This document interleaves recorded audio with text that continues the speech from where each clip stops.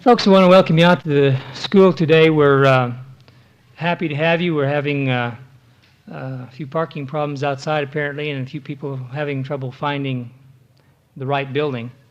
But I'm sure we'll be joined very soon by the remainder of the people who are coming.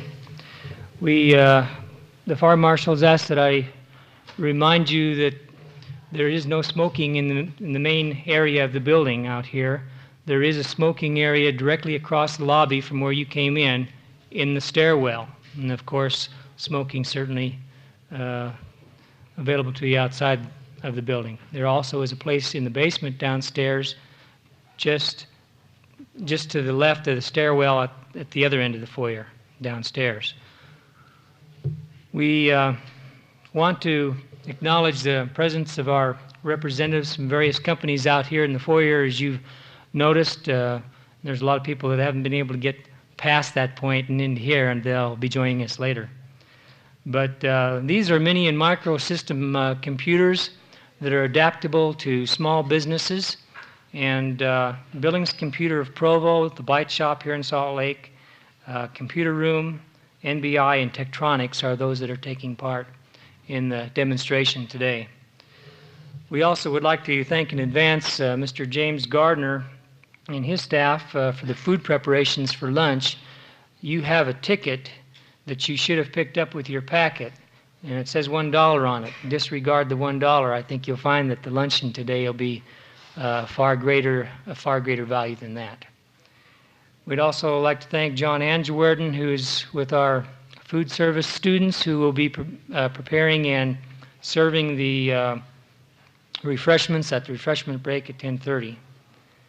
Also, our marketing department, Lee Brockbank, did a lot of help and gave us a lot of help in letting you know about the workshop and in preparing these packets that you have. You should have received a name tag, a lunch ticket, and your packet. Anybody here not get those things? Okay. I'd like to ask for a raise of hands of those that are here. How many of you are now in a small business or contemplating one in the very near future? Okay, that's a good majority of those that are here. We would like to start our program today by having Dr. Dale S. Kogel, the president of Utah Technical College, talk to you for just a minute. And then we have Mr. Richard Haglund, a management consultant, and he will follow the president directly. So we'll follow the program to that point.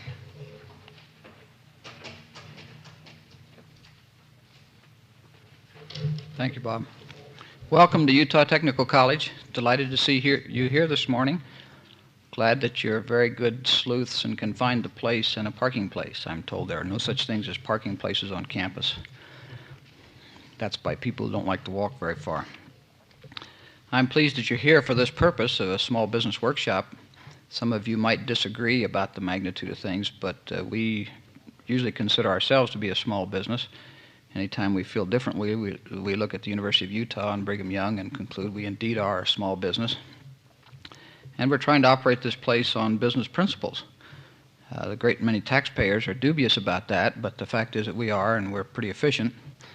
We have all the same problems that will be addressed here today at this place. We do indeed have to have successful managers, effective managers, to use the resources we have. We try to do marketing and advertising. However, that's a fine line for us to walk. If we advertise too well, it brings in more students than we're expected, and then we ask for more money from you. And so some people object to our doing any kind of advertising for fear that it will raise the enrollments and raise the tax money that's contributed. But I'd like to say to you that, as in any other business, we are trying to make a profit. It turns out to be a little less direct, a little harder to measure, but it is quite clear that the return on investment in taxes from the people who are prepared here and go to work is greater than the taxes expended in the institution. So the profit comes that way. When the people finish, even if it's a short term, they are more productive. They do make more money and return more taxes to the state. So this is a profit-making organization. I think that we can demonstrate that, and we're quite pleased with that. We do have legal concerns. The state of Utah defines our organization and defines the legal constraints and keeps us in line. I think that any comparison of the constraints on a small business, we probably have all of those and maybe a few more. And maybe I ought to listen to this seminar today for some of that. Under record keeping, regulations, insurances, taxes, and licenses, some smart aleck at college in southern Utah made a list of the reports made to regulatory agencies by his institutions. We've matched it. Over 290 a year, and some of that 290 are repeated monthly and some quarterly and so forth. So we understand that wonderful aspect of business also. And this last item here, sources of capital and financial factors. We don't have the freedom that you will have. We also don't have some of the restrictions that you will have in doing that. Our capitalization comes from the state. It's never what we want, but then we're greedy, and I'll admit that. We always make very good use of it, and then we get chewed out because we spend it all. So we understand the capital and the financial factors business to some degree, although we do seem to be subsidized where some of you won't be. But again, we return that subsidy as profit. We provide the profit, and then we collect it, reuse it. The other thing I want to tell you is that the people who are preparing here to go into business, some of the people here are students this morning, will make very, very fine additions to your businesses when you get around to growing some more. So I think, as it puts it so well at the bottom of this list, you've come to the right location to have a fine seminar on small business management, and particularly to get acquainted with the very people that you want to take away from here and steal from us to work for you in the future, because they will be very productive people. So I'm, again, pleased to welcome you here. I thank you for the opportunity to speak to you. And now, if you'll excuse me, I need to go back to a class. They're on break while I'm over here visiting with you. Thank you.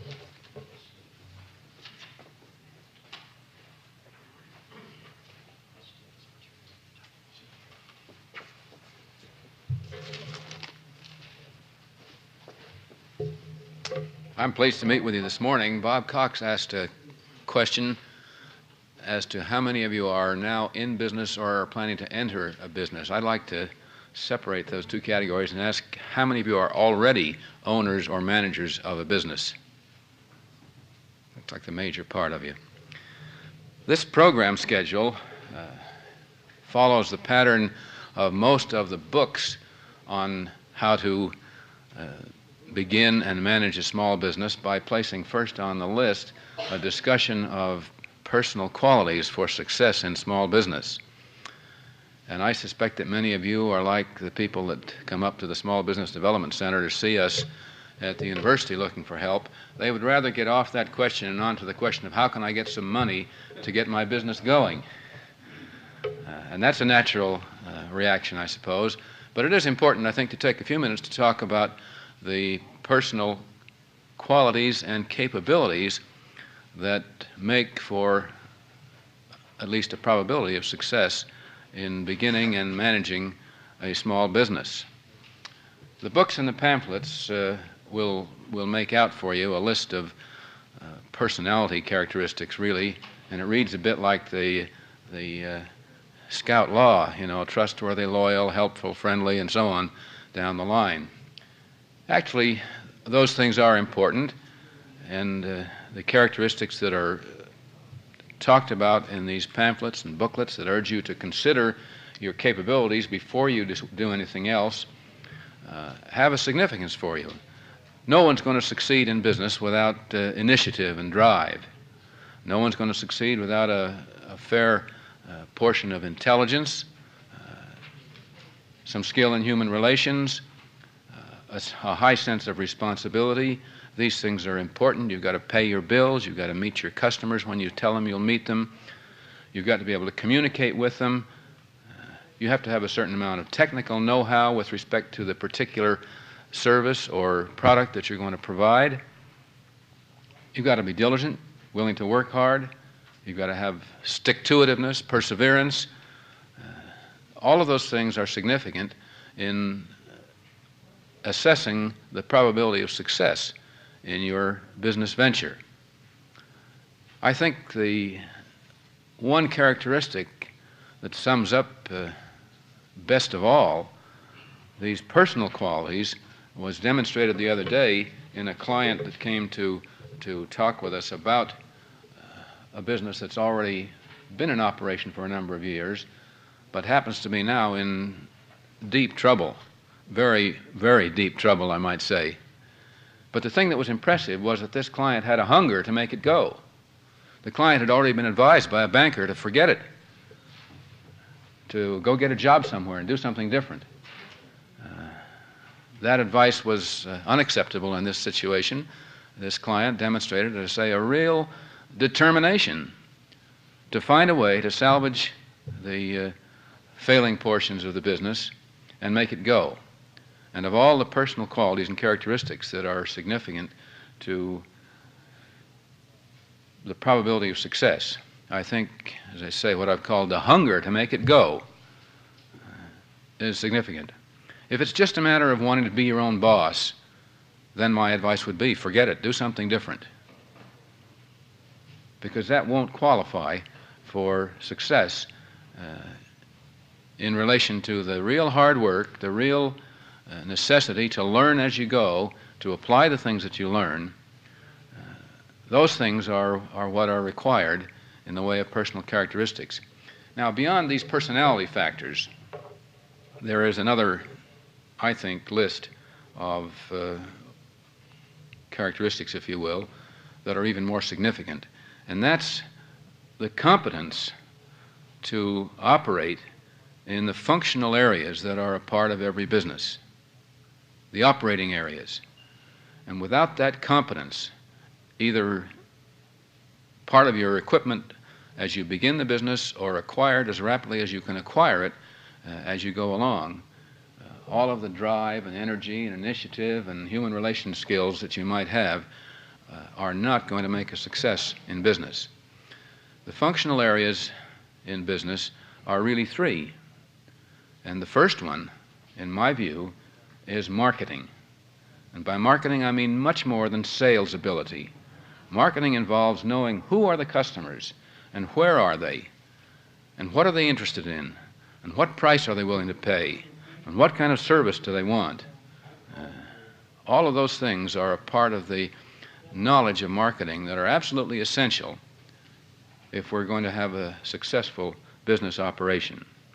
Price, promotion, the various sales channels that are open to us, distributors, dealers, door-to-door selling, mail order, whatever it may be, all of those things are a part of the determination of the marketing plan, and a business manager has got to develop competence in the skills of marketing. The second function that I would be concerned about would be the production function. And by that I don't mean to limit it to manufacturing operations. Production is the activity by which you make available to your customers the goods or services that you plan to provide. If it's a service business, I would broaden the definition of production function to include the hiring and training and dispatching of the people who are going to provide the service. If it's a retail operation, the production function includes the ordering and stocking and displaying and eventually selling the merchandise. It's the function of producing the product or service that you intend to offer to your customers. And the third function is the accounting and financial function. And it's the budgeting, the planning, and the record keeping and the analysis of those records so that the business manager knows from day to day, from week to week, from month to month, whether or not the business is succeeding, and in what directions it's succeeding, and in what directions it's running into trouble, and how he can avoid trouble in the future, correct the troubles that may have occurred.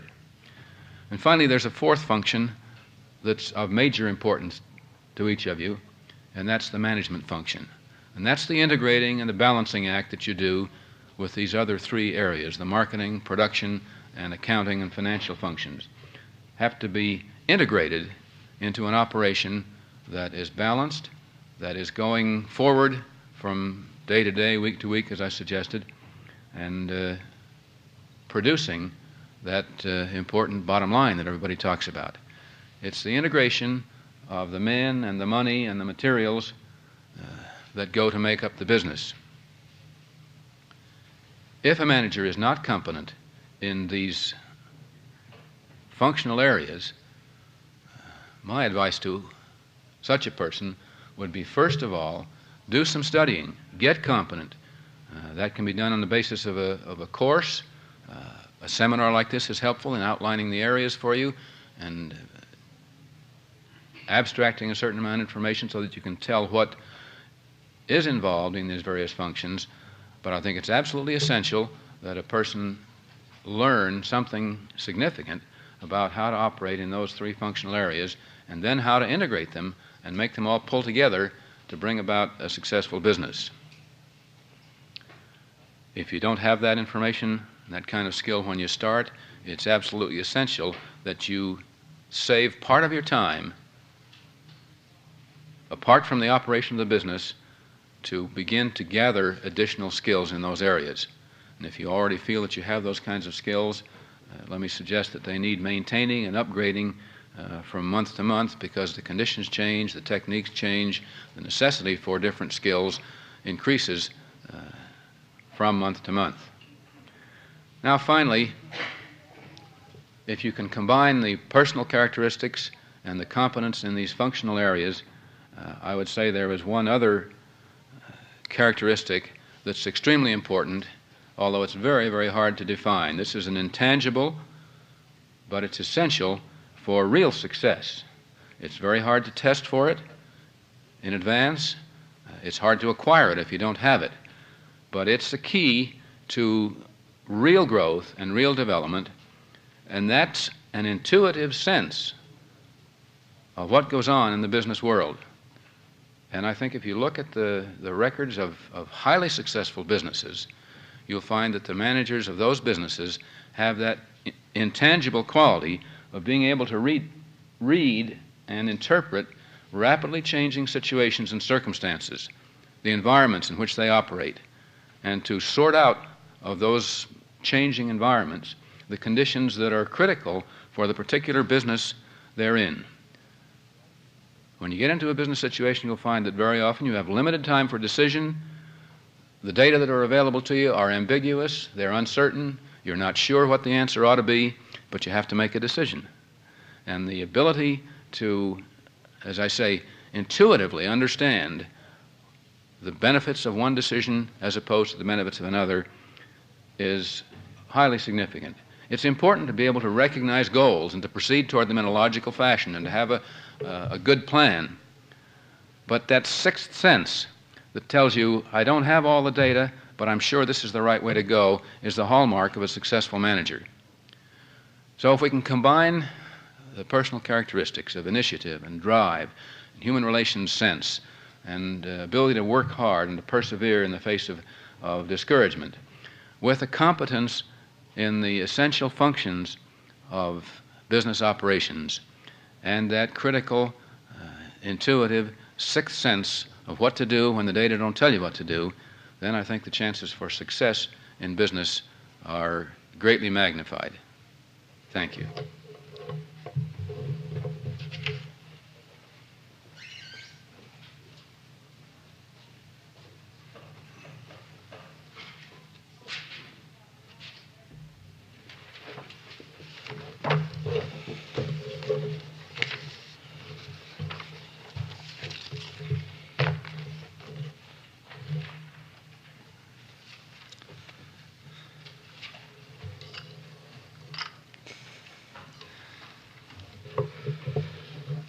Would you like to get up and take a stretch?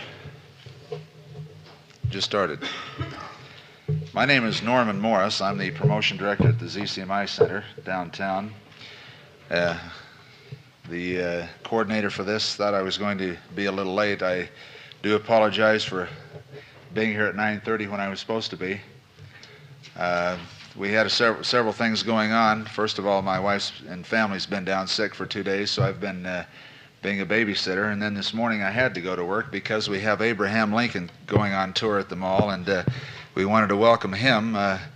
He's being presented before a group of 200 schools this morning at about 10:30, and I'll be here, so I hope it goes well.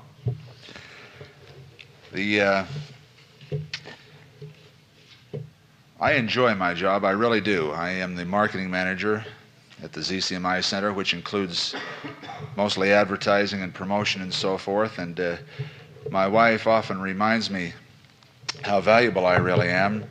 She says that if all of the advertising men in the world were laid end to end, what a damn fine thing to keep them out of everyone's way. She also indicates that a standard joke in the industry is that 50% of your advertising is no good, but no one knows which 50%, so you have to do it all. Well, my presentation to you this morning may be 50% no good, but I don't know how to gear it to you. I don't know what your individual capabilities and capacities are. I have been asked to speak for 4 hours to you this morning, but I've condensed it down into about a 55-minute presentation. So I'm going to present most of it to you, fairly consolidated, give you a lot of facts, and I hope that you'll be able to pick out something that's important to you. Now, the first thing that I'd like to suggest to you, maybe it's already been covered, is the fact that right now you'll never have as much time as you do to spend on the tangibles and intangibilities of your potential enterprise. I suggest that the more that you plan before you open your doors for business, the better off your business will be. Now, I don't know if the impact of that hits you or not. If you're going into business, now is the time to plan. Because if you have time to plan after your business, you're already a failure. If you have any time left to do any planning after your business is going, you're a failure. Now is the time to plan to make that business get off of its feet. I suggest to you that it'll take approximately 6 months of heavy planning. A good business plan is the key to your future success. Even if you intend on starting a small business with only yourself to answer to, a written blueprint will enable you to anticipate and solve problems in how you're going to be organized, what you're going to do as far as the staff goes, what your marketing is going to be, and what your financing is going to be. A written plan will help you to understand that before you spend valuable time, energy, and money, you need to know if your business idea will in fact work. Maybe it's something that's exciting and stimulating to you and you have your ego wrapped up into it, but if it's not going to work, what's the real reason you're going into business? You need to know how much profit you stand to make. That's the bottom line. And exactly what procedures must be followed in order to manipulate the strings of success. So I suggest to you this written plan will steer you in the right direction. It will also form the proposal for plans to banks and to other potential investors. It will give you instant information if you have that plan for your accountant, for your lawyer, and any partners that you might be taking into the business with you. A detailed business blueprint can help you persuade suppliers also that you really know what you're doing. So I suggest that the first thing that you want to do is to have a written blueprint, and, if you will, a business plan. And some of the things in my area that I'd like to talk about this morning is what should be included in that business plan as far as advertising, marketing, and the right location. I'm sure that all of you know that it's very foolish to take a shotgun approach to business. Aiming at the entire consumer population of Salt Lake City just isn't going to cut it if you're in business in Kearns. It's not wise to reach out as far as you possibly can and think that Ogden is going to be some of your market if you're in business in Salt Lake. This kind of umbrella targeting is termed, as I indicated to you, the shotgun approach. The rifle approach is what I'm suggesting. You should not aim at selling everyone. Locating subgroups within the population, consumers who share similar needs and wants and preferences, makes more sense. So I'd like to indicate to you there are several ways that you can segment your market. One is demographically, DEMO-graphically, geographically, GEO-graphically. Third is psychographically. Fourth is by benefits, and the fifth is by the usage of the product. Let me explain a little bit about that to you. Demographic segmentation. Is all of you aware of what demographic segmentation is? That is where you divide up the consumer market by age, sex, level of income, occupation, the nationality, the education level, the race, religion, and so on. Now, for instance, if you're going to open a Vietnamese restaurant, there ought to be some Vietnamese people or people that enjoy Vietnamese food, right? That makes sense. So your demographic segmentation, however, that classification is getting rather old. We've had it around for 30 or 40 years. It's just not working. We're going to have to segment a little bit more than that, but that is demographic segmentation. Another marketing technique is geographic segmentation. Obviously, Kearns is a little bit different than Cottonwood. Bountiful is just a little bit different than Provo. That's fairly understandable. One of the things that I'd like to suggest to you that you write down is psychographic segmentation. I'll spell that for you. PSYCHOGRAPHIC.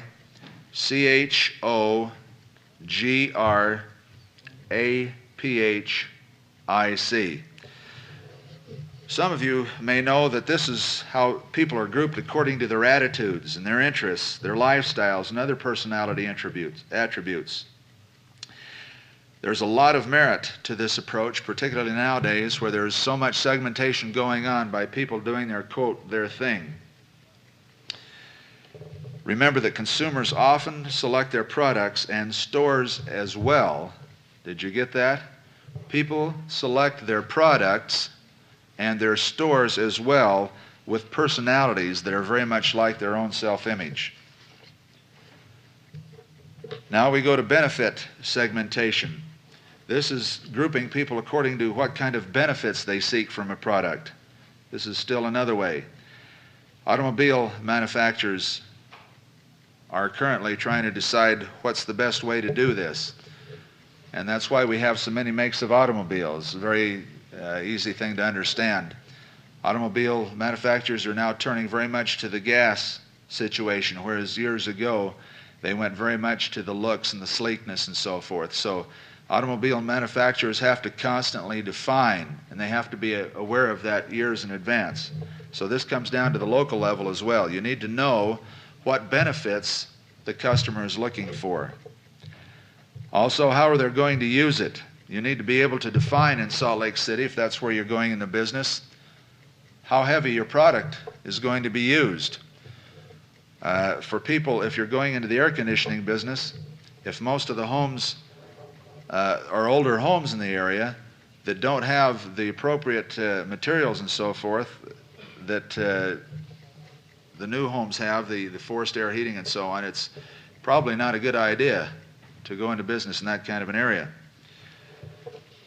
So I suggest that the very first thing you do in starting your business is to determine those kind of segmentations and be able to honestly prove to yourself what the psychographics are, what the benefits are to the people, and how they're going to use it. Is the usage where you plan to go into business heavy, medium, or light?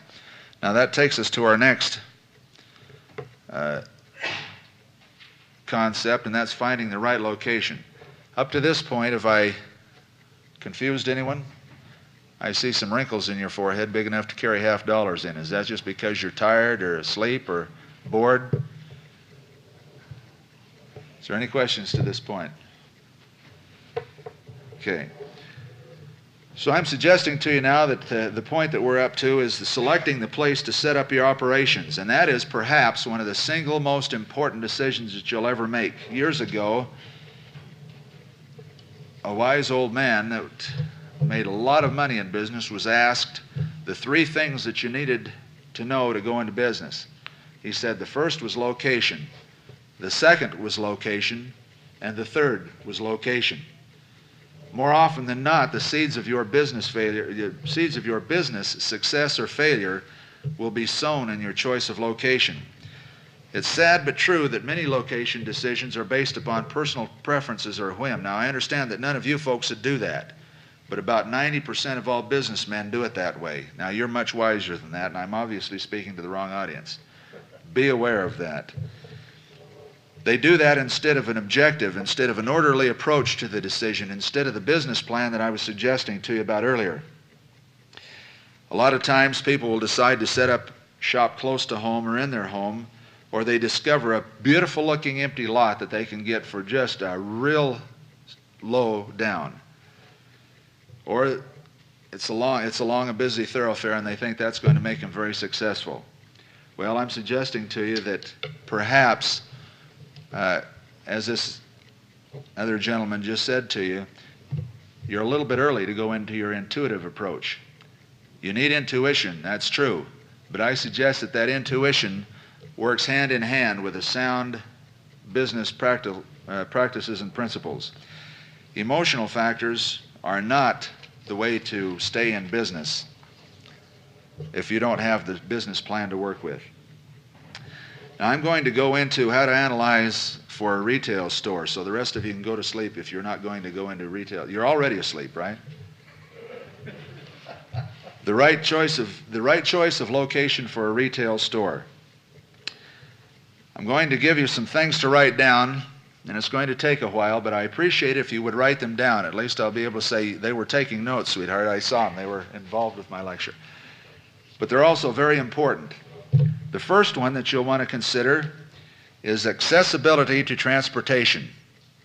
Accessibility to transportation. However you want to write that down is all right, but the idea is, can people get back and forth to your business place? Another consideration is closeness to your market. Yes? Would this also be the same for a service industry? Such as?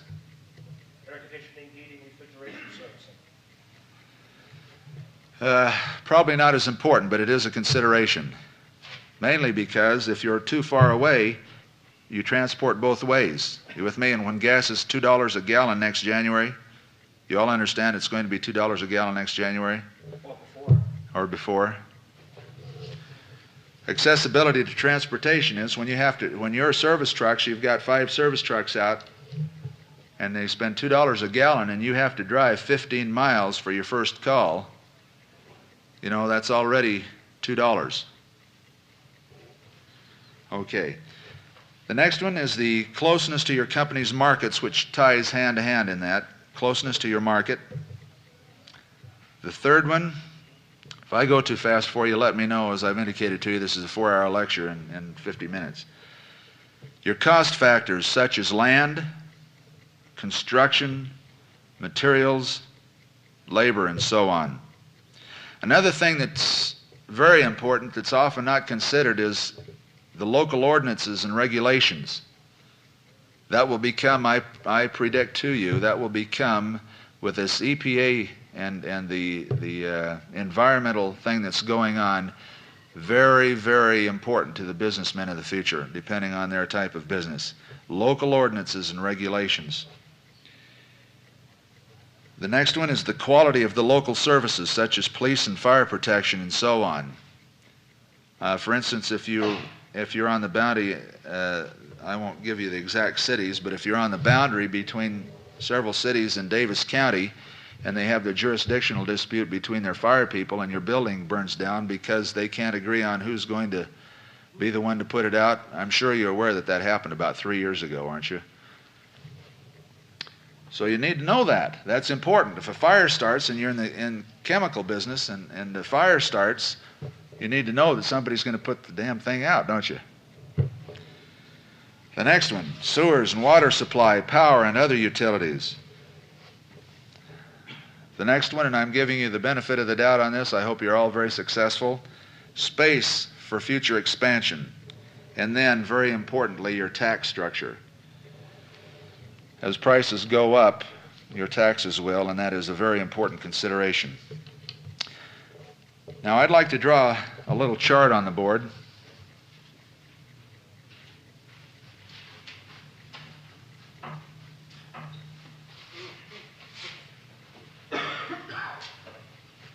This chart takes about an hour to explain, and I'm going to try to do it in about 7 minutes is the time that I have allotted for it this morning. So if you'll work with me, I'd appreciate it.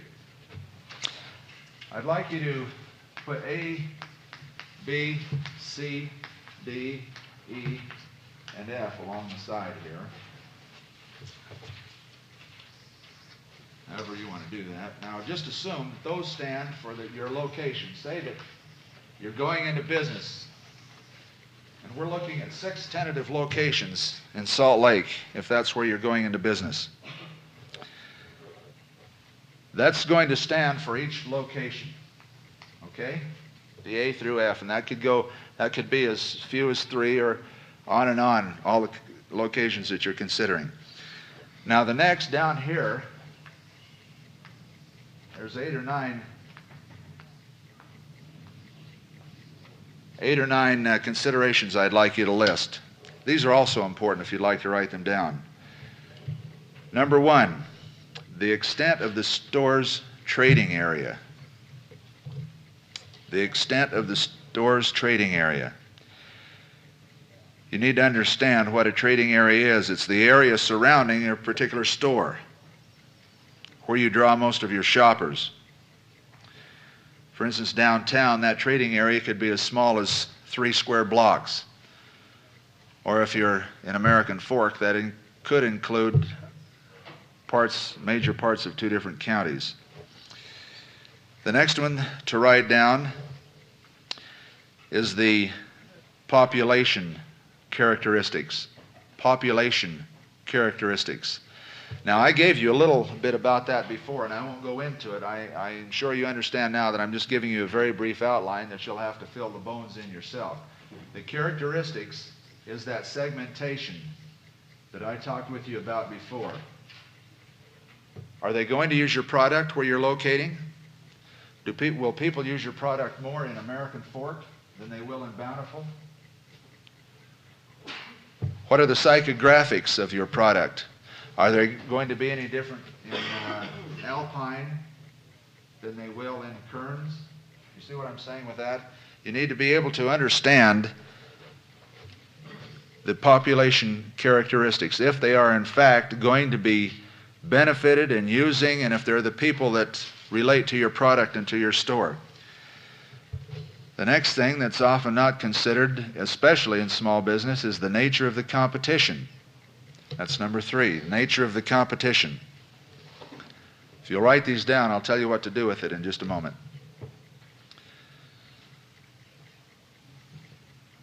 Number 4 is the compatibility of your neighboring businesses. You can just write down business neighbors if you like. If a store is located in the shopping center industry in which I'm involved with, that is very, very important. One of the, I won't go into all the details of this, but one of the very first malls that were built in Salt Lake City has a market in it, a chain store, food store. And within the last 6 or 7 years, it has been found that they are compatible, but one doesn't bring business for the other. The food stores don't bring business for the mall. People go into the food store, out and home. They go into the mall, out and home. They just don't relate with each other. Wouldn't it be nice if you had stores like a women's store relates very beautifully with a hairdresser shop? And that relates those two relate very nicely with a shoe store, a women's shoe store. Do you see what I'm driving at there? If you're in those kind of businesses, make sure that you don't have a women's shoe store right next to Joe's plumbing. Okay? The image just is not there. And I'm not insulting the plumbers. I'm just saying, make sure that your businesses go together. The next concept is parking facilities, and I really understand that. I really understand that. Parking downtown, just somebody didn't look at this very well when they put downtown together. But then on the other hand, we do pretty well. There's one major downtown shopping center in the United States that doesn't have a single, not one, parking stall. They rely on the perimeter parking. They're bussed in. So I guess when you compare it to that, we're doing well downtown. The next, if you're a retail store, and I indicated to you this would be primary retail considerations, is the availability of public transportation. More and more with the gas crunch, I take Route 41 to work, living over in Taylorsville, not too far from here. And we're at the point now where we need 3 buses. Now, the bus company isn't going to provide that for us, you know that. But I'm saying that it's gone in a year from being half used to where that bus is completely full now, and that will increase as the gas crunch goes up. The next one, the next consideration is the volume of traffic, both pedestrian and vehicular. You're just not going to stay in business if you are a retail store if there is no pedestrian traffic walking by your store. There's been predicted that 60%, up to 60% of all retail goods are bought on impulse decisions. So if you're there and somebody's downtown and they're walking by and you have a sale going on or a sidewalk sale, and it's 50% off, and the shoes are regularly $30 and you see they're really neat for $15, that's impulse buying, folks. And a lot of retail merchandise goes out the store with that kind of purchase.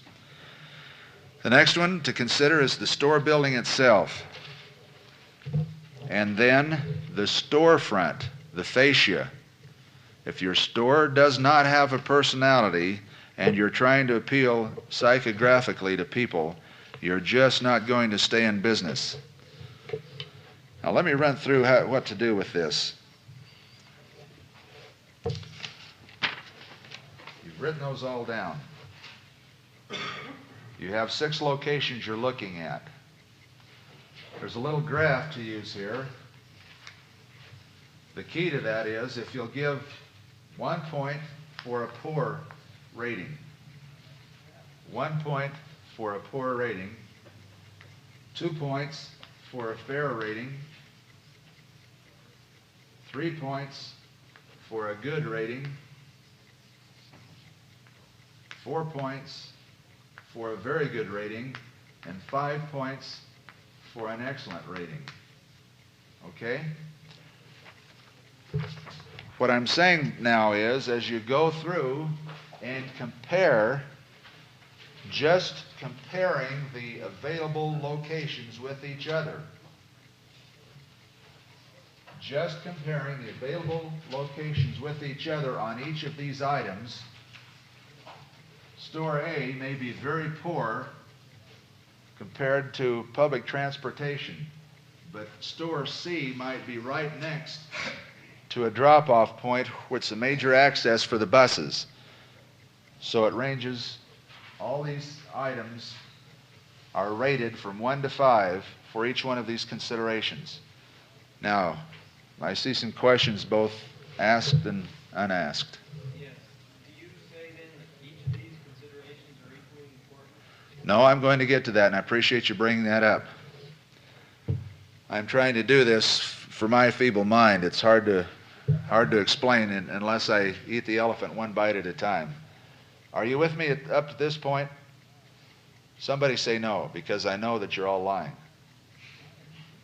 Do you understand it? Okay, good. Now, this gentleman brought up the very interesting point. A lot of us get to this, but what some of us do not realize is that there's one step beyond that. And that is that you need to give different weights to these items here. Your trading area size, what importance is that compared with these other considerations? Your competition, what importance is that compared with the other considerations? Now I suggest that you also give that a rating from 1 to 5. You with me? If trading area is the most important thing to you, you give it a 5. If it's the least important thing to you, give it a 1. Now there may be more than one 5 and there may be more than one 1. All I'm saying is compare in your mind for your business, and that's the question that was asked down here a minute ago, what about service? Well, the accessibility to the market may not be the primary most important thing, but for gas, it may be a number 3. Do you see what I'm trying to say? Or it may be a number 2. I don't know, but this is the way for every business to decide. Now, what you do then, folks, and this is the point that will lose you, you go through and multiply out.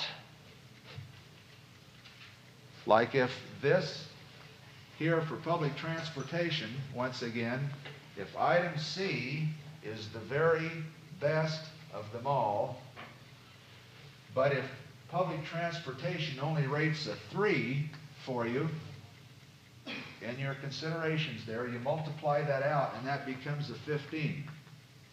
Do you understand that? Now, what happens is that when you do all of that, you come down with the rating for each location. Now, when one location rates 172 and another one rates 46, which is going to be the one that's the best? The 46, right? You understand that? Okay. Yes, please. You're saying basically, well, my business is strictly sales out of state, so I could care less whether there's a bus there, but I want an airplane close. That's right. That's right. And when you have to drive from Provo to get into your airline that'll take you to Butte, Montana, because that airline doesn't do it, you need to understand that. Okay. Now I suggest that there's one other consideration that you'll want to look into, and that is the quality of life for you. Now this is the bottom line. I criticized you earlier about profitability. And I didn't mean to say that your own personal likes and dislikes and intuitions and all of those kind of emotional things inside were wrong. I'm just leaving that till last. Just leaving that till last. When we're considering, say, 12 different locations, just theoretically, and you get 3 that are within 10 or 15 or 20 points of each other, there gets to be some personal things involved in that. And those personal things aren't the same for me as they are for you. So you need to put that down as your kind of quality of life, is what I call it. That should be the deciding factor when anything is close. But if you're deciding between a 46 and 182, quality of life doesn't count. It's only when things get down really close, because you're going to have to be sacrificing a lot. Is there any more questions at that point? Yes, please. I wanted to ask you, when you were talking about building business, when you're figuring out your location, do you think it's better to be in business in your own line or away from it? I don't know how to answer that except from my own experience, okay? My personal experience is that in the retail business, I love competition. I think that the greatest thing in the world that could happen to the ZCMI Center is to have the crossroads go across the street. Now, if your Cardall Objets d'Art in the ZCMI Center and there's 3 other gift shops going in across the street, that may not hold true. What I am saying to you is that whenever a major store goes in competition with another major store, the consumer benefits. The consumer benefits because the stores then go hammer at tongs in each other. You get better pricing, You get better merchandising. You get better research of the market. They start, what's that? More important, more customers. And more customers, that's right. I was going to get to that in just a second. The downtown Salt Lake City, we drive, and I'm sure this is no surprise to you, we drive a lot of people away at Christmas because in order to get anywhere downtown, you have to wait 45 minutes to make a right turn, park, or do anything, and we really have a problem. Okay, what we're doing downtown, we've been reaching out to all the businesses, trying to form together and work with them and do all the magic things. But some of the little folks keep having the bad habit of going out of business. So we're trying to hold on. Well, now when the Crossroads opens up across the street, we then have 185 stores between the two of us with about 6,000 parking places between the two of us, that instead of becoming Utah's place to shop, we then can compete with San Francisco on the left and Denver on the right. And we very definitely will be in that position. We will be a major shopping center for the Intermountain West from San Francisco through to Denver. So I very definitely, make a long question longer, think that competition is good. Yes? At what point, we'll hypothetically take a situation on these 6 locations. Obviously, if 3 of them, A, B, and C, let's say were 80, 90, and 100 total points, D, E, and F were 200, 210, and 220, okay, you would pick the top 3. But what if they are within Go ahead, I'm listening. a several point difference total? Is there a specific cutoff that you should use, or how do you exactly determine then which ones to use and which ones not to use? I don't think I can answer that question because of several things. First of all, you may have picked out 12 really rotten locations. All right. And they may all be really close to each other, the top 3, but they stink. You see what I'm saying? Okay. So you may have to be just really aware of that. You know, if they come out to be, if they come out to be in the 150s and that kind of a thing, and I'm just using that as a theoretical situation, that doesn't mean that that's your best thing. That only means of those things, see, in the very first place, you've had to gone out and look yourself.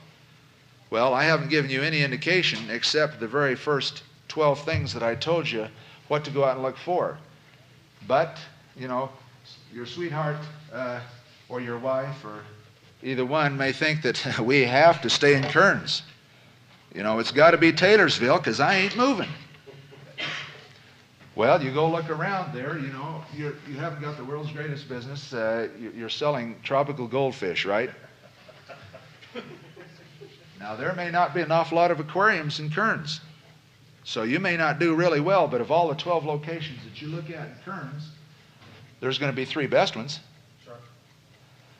So what I'm saying on the other thing is, on the other hand, you may be really good. You may be really sharp. I've been in business with a partner that left you with all the money and you've got another partner. So you're going to go into business with him, right? And both of you may be pretty sharp, so you've picked out 12 really good locations. So I don't know how to answer that question. Then there is no minimum number then. I can't say that, no or yes. Well, because you gave us 8 different topics, and then you gave us 5 from poor, fair, good, very good to excellent. Okay, Right. That comes up to 40. 8 times 5 is 40. Right. All right. And then the multiplication factor of that, the weight of each topic. All right. So Right. somehow you should be able to come up with a minimum cutoff point, shouldn't you? I guess really what I'm saying, down into a nutshell, that is really such a subjective thing that I couldn't pretend to stand up here and say it's 126.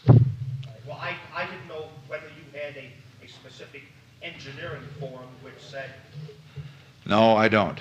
okay, Is there anybody in here that does? Okay, the other lecturers haven't got here yet. They're all smarter than I am, so they may have. Go ahead. Well, the thing that I get out of this is the 8 or 9 things that you gave us, which you said were specifically for retail business. It does give us some ideas for those of us who are in a non-retail environment. Things to look for. Absolutely, because you still prorate them the very same way. And the guy that's going into to be an auto mechanic, for Cadillacs will not do well in Riverton. You know what I'm saying? There's just not a lot of cars around. Well, he may, because Owen Wright's down there, but you follow what I'm saying, don't you? If you're going to be an auto mechanic and deal in Volkswagens, that's a lot different than being a Cadillac, even though it's the same industry.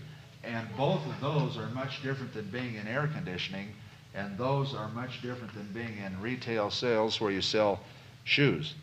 So all of the requirements, and that's another reason here where I can't give you you've just got to play Chinese checkers with that whole program, but what I have given you will suffice for every one of you, as you just said, that in anything that you're doing. But you have to be smart enough to know what counts. The points rating and everything is very subjective. It's how we feel. That's right. Each thing rates. So That's right. there's no way you can say some of the points is valid. That's right. And there may be one or two of you in here that are smarter than all the rest and can do that better. Now, from the looks of you, I doubt it. Go ahead. Did you have a question? Or are you just falling asleep? I was going to say, it doesn't make sense for me to compete with somebody in the retail business for a piece of property at all. Because I could care less for what makes a good retail location. Just raises the cost of my building if I'm in any way competing. That's exactly right. Manufacturing goes, right now, I think it's, right around $4 a foot, but good retail space goes for about $18. What makes that difference? Limited location. Right. A shoe manufacturing would not do well at the Crossroads Center. I mean, it just wouldn't do well. It would probably do very well out in Kearns, where all the manufacturing is, up around, the Hercules and so on up in there, because that's what it's geared for. Anything else? Yes.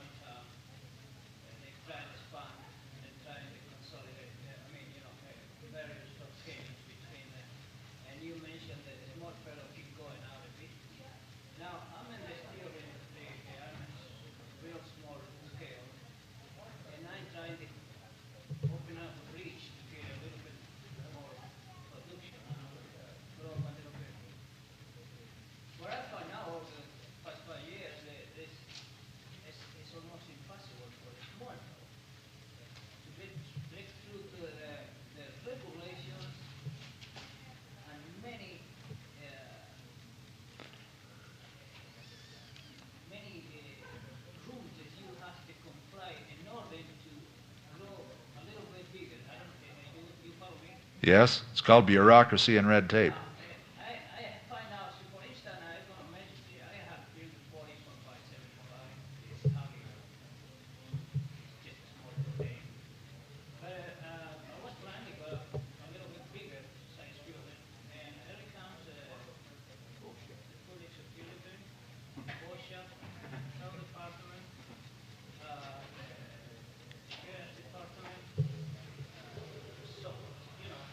I don't want to break your heart, but you haven't seen anything yet. They came already and really discouraged me because I find now that even if you work 10 years of meet the need to comply with them. Wait till you find an agent. Wait till you find two agencies that have regulations that are competing with each other, and in order to satisfy one, you have to go against the other one. Go ahead. What I'm trying to say is that this is why the small business going up. They go, no, they go, they just, for instance, the reason I came here, I want to have more light than myself so I can fight back. What's going on? See, I'm just about close up, Right. I understand at some point, isn't there a lawyer or a gentleman that's going to be covering that in the, yes, this afternoon. He's a lot smarter than I am, so he can probably cover that with you.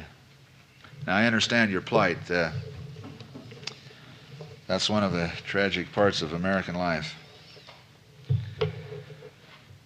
Okay, I appreciate your endurance, and would you like to take up and take a stretch here? We've got 20 more minutes to go.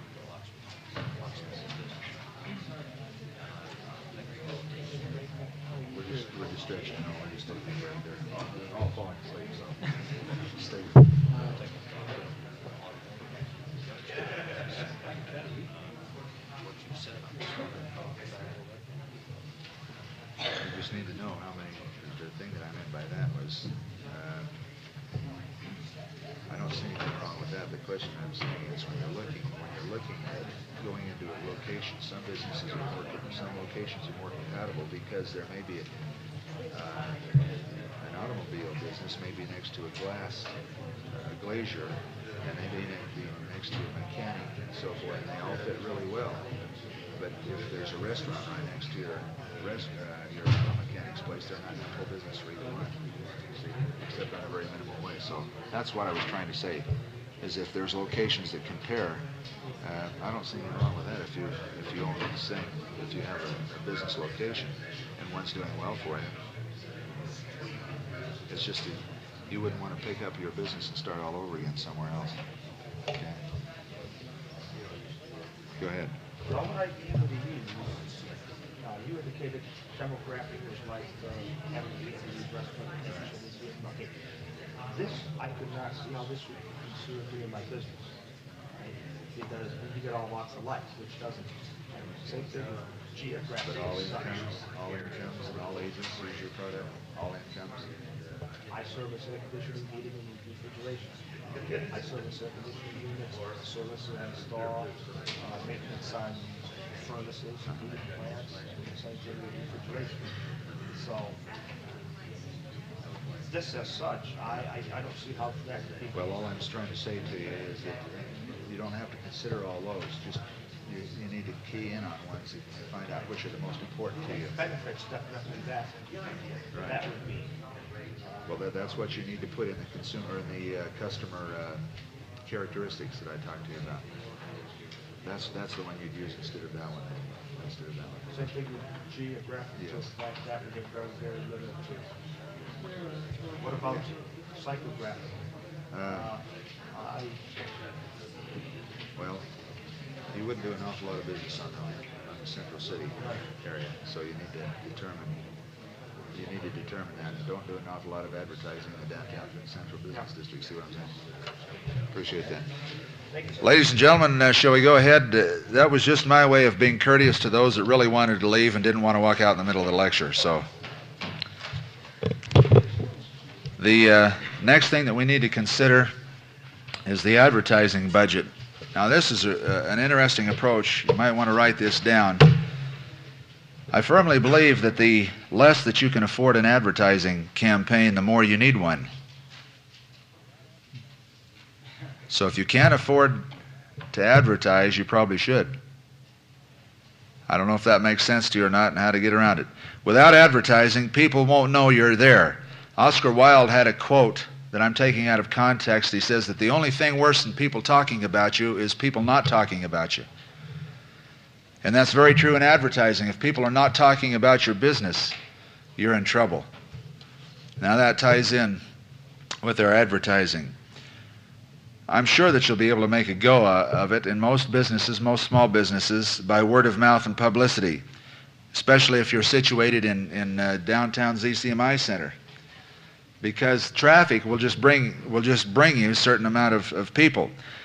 But I suggest that sooner or later, you're going to recognize that you can't drift, that you're going to have to grow and attract new clients continually. You must advertise for several reasons. We won't go into those. Let's see, I'm just trying to figure which of this to cover here. What's the best way to go about advertising? What do the people want to know? All right. Okay. I'll cut out the next 5 minutes and get right onto that specific subject. There's a word nowadays called positioning or advertising strategy. How did 7-Up become popular most recently? It's the what? Uncola. What is that called? That's called positioning. They're not a soft drink. They are the Uncola. If you don't like cola, folks, you drink 7-Up. I mean, that's the position they've created, okay? That's what I'm talking about. The very first step, and this is very important no matter what size of business that you're in, write this one down. The first, determine just who you are. Who are you? You're one of 452 air conditioning people in Salt Lake City, but for Clarence Pollard, he's the guy, I'll be there if you need me. Okay? Made a lot of money on that.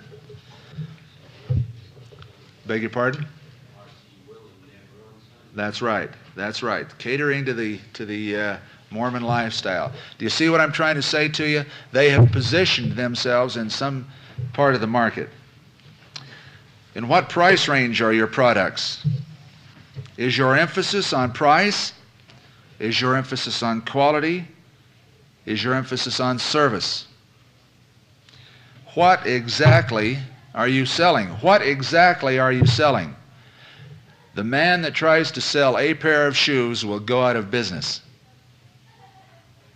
If he sells what to do with those shoes, I'm sure this is another way of saying sell the sizzle and not the steak, okay?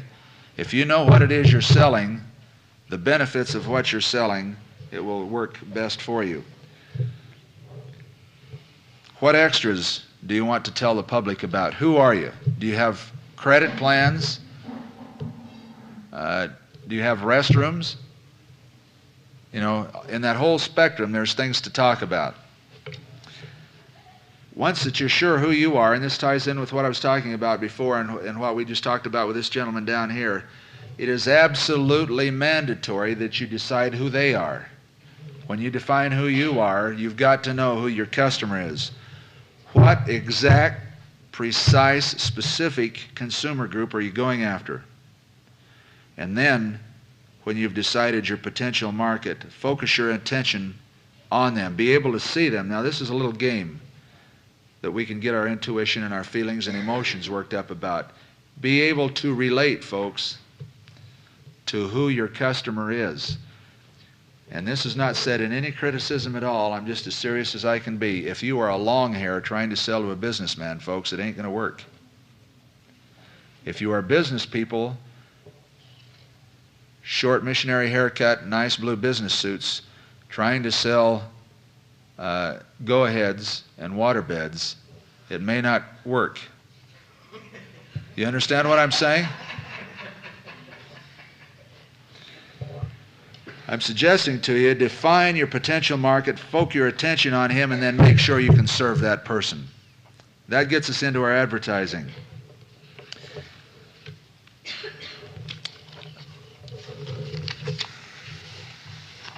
You've got to be able to put your message across. Several things that you need to find in your message. As we've talked about our psychographics, let's just deal with that in our positioning. Number one, it should be clear and written in the customer's terminology. Not yours, the customer's terminology in the vocabulary. Do you know what that is? Higher income people have a different kind of vocabulary than a low income person. You can get their attention better. A lower income person has a vocabulary of big prices about like that, says 50% off. Okay? Higher income people talk about the quality. Now, that's not true all the time, but do you understand what I'm trying to get across to you? Next one is, after interest, provoking interest. It should appeal to the people's wants and needs, not yours. Get your ego out of it. What they want and what they need. How the features of the product are going to satisfy that. What are the desirable features of the product that are going to satisfy those wants and needs? And make it sound believable. I am so sick of hearing, now I hope he's not here, he's going to be a tenant in our mall, of hearing Mr. Mac's sale come in because, we just got another huge shipment and it's another big sale. It's the day after St. Patrick's Day sale and the 2 days after St. Patrick's Day sale and 4 days before St. Everything is a big deal. To me, that's just not believable. I don't know how it sits with the rest of you because he does a phenomenal business. But you've got to be believable. The next one is your advertising should motivate people to buy. This sounds like a contradiction that I've just given you, but why should you buy today?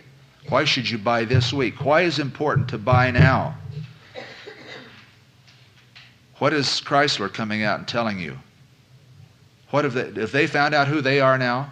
Who is Chrysler Corporation? What does Mr. Lee, what is his name? Still can't say it, and you told me, and I heard what you said. Yeah, what is it that he says? The new Chrysler Corporation.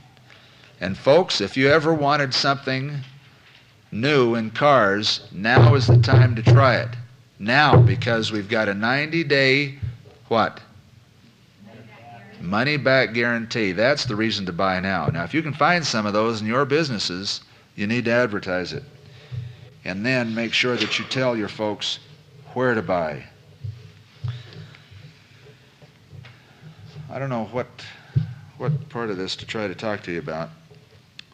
I'm just going to hard charge for a few minutes, okay? In your advertising, always buying bigger advertising or more advertising is not the answer. If you're dwindling in sales, just doubling your newspaper size ad or doubling your schedule on the radio is not going to answer what the problem is. You need to find out what the problem is.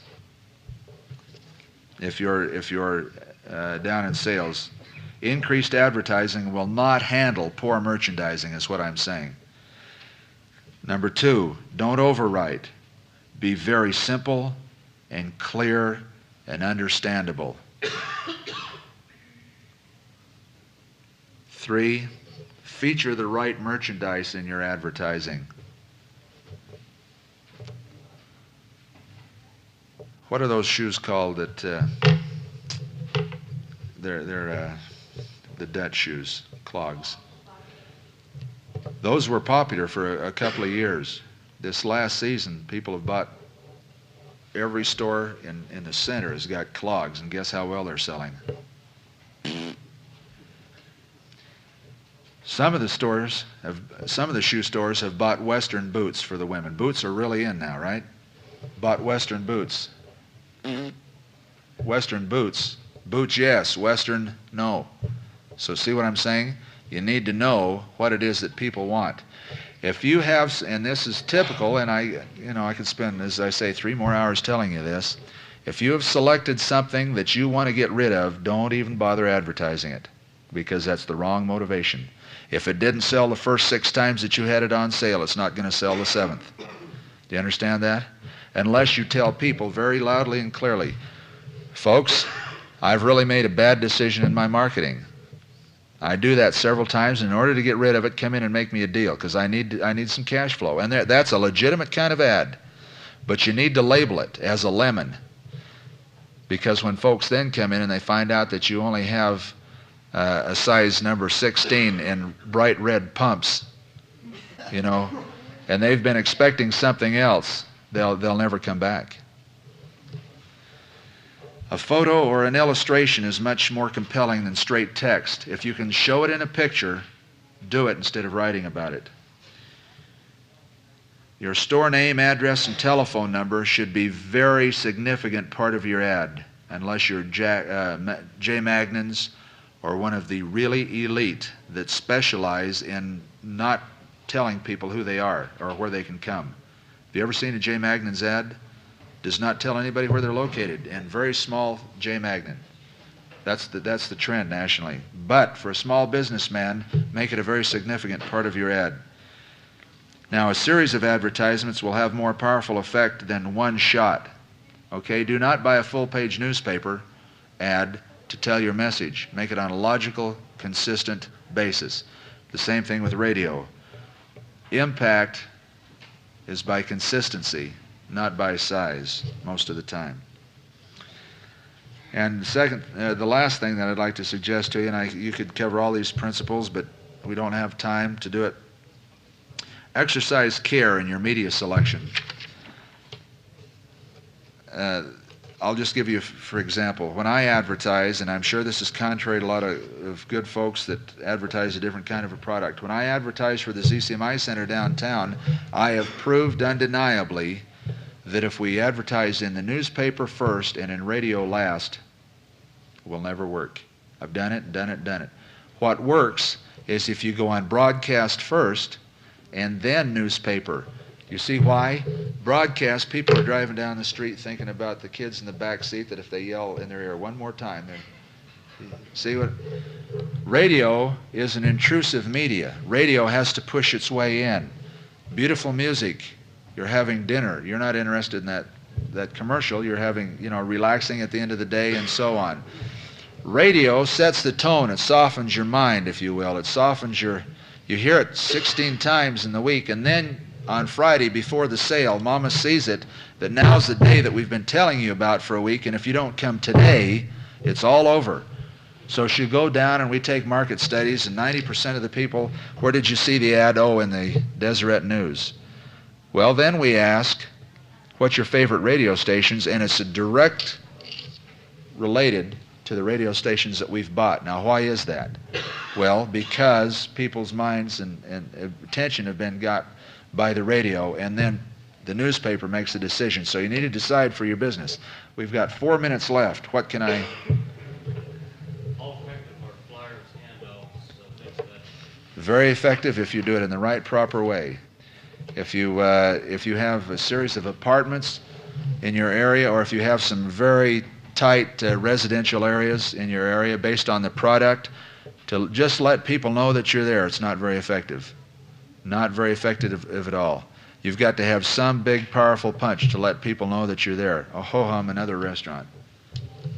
Could you compare direct mail versus newspaper?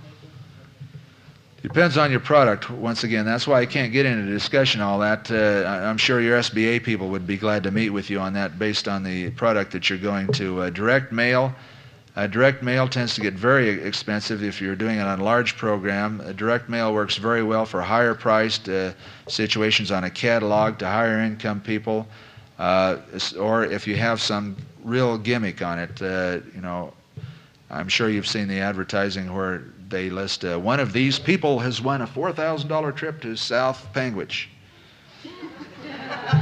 And you see 5 names listed, and there year is number 3.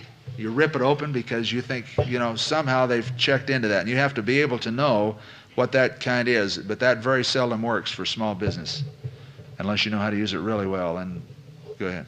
I think it's something on the order of advertising on a calendar would be a lot more effective than just flyers as such, because people would take a flyer and throw it away. So a calendar, they hang up on the wall and advertising would be...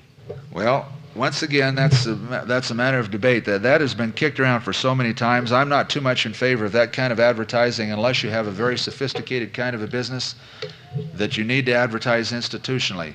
That's institutional advertising, and to have your name on a calendar. Now, why do people go to a calendar? Why do people go to calendars? What? To check their schedule and the date. Oh, no, it's another lecture down at the Utah Technical College. They never see the ad. See what I'm saying to you?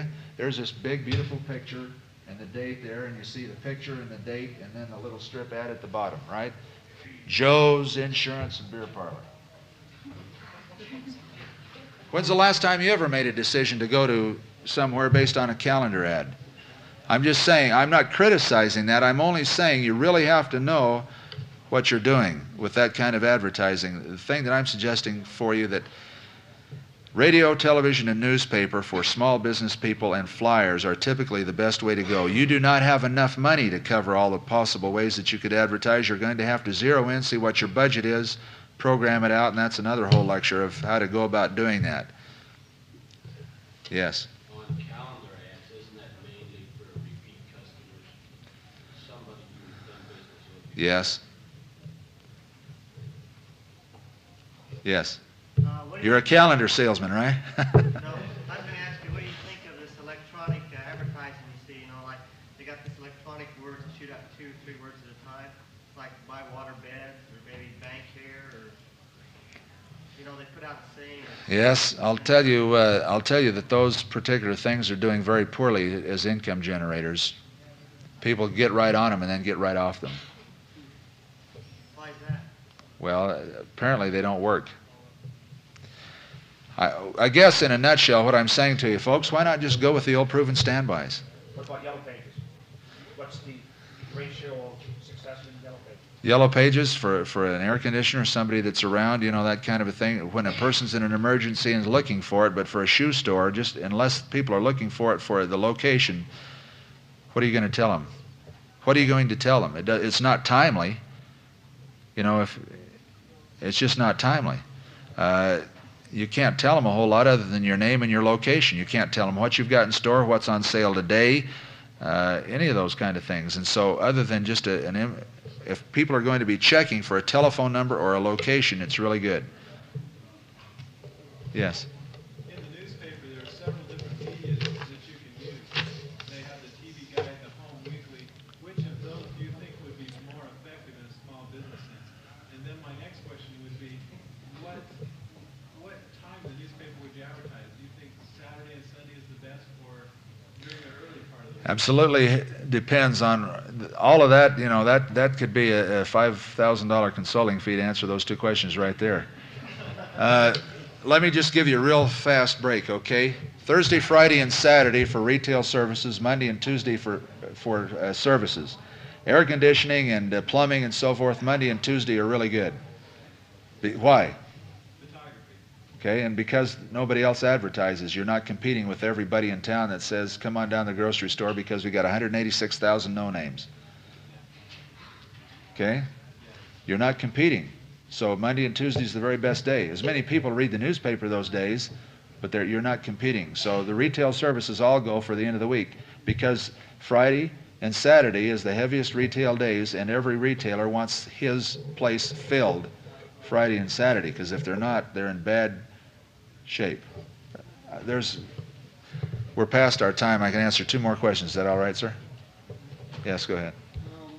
You're familiar with General Nutrition up there in the mall? Yes, Okay, I was manager of that once. I remember. They have a little card, a mailing list card. They have people sign. How do you feel that is as an advertising? Tell me that again. I didn't hear what you said. Card that they said that the customer will sign their name and address on, and it gets on a mailing list type of thing. I think that's very terrific for General Nutrition because you have exactly identified your customer.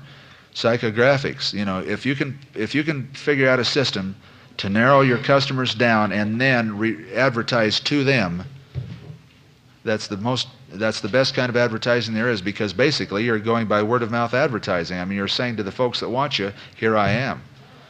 Now, let me just say that all these things that I'm throwing out, folks, if I really knew what I was doing, I'd be a millionaire. So everything that I'm telling you is open to so much debate that it's unbelievable, but I generally have tried to give you some true principles.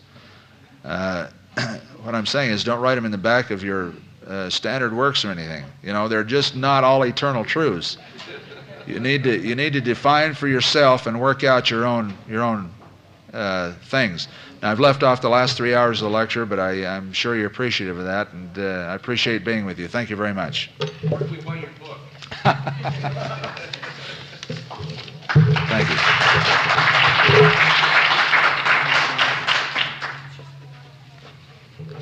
We want to take a break right now. There are refreshments set up in the lobby. There's computer display out there, and there's a lot of applications of these little computers for your particular businesses. So I hope you'll spend some time asking some questions of how will this apply to my business? How can I get it to work for me? And how will it save me money? How will it make things more accurate? How can it generate income for me? Ask those kind of questions to them out there. We'll take about a 15-minute break. Then we have Mr. John Adams, an attorney, who will be talking about some legal considerations you'd be interested in.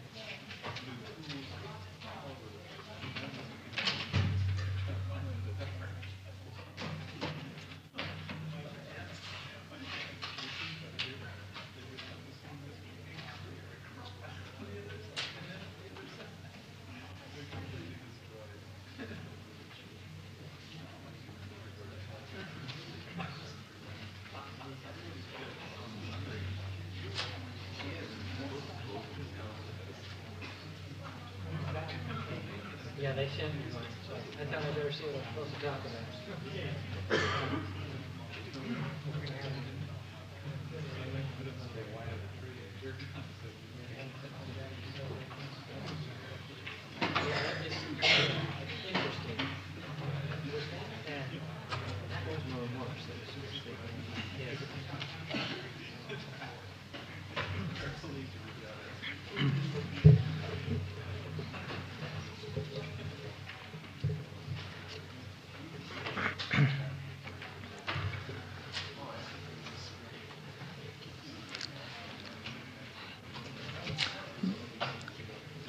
As you can see, there's some really good applications of those little mini computers to many of your small businesses, and it's fascinating, as witnessed by several empty chairs there. So we'll have people joining us shortly, I'm sure. Our next speaker is an attorney, Mr. John Adams. He is going to be speaking about some legal considerations you need to be concerned with as a small business person, forms of business organization, and he's very good at fielding questions that you may have with various problems you have had or anticipate in the business setting.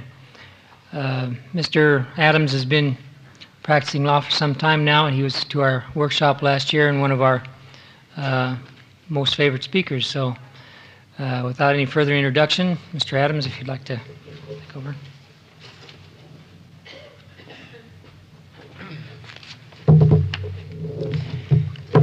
I'm not sure what the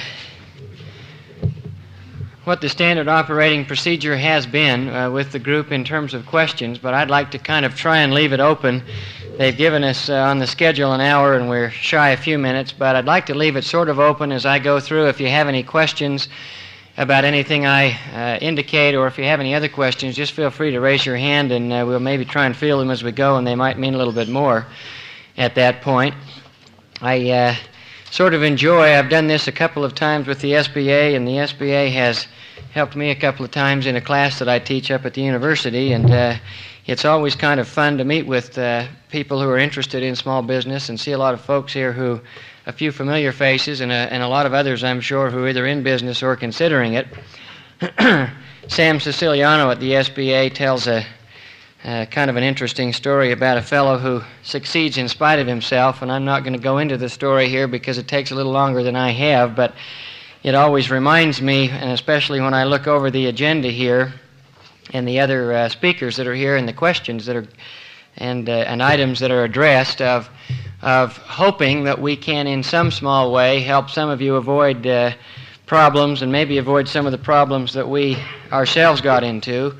When I graduated from law school, I started my own firm with, at that point in time, one other partner. And when I hear Norm Morris talking about advertising and picking your location and so on, we were in a little different breed maybe than some who graduate from law school now, because we couldn't advertise at that point. Lawyers now are given that privilege, if that's what it is. And we couldn't advertise, so my initial partner and I picked a location. We started practicing in Aeropress Square. Some of you may know where that is. Not in the best location. We were sort of in a building in the back, and had our name on a directory that you practically had to go through the entire division before you would ever see our name or directory. So we spent some time waiting for our very first client, as some of you may spend some time waiting for your very first customer, except that you can advertise where we couldn't. But we took turns as we were there. We weren't very wealthy and had just gotten out of law school, didn't have anything to speak of and no clients, and so we just started out with, found an area. We were lucky in terms of a location because we found an area which had been refurbished by a stock brokerage firm. They were just getting ready to open, and if any of you have ever been in a stock brokerage, you know they have a phone about every 5 feet and a desk about every 5 feet for all their brokers, and they had just refurbished this center, new carpet, new drapes, furniture. As I say, they had all these phones installed, and the day, literally, that they were to open, the Securities and Exchange Commission shut them down. So we were able to walk into a nice place that had just been redone. We didn't know what to do with all the phones, but we initially took a waiting room and one office, and since we didn't have any clients and didn't have any money, why, we took turns. One of us would be the attorney for an hour, and the other one would be the receptionist, and then we'd switch. And I recall our very, very first client, and I knew my partner's footsteps. We had brick coming into the office, and I'd had a lot of time to recognize my partner's footsteps, and I could hear some footsteps coming up the brick, and I got all nervous, and it was really my turn to be the receptionist, but Kent had stepped down the hall, so I was there alone, and so I ran around and went into the office and sat there. Our phone, they had these phones there. They weren't hooked up or anything, but I sat there and waited until this fellow came in, and I just left my door ajar about so much and waited until I could just see his shadow just kind of in my door, so I knew he could hear me, and I reached back and picked up one of these phones that didn't work, put it up to my ear and waited until he was close enough, and as soon as I could see that he was within earshot, why, I said, "Well, you know, we're awfully busy, and I don't know whether we have time to take your case or not, and if you can't give us at least a $500 retainer, I'm sure we couldn't talk to you, but if you feel like you want to do that, why, come on in and we'll make an appointment." And I turned around and hung it up as if to be surprised and said, "Oh, can I help you?" And he said, "Yes, I'm the telephone man here to hook up your phones." So my partner has never let me forget that, and he never will. And I hope maybe some of you with a little advertising and a little bit of planning can avoid that sort of a thing. I'm always reminded of that when I get involved here. So maybe I can help in some small way. What I've been asked to talk about today are legal considerations in different forms of business, and I think that's a very, very important decision that each and every one of you ought to make, and it's a decision a lot of people don't think about until it's too late. There are really 4 or 5 major types of business organization, and I'll go through each one of them at least in some fashion to give you an idea of what they are and what they're about and what some of the advantages and disadvantages are. But that legal organization is literally the very foundation of your business. And everything you do is built upon that. The way you sign your leases, the way you pay your taxes, the way you do anything, make any contracts and so on, are all a function of what kind of a legal organization you are. And many of the comments that have been made and will be made by some of the other speakers, I'm sure will go to that question. Specifically your CPA, I'm sure when he talks about taxes and record keeping and regulations, will explain to you that there are some substantial differences in those kinds of items depending upon the particular legal organization that you choose. The major ones about which I'm going to talk, and there are some hybrids here and there, but I don't think they're important enough, especially in the time we've got, to go into too much detail about. But the major ones are, first of all, a sole proprietorship. Second of all, a partnership, and I'll just refer to that as a general partnership. Third, a limited partnership. And fourth, a corporation. Now those are the major ones. There's one other one that I'll mention, and that's called a Subchapter S corporation that some of you may have heard about, and we'll talk a little bit about that. You may have heard of what's called a joint venture, and that's a possibility. Let me just talk about each one of them a little bit to give you an idea of some of the background and what they mean. A sole proprietorship means just that. It's one individual, one owner. And for all intents and purposes, in terms of comments, that is just the same as any one of you who own a business and you run the business just as an individual, you pay your taxes just like an individual, and so on and so forth. A general partnership, on the other hand, is an association between two or more people. There's an unlimited number that you could have in a partnership. Some of your large CPA firms, for instance, and even some law firms, but not so much, you'll have a lot of national CPA firms and worldwide CPA firms that are still partnerships. They may literally have thousands of partners, and they never incorporate.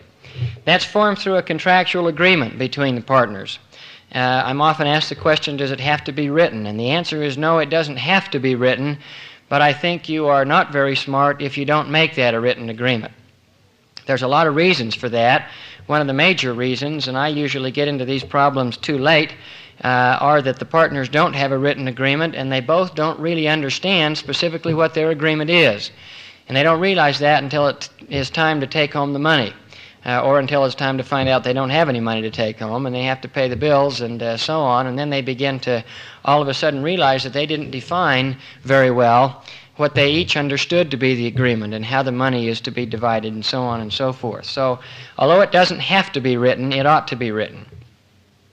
In a partnership, all of the partners have an equal voice unless it is specifically written to the contrary, and that's an important item. Under Utah law, and that's where I assume most of you do have or will have your businesses, if you have one partner that has more say for any particular reason, or that takes home any more money or any less money, or that takes any more of the tax loss or so on, that has to be written, or otherwise it is equal. And we often have partners come in after the fact who are now at odds, and one partner sits down and he says, wait a minute, he says, I put in 3/4 of the money into this partnership and now he wants to take home half, if we got a couple of them there. And the other one says, well, you might have put in more money, but I put in more time, or I put in more expertise, and I always thought that I was the one who was going to get 3/4 of the profits, and so on. So it is important to have that written if you want to get into a partnership. Perhaps the biggest question that we're asked about partnerships, and some of the biggest problems with a partnership, is liability. Each partner in a partnership is personally liable to the full extent of his personal assets for any of the obligations of the partnership. Now, by that I mean, when I say personally liable, if there is an obligation of the partnership and the partnership funds themselves can't satisfy it, each and every partner is liable in terms of his personal home, his personal bank account, his personal automobiles, and everything else, right down to the bootstraps.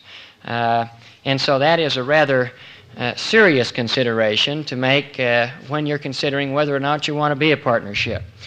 Now, to clarify that, that is any obligation of the partnership. That doesn't mean if there are 2 or 3 of you and one of the guys goes down to ZCMI and charges a couple of rooms of furniture for his new home and doesn't pay for it, that doesn't make the other partners liable on that obligation, because it's not a partnership obligation. It isn't even arguably a partnership obligation. On the other hand, if that same partner goes down to Ken Garf and buys a 450 SL Mercedes-Benz automobile and indicates that he's buying it in the partnership name for the partnership, and if Ken Garf, under all of the circumstances, considers that to be reasonable, that is, if he's not put on notice that that is unreasonable, it may in fact be the case that that would become an arguable partnership liability, even if that partner jumps in the car and drives to Mexico and you don't see him again. So each fact, and there's not a white or a black line, most of them are gray, and each one of these obligations is tested on its own facts. That's not generally a problem. Where we really get into problems in partnerships and obligations oftentimes are where one partner is making a delivery during the day, or where one partner is driving to work or driving home from work, and he gets in an automobile accident. He hits a pedestrian who's coming across the street from the grocery store or something, and pretty soon you find out that not only is he sued for that accident, but the partnership is sued, and that the plaintiff, the person injured, attempts to indicate that he was on partnership business at the time of the accident. And at that point in time, and some of the judgments that juries and others are giving now for personal injuries and other kinds of liability can result in a substantial obligation against the business. And if you're one of the partners, you're liable. With respect to that liability, by the way, it is what we call in the law joint and several liability, which means that all of the partners are liable, and any one partner is liable to the full extent of the obligation. Take the instance of this one partner who hits a pedestrian in the crosswalk, and the partnership gets sued, and they obtain a $250,000 verdict against the partnership. Maybe the guy driving the car doesn't have any money, and maybe you, as one of the partners, has a lot of money. They're entitled to come to you and collect the entire amount. It's then your problem to have to go after your partner to see if he'll pay you back his fair share, or all of it, as the case may be. So liability is a serious consideration. I don't say that to scare you necessarily away from a partnership, because there are a lot of ways that you can hedge your bet against that. One of them is a written partnership agreement, which I'll talk about in a moment. Another one is insurance, which I note one of the other speakers is going to talk about, and so on. So there are some protections, but that is nevertheless always in the back of your mind as a partnership.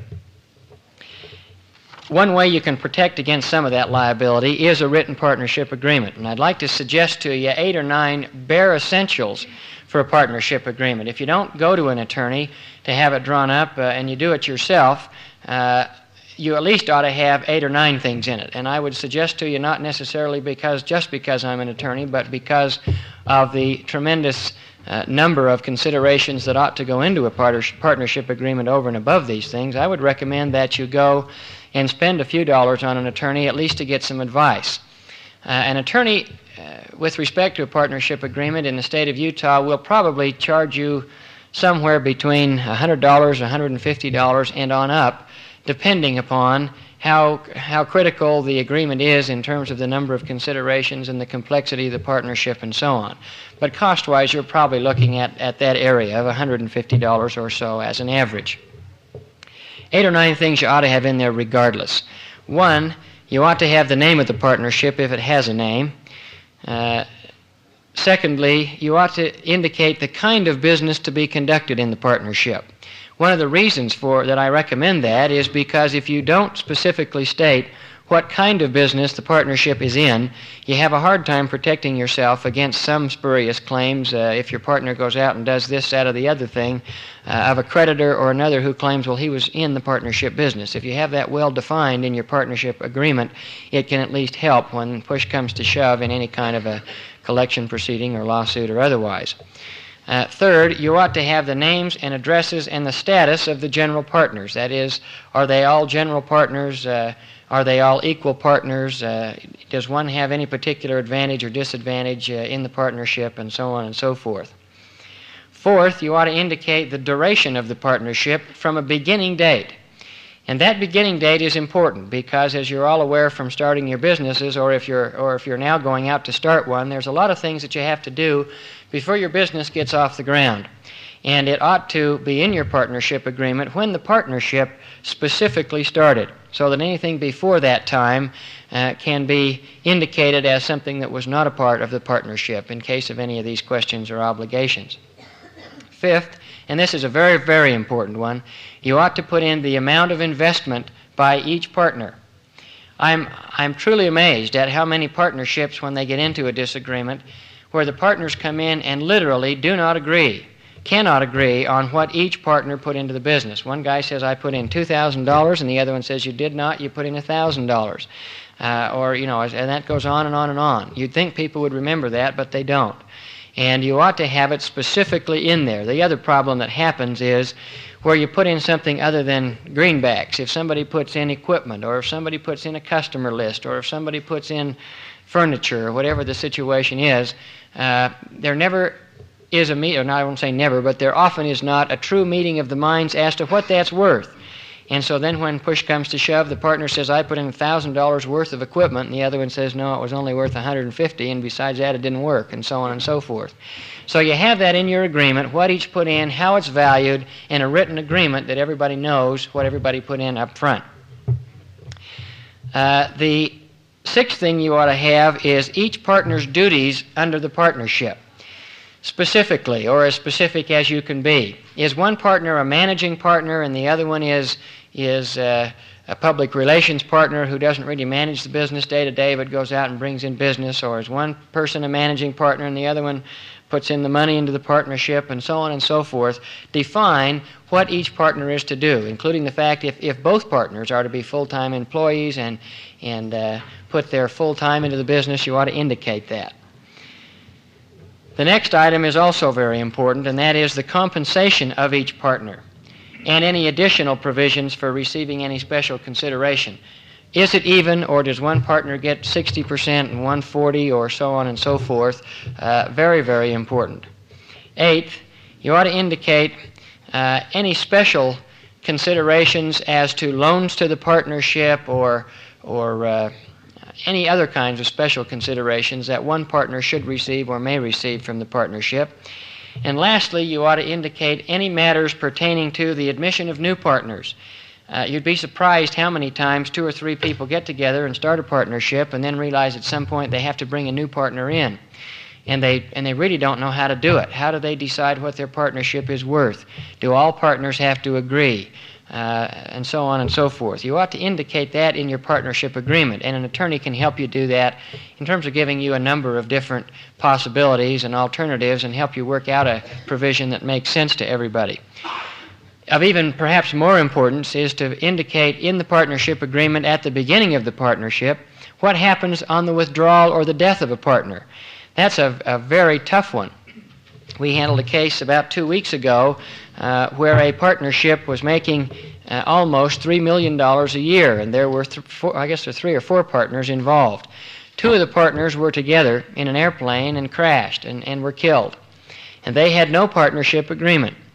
And then the wives and families of the 2 that were killed in the airplane crash came in and said, all right, we want our share right now.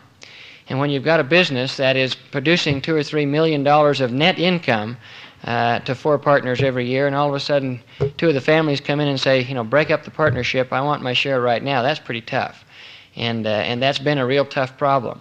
And in most partnership agreements, what you would do is up front indicate if any partner dies or is insane or withdraws, whatever the situation is, his partnership interest will, A, be purchased by the other partners, and you set out how you value it and how long the other partners have to buy it and so on and so forth, or B, we'll dissolve the partnership and do this, that, and the other thing and so on, so that it's very orderly.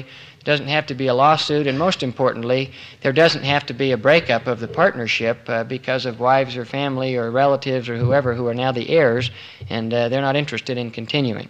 Some of you don't think that'll be a very big problem. You don't think you'll ever be that big or ever have that problem, but I can tell you it happens in an awful lot of partnerships. And it doesn't necessarily just happen because they're making a lot of money. You might have a lot of assets, you might have a lot of goodwill, you might have a lot of things in that partnership that you'd hate to see go down the drain simply because one partner wants to get out. And by the way, I didn't mention that, but in a partnership, if any partner decides to withdraw, or dies, or goes insane, or becomes incompetent, or files bankruptcy, or for any other reason that makes him really incompetent as a partner, the partnership is over under the law. It ends, unless you have some provisions otherwise in writing that indicates that the partnership can continue and what happens to his interest. And that's rather serious, so keep that in mind. And then you ought to also have in your partnership agreement some kind of provisions for the ultimate dissolution of the partnership if it's only for a limited time. Some of these partnerships you don't indicate will go on forever. You might say it goes on for 5 years or 10 years or 15 years and so on. And if you have a limited, not a limited partnership, but if you have a limited time for which your partnership is in existence, you ought to indicate what will happen at the end of the partnership. Now, I talked about a limited partnership, and that is simply a partnership by 2 or more people where you have at least one general partner. And when I say general partner, I mean you have at least one partner who is totally liable for the debts and obligations of the partnership. And then you can have one or more, an unlimited amount of limited partnerships, or limited partners. The difference between a general partnership and a limited partner is that a limited partner is not unlimitedly liable. He doesn't have that exposure of anything that happens with respect to the business of the partnership. The purpose is to provide the business organization with all the advantages of a partnership, but with some partners who don't have any obligations beyond whatever assets the business itself has. And what a limited partner does, in effect, is like a stockholder in a corporation. He'll take his $100 or $1,000 or whatever it is that he invests for his limited partnership interest, he puts it into the business, and that is at risk. That $100 or that $1,000 is at risk if the business goes under or has some debts or so on. But then the buck stops. He's got a guard-all shield around him. If there's any kind of a question about debts of the partnership or if we have this accident I talked about, he is not on the line. He is protected. Now, he gives up something for that, and what a limited partner gives up is that he is not entitled to any right to manage the partnership. He doesn't have a vote with respect to what happens. He doesn't have any kind of an interest in the management. And in fact, if he becomes active in the management of the business, he loses his partnership status. So that's the difference right there with a limited partner. And a lot of people have come in and said, well, gee, I ought to just have a limited partnership, and I'll let somebody else be the general partner, and they'll have all the liability. And that's fine, but recognize if you are a limited partner, you don't get to manage the business or have any say about what happens. Yes? Okay. Say I'm general partner, personal. Mm-hmm. And I have 2 or 3 other limited partners. One of them, say, my son.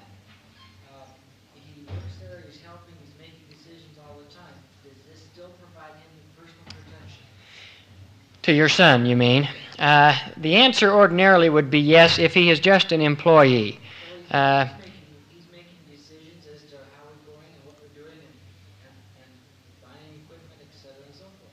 If he's a limited partner and he's making the basic management decisions along with you, he may in fact be giving up his limited partnership status in terms of protection from liability. Now, he might not give it up for all purposes, but if in fact you are sued by a creditor or you are sued by, and I don't mean to put everything in a lawsuit vein, but any kind of a problem where there's any personal liability, and that's usually where it comes, is they will go to him and they will indicate, look, you're the one who is partly responsible for making the decisions which led to the debt and so on and so forth, and he at that point may be considered a general partner.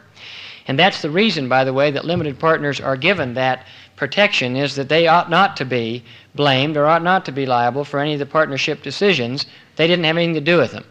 And where in a general partnership everybody has an equal voice, so everybody is equally liable for whatever happens. So that's a question, and that's a question where if he is under the partnership agreement, and by the way, a limited partnership agreement does have to be in writing in order to be a proper limited partnership agreement, and it has to be filed with the county in which you do your major portion of business. I shouldn't say that, where you have your main office, whether that's where you do most of your business or not. It has to be filed with the county clerk in that county. They don't have a veto on your agreement. Whatever it says, as long as it complies with the law, it can say. That's up to you. But it does have to be filed. And the reason it does, by the way, is really for information purposes, so that people can go to the county and find out whether a business is a limited partnership, and if so, who the limited partners and who the general partners are.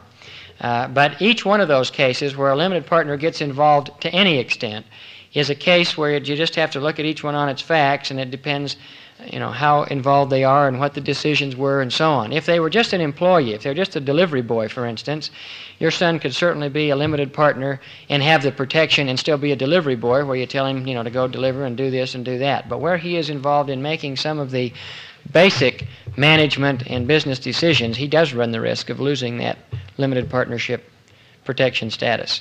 Whether he actually loses it or not depends on the facts of a particular problem. That's correct. There is no absolute rule other than that the statutes in this state indicate that if a limited partner becomes actively engaged in the management of the business, that he then, and I don't know whether it says, I think it says shall, but it may say may, lose his status as a limited partner.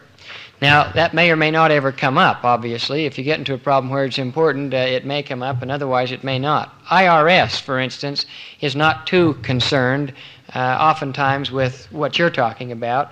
A limited partner would still be able to take whatever share he was to take and get the protections and the advantages and so on for tax purposes in that case. But really where you run the risk is with respect to other obligations of the business of any kind. Like he was going to take the truck and go over and pick up some supplies or something and change his mind and did something else, that wouldn't be considered necessarily. No, that wouldn't be a management decision basic to the corporation. But if he, on the other hand, decides what creditors you deal with and how much to buy and whether you open a new store and so on and so forth, the basic management decisions, hiring and firing and so on, he might find himself liable.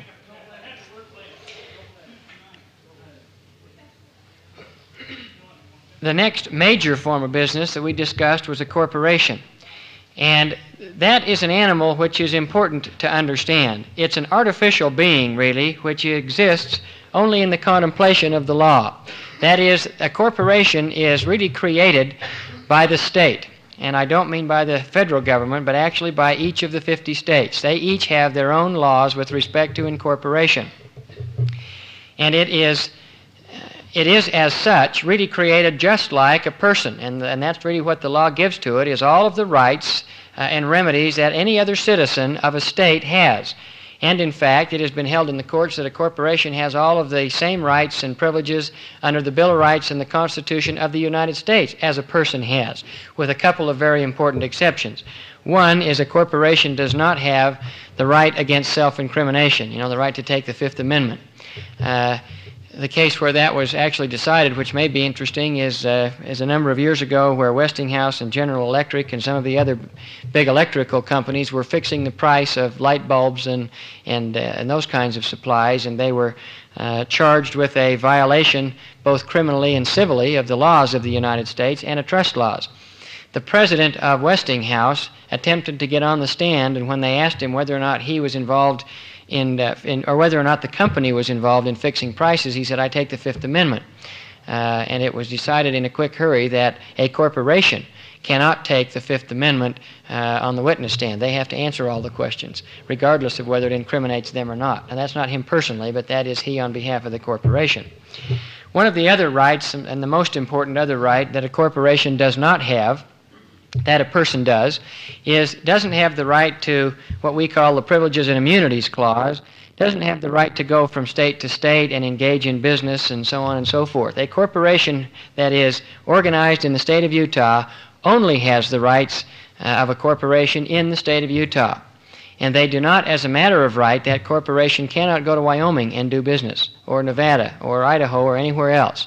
If it wants to go do business in Wyoming or Idaho or Nevada, it has to go to those states and ask permission to do so and file some documents and so on and so forth. That doesn't mean they necessarily have to reincorporate, but they do have to obtain a certificate to do business in those other states.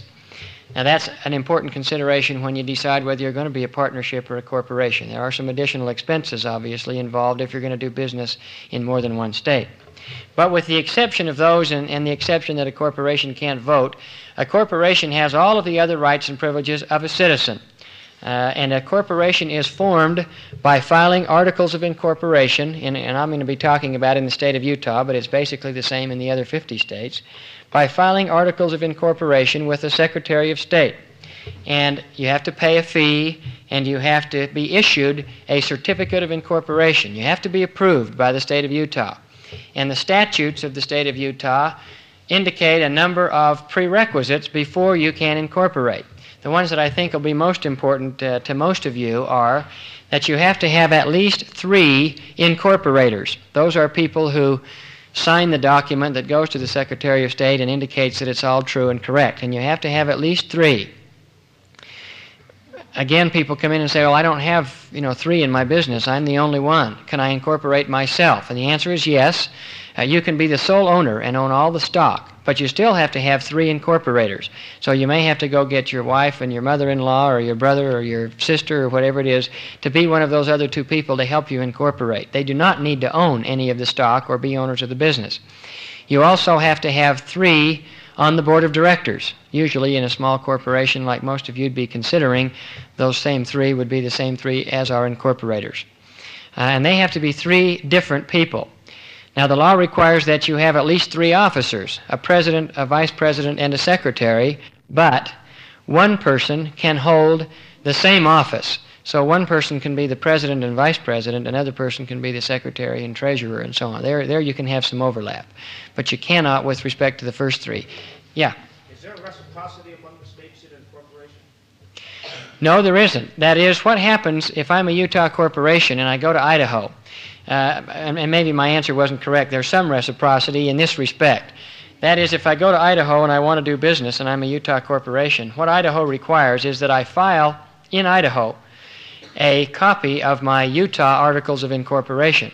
And they have to, in fact, be sworn to by the Secretary of State that they are filed and they're true and correct and so on. But I just take those articles that are filed in Utah, I file them in Idaho, I pay a fee in Idaho. They've always got to get their pound of flesh, and you pay them $50 or $100 or whatever, and then they will approve you to do business in Idaho. Okay, so if you are incorporated in a particular state, like you do not have to re-incorporate in other states. That's correct. Now, I'm speaking generally. Business license type of deal. Yeah, you still have to get business licenses, and you still have to get a certificate to do business in that state. That is, in the other state. Okay, because the state of Delaware, you can incorporate within the state of Delaware, be president, vice president, secretary, and treasurer. You, as a sole owner, can be the corporation and do not have to have 2 other additional people for incorporating. This being the case, you're legally incorporated within the state of Delaware. Does this mean then that Utah and Idaho will recognize this incorporation, or will they make you re-incorporate and get a president, vice president, secretary? No, they will recognize, Utah will, and I assume most of the other states are the same, but Utah will recognize that Delaware incorporation. You'll still have to pay taxes here and so on the business you do here, but they will recognize it. That's not, it used to be in Delaware, if you turned around 3 times and blew in the wind, you could incorporate. And that's why a lot of the corporations in the country were or are Delaware corporations. In fact, a lot of the big corporations are, because they didn't have to have annual filings. They didn't have to pay a lot of taxes. They didn't have to do a lot of things. Delaware has changed a great deal of that, by the way, and it's still easier than some states, but it's not as easy as it used to be. Go ahead. It's still that way as far as under one ownership. Yeah, and that wouldn't surprise me. But they have, in fact, closed a lot of those, what they used to feel would be advantages. It turned out that Delaware was getting a tremendous burden with respect to all the corporations they were there, and found out they couldn't service them like they ought to under their present rules. But keep in mind one thing, and that happens off Nevada, for instance. There's a number of reasons why Nevada seems to be a little easier to incorporate in, or may have some advantages for some corporations to be a Nevada corporation. And there are a number of people who come in every year and say, John, I want to incorporate, and I'm going to do business here, but I want to go incorporate in Nevada because I can get this, that, and the other advantage. That's something you ought to look at very, very carefully, whether it's Delaware, Nevada, or otherwise, because you then are beholden to 2 states. And even if you're a Delaware corporation, you do have to be beholding to Delaware in terms of annual reports and minimum taxes now and so on and so forth, and also to the state of Utah. There is a minimum tax that you pay here. You have to file an annual report. You have to have a registered agent, and that's another thing to recognize. In every state you do business, you at least have to have a registered agent for service of process or service of information. Every year, the Secretary of State of Utah sends out these annual report forms. And sometimes I think, unfortunately, I'm the registered agent for maybe 150 different corporations, and so I get a stack of these things in the mail about like this. The purpose for that is there has to be one person in each state where they can send the information to, or where if somebody wants to file a suit against a corporation, they can serve and say, you are the corporation. It doesn't have to be an officer or a director or anybody else. It just has to be one person that the corporation agrees for those purposes is authorized to accept service and information and so on. Yeah. They considered Delaware, what Delaware is to incorporating. Nevada was the divorces. Yeah, and that's what it's been for a lot of years. Delaware, as I say, I was going to say cleaning up its act. I don't know if that's the right term to use or not, but it's changing a lot. Did you have a question? Right in the second row. I passed you by a minute ago, and I didn't mean to. Other than the advantages and disadvantages between a corporation and a partnership, are you going to get into that? Yes, I am. Okay. One quick one. How about name problems? You're incorporated in Utah. You want to do business in Idaho. Someplace in Idaho's got the same business name. What happens? They'll probably win, and you won't be able to use that name. And so what you want to do if you think you're going to be doing business in more than one state is file your name not only in Utah but in those other states where you're doing business, or file your name for national purposes with the federal government where you get a reservation of that name across the United States. With respect to the corporation, I just want to indicate one more thing initially, and that is with respect to stockholders. The owners of a corporation are the stockholders. And in fact, you buy stock. All of you are probably familiar with that. You put your money in and buy stock, and you own a percentage of that corporation. The stockholders are not personally liable for the obligations of the corporation. If the corporation goes bankrupt or gets involved in a suit where a damage verdict is given and so on, whatever the corporation has obviously is at risk and would go towards that, but the stockholders are not personally liable, and that's one of the big helps with respect to a corporation. But recognize another thing under the law, and that is the stockholders elect the board of directors. And under the law, it is the board of directors who direct that corporation and who make the decision. It's not the shareholders. So you do have to be careful, even though you own the entire corporation, you still as a stockholder, you still have to be careful who you put on the board of directors, because those are the people who are charged with the responsibility of running the corporation. It's not the shareholders. It's kind of like Congress. We elect Congress, but we all know they don't necessarily do what we ask. So you've got to be a little bit careful in that regard. I mentioned a subchapter S corporation, and I saw some heads shake. Yes, I've heard of that. The only difference between a regular corporation and a subchapter S corporation is for purposes of taxation. And the reason is a partnership is not taxed at all. That is, if it's ABC partnership, and I don't want to get too into taxes because you have another speaker, but Mr. A and Mr. B and Mr. C are equal partners, they are personally taxed. You do have to file a return to show what the partnership made, but if it made $30,000, the partnership is not taxed at all. Mr. A will pay on $10,000, B will pay on $10,000, and C will pay on $10,000. There's no taxation here. In a corporation, on the other hand, the corporation itself is taxed on the $30,000. So if this was now ABC Incorporated, and it made the same $30,000, the business itself would pay the taxes on the $30,000. These three would not. But when the business then pays its taxes, and let's say it paid $10,000 taxes, that leaves $20,000 after tax net profit, then oftentimes it says, well, now we're going to pay a little dividend to each of our shareholders. Maybe we'll pay them each $5,000. That $5,000 is then taxed individually to those three people, so you get a double taxation in a corporation.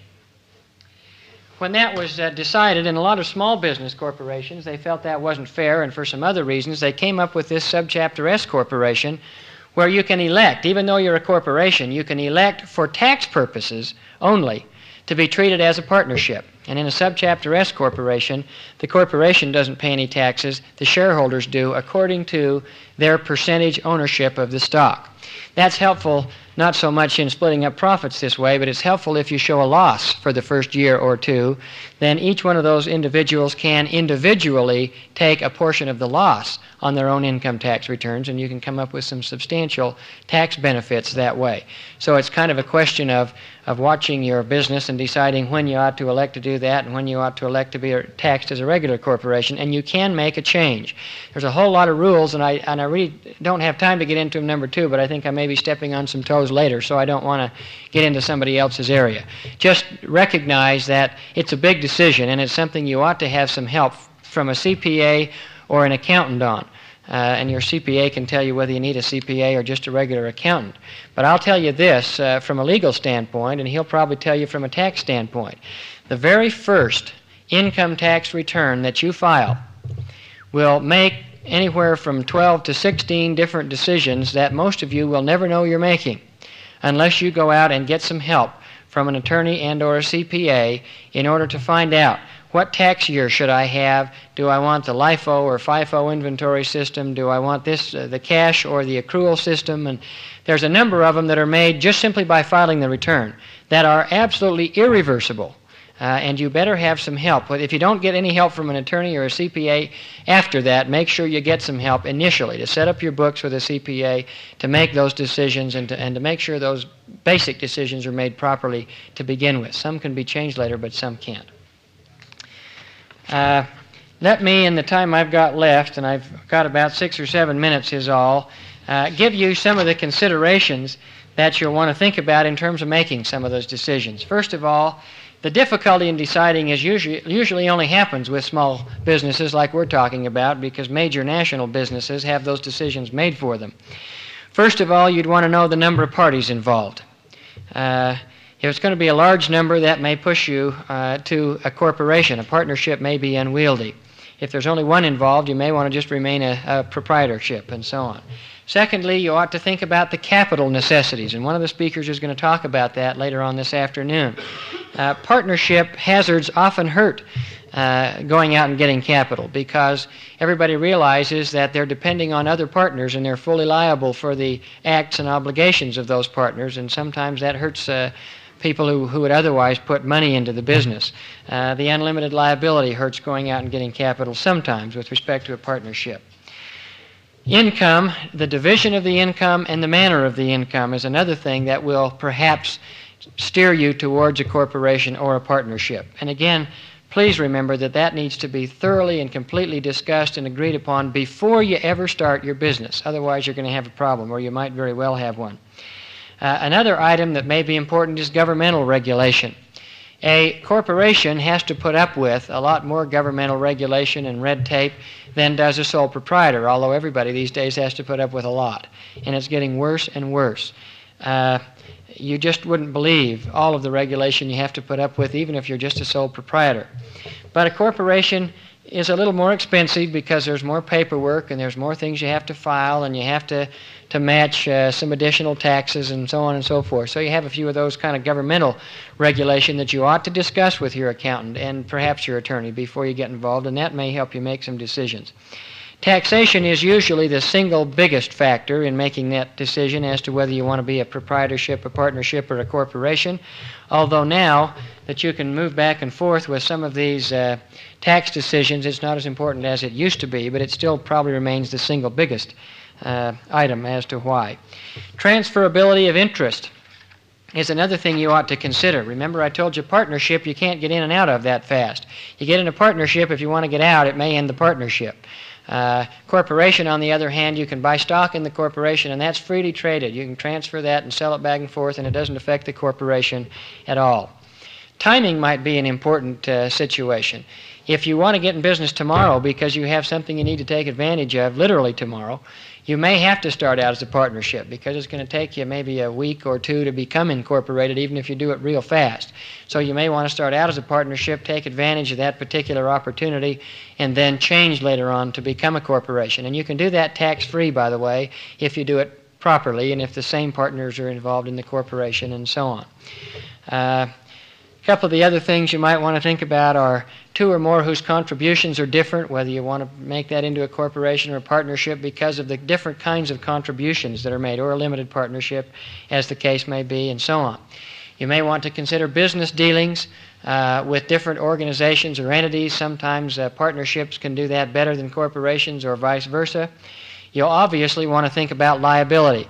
If you're in a type of business where liability runs high with the public, or liability runs high with anyone else for that matter, you may want to lean towards a corporation to get that protection from liability. That can be overrated. I think a lot of attorneys even overrate that, and scare you into becoming a corporation because of some, threats of worries about liabilities and so on. There are some businesses where that doesn't need to be a threat, given insurance and so on that you can buy, and that your liability, your exposure isn't that great. So that might be another area that you'll want to consider.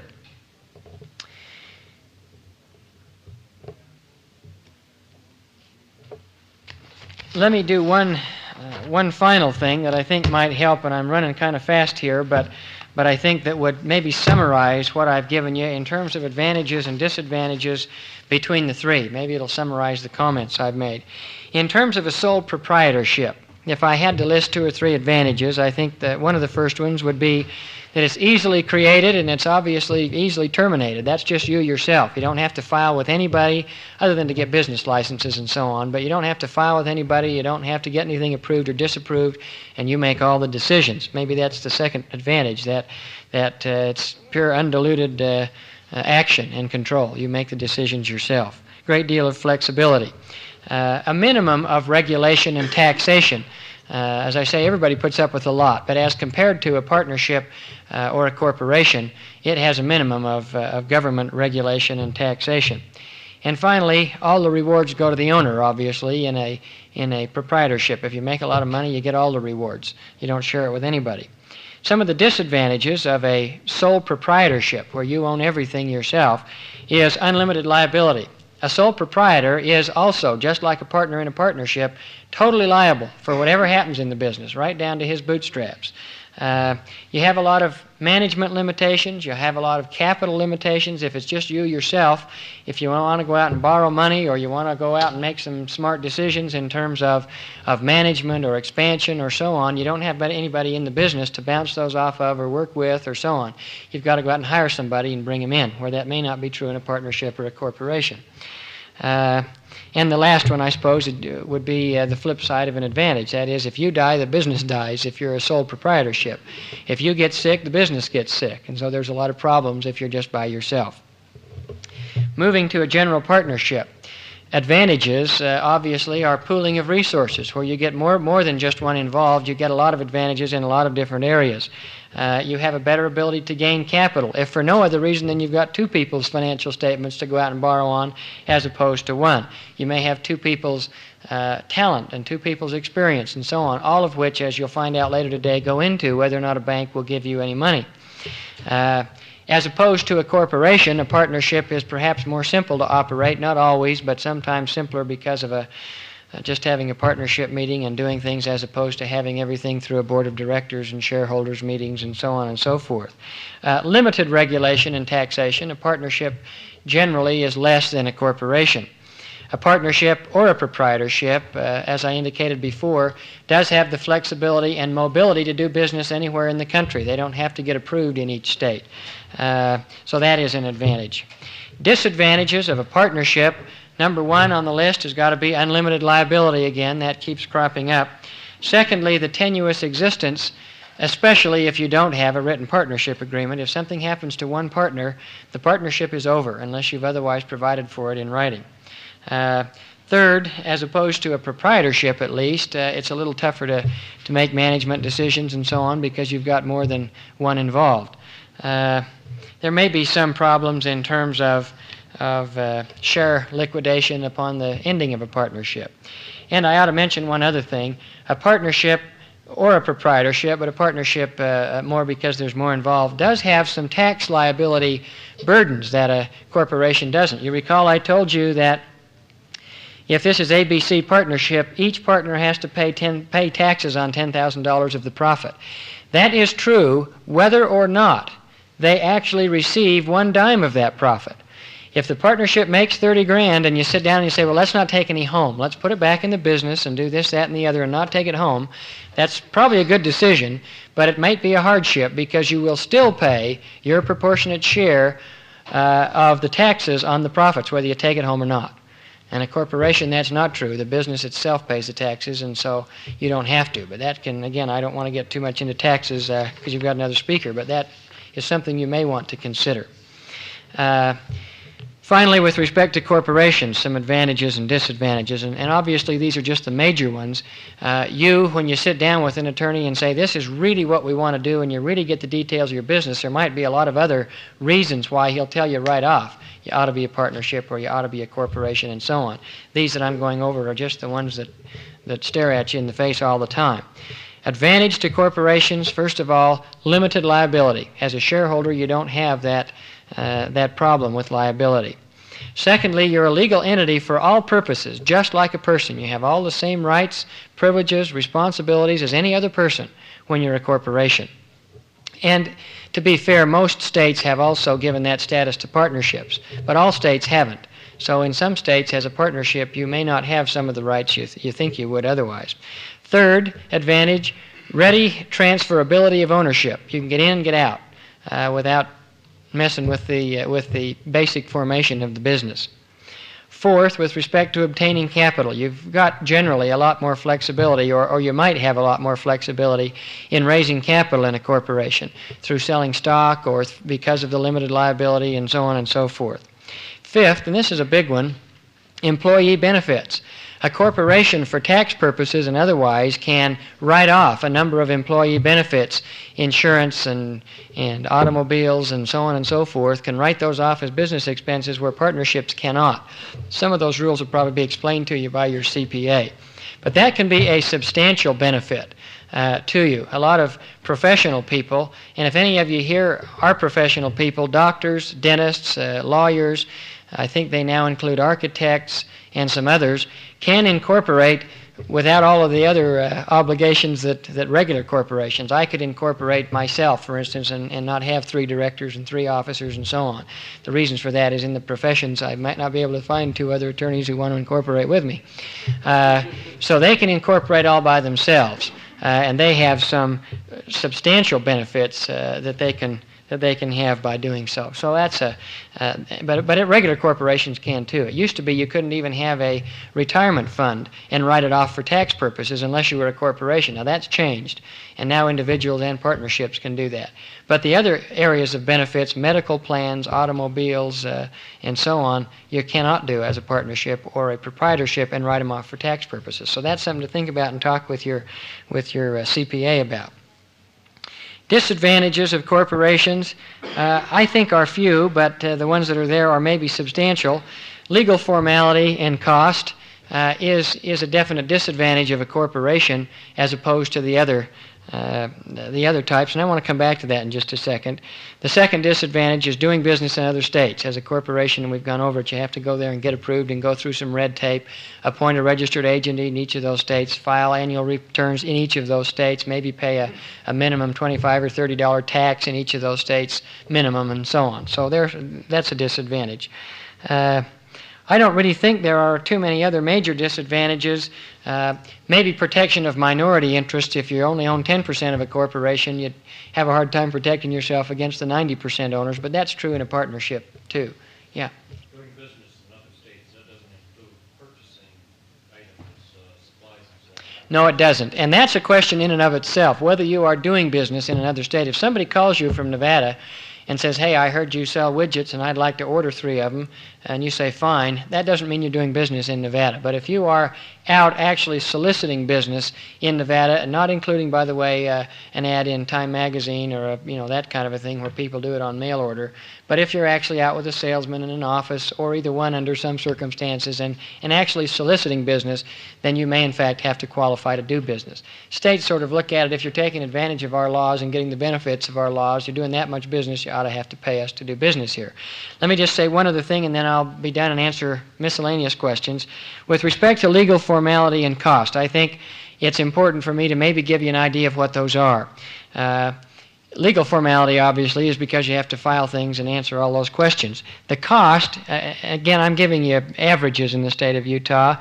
You're probably going to be looking about an average of $500 to $600, including attorney's fees and filing fees and the other things you need to incorporate in the state of Utah. It may be substantially more, depending upon special circumstances. It may be a little less. But generally not too much less, if you get what I think you ought to have. Now let me just tell you 4 or 5 things that when you go to an attorney to incorporate, I think you ought to find out whether or not he provides. I knew an attorney once, I still know him, who incorporates people for $50.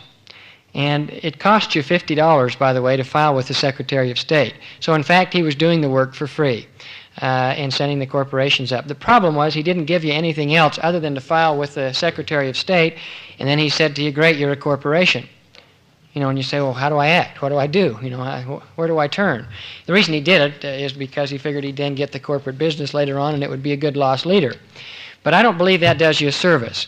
And the things that any attorney, as you go talk to them, and by the way, if you're going to pick an attorney, don't feel shy at all about asking him what he's going to charge you. Some people feel like that's a question they ought not to ask.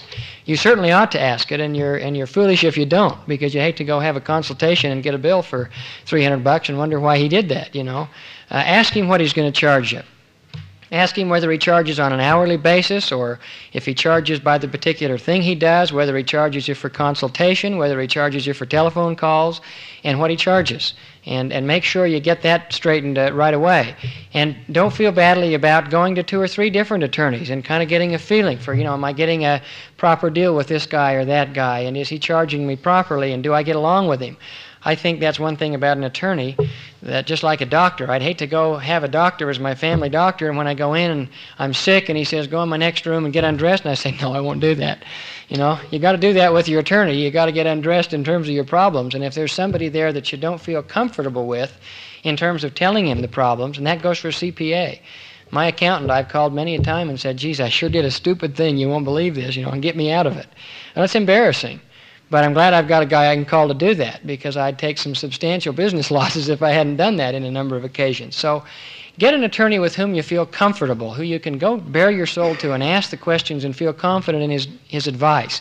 That's very, very important. But when you go specifically for a corporation, I didn't mean to digress, but when you go specifically for a corporation, find out whether or not that includes, I think the following should be minimums. Articles of incorporation, obviously. It ought to also include some minutes and bylaws. The bylaws of a corporation are different than the articles. They are the day-to-day rules and regulations for a corporation, and they are, although not required specifically by the statutes, they are referred to in the statutes, and they're a must in any corporation.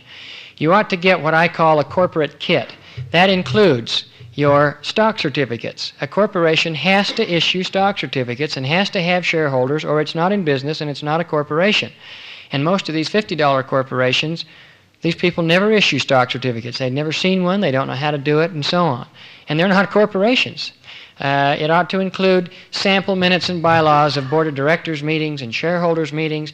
And I think one thing that I require of anybody that I incorporate, because I feel so strongly about it, is I require that I sit down with them, or that they sit down with me, to have their first board of directors meeting. And in that meeting, we approve all of the necessary things that need to be approved in a corporation. Bank accounts, we elect our officers, we elect our directors, and so on. We make all those approvals. We give our blessing to everything that's happened up to that point in time, and so on. All of those things that make us official. We issue the stock, we state what's paid for it and that it's issued, and there's a lot of other things. But I require that. Because I think it's so important. And before a corporation leaves my office, they know what they have to do when they leave.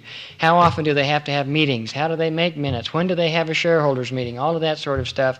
Because if you don't act like a corporation and you don't behave according to the laws, you'll lose that Gardell shield and you'll be back to a partnership whether you want to be or not in terms of liability. So discuss that with your attorney. And it's sometimes tough to pick an attorney. I think of one last closing story about attorneys. There's an attorney back east by the name, and I don't know whether it's James or Bob or something. Anyway, E. Strange. I remember the last name because that was a good name for an attorney. And he was always active in civil projects and Chamber of Commerce and Lions Club and so on and so forth. And when he was about ready to retire from his legal practice, they had a dinner for him. They told him they were going to put a statue of him in the square because he'd been such a tremendous citizen. And I remember he spoke and said, "No, I really don't want that." He said, "I really don't want a statue. I've never been that kind of a guy. It would embarrass me when I'm living and when I'm dead. All I'd like you to do is I'd just like you to put on my tombstone, 'Here lies a lawyer and an honest man.'" And he says, as people walk by and look at that, they'll always know. They'll say, "That's strange." And he said the interesting thing is when the people walked by, the first thing they said was, "Why'd they bury them both in the same grave?" So it didn't work after all. But nevertheless, pick your attorney carefully. Any other questions that I didn't get to? Yeah.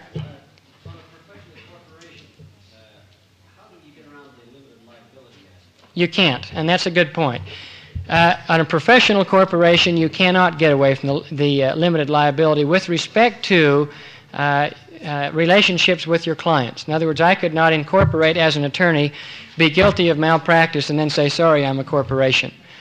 You do have some of the liabilities of a corporation, or excuse me, some of the protections of a liability, but protections of a corporation from liabilities. But you cannot get around relationships with clients, which in my case would be malpractice or a doctor or an architect or so on. Yeah. Do you feel it's necessary to have a lawyer on retainer, or just go to him whenever you need him? I don't. In fact, I discourage clients who come in and ask to be, to retain us on a retainer basis. We do have some clients that do that for a number of different reasons. But for a small business, I don't think it's necessary, and I think it's unwise, to pay an attorney X dollars a month whether you use him or not. First of all, because usually he'll make that a deal where you pay him that minimum whether you use him or not, and if you use him more than that minimum, he'll charge you the extra. And if you don't use him, he'll expect his retainer anyway. I've always been a believer in the fact that people ought to pay me for what I do, and they ought not to pay me for what I don't do. And I think as a small businessman, generally, unless you have some, and there are some reasons for retainers, but I wouldn't put an attorney on retainer. I just go to him and pay him for what he does. I know my time's about up. Maybe we can answer one more question if there is one. I don't know. Looks like we're okay. Thank you.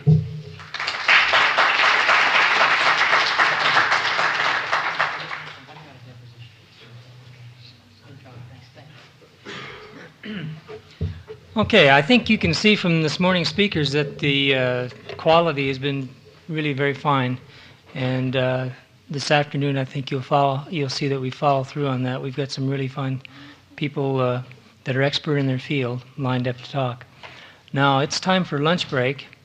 And for those of you who have registered with us, you should have what looks like a theater ticket. If you don't have that, then I need to see you so that you're legal. Get John Adams after you. The luncheon is in the multipurpose room. In your packet, you have a little map of campus. We're all going to walk over there en masse anyway, but if you have something else you want to do first, you can find us by looking at that little map. We are in the Rampton Technology Building. And just due west of us is the College Center. I think it's CC on your map. As you go in this north entrance to the College Center, you go through the first set of glass doors, and there's two sets. You walk into the first set of glass doors, and in the middle, between the doors on the east and the doors on the west, in the middle there's a stairwell that goes down into the basement of the College Center. And that is where we need to have you in the multipurpose room downstairs. So you don't go all the way into the College Center, just in through the first set of glass doors, and then down the interior stairwell to the multipurpose room. So let's dismiss right now, then go down there, and we'll reconvene back here at 1:15. There's a lot of time allowed for you to come back and to experiment with these computers or to tour campus or whatever you'd like. You can leave your materials here if you'd like.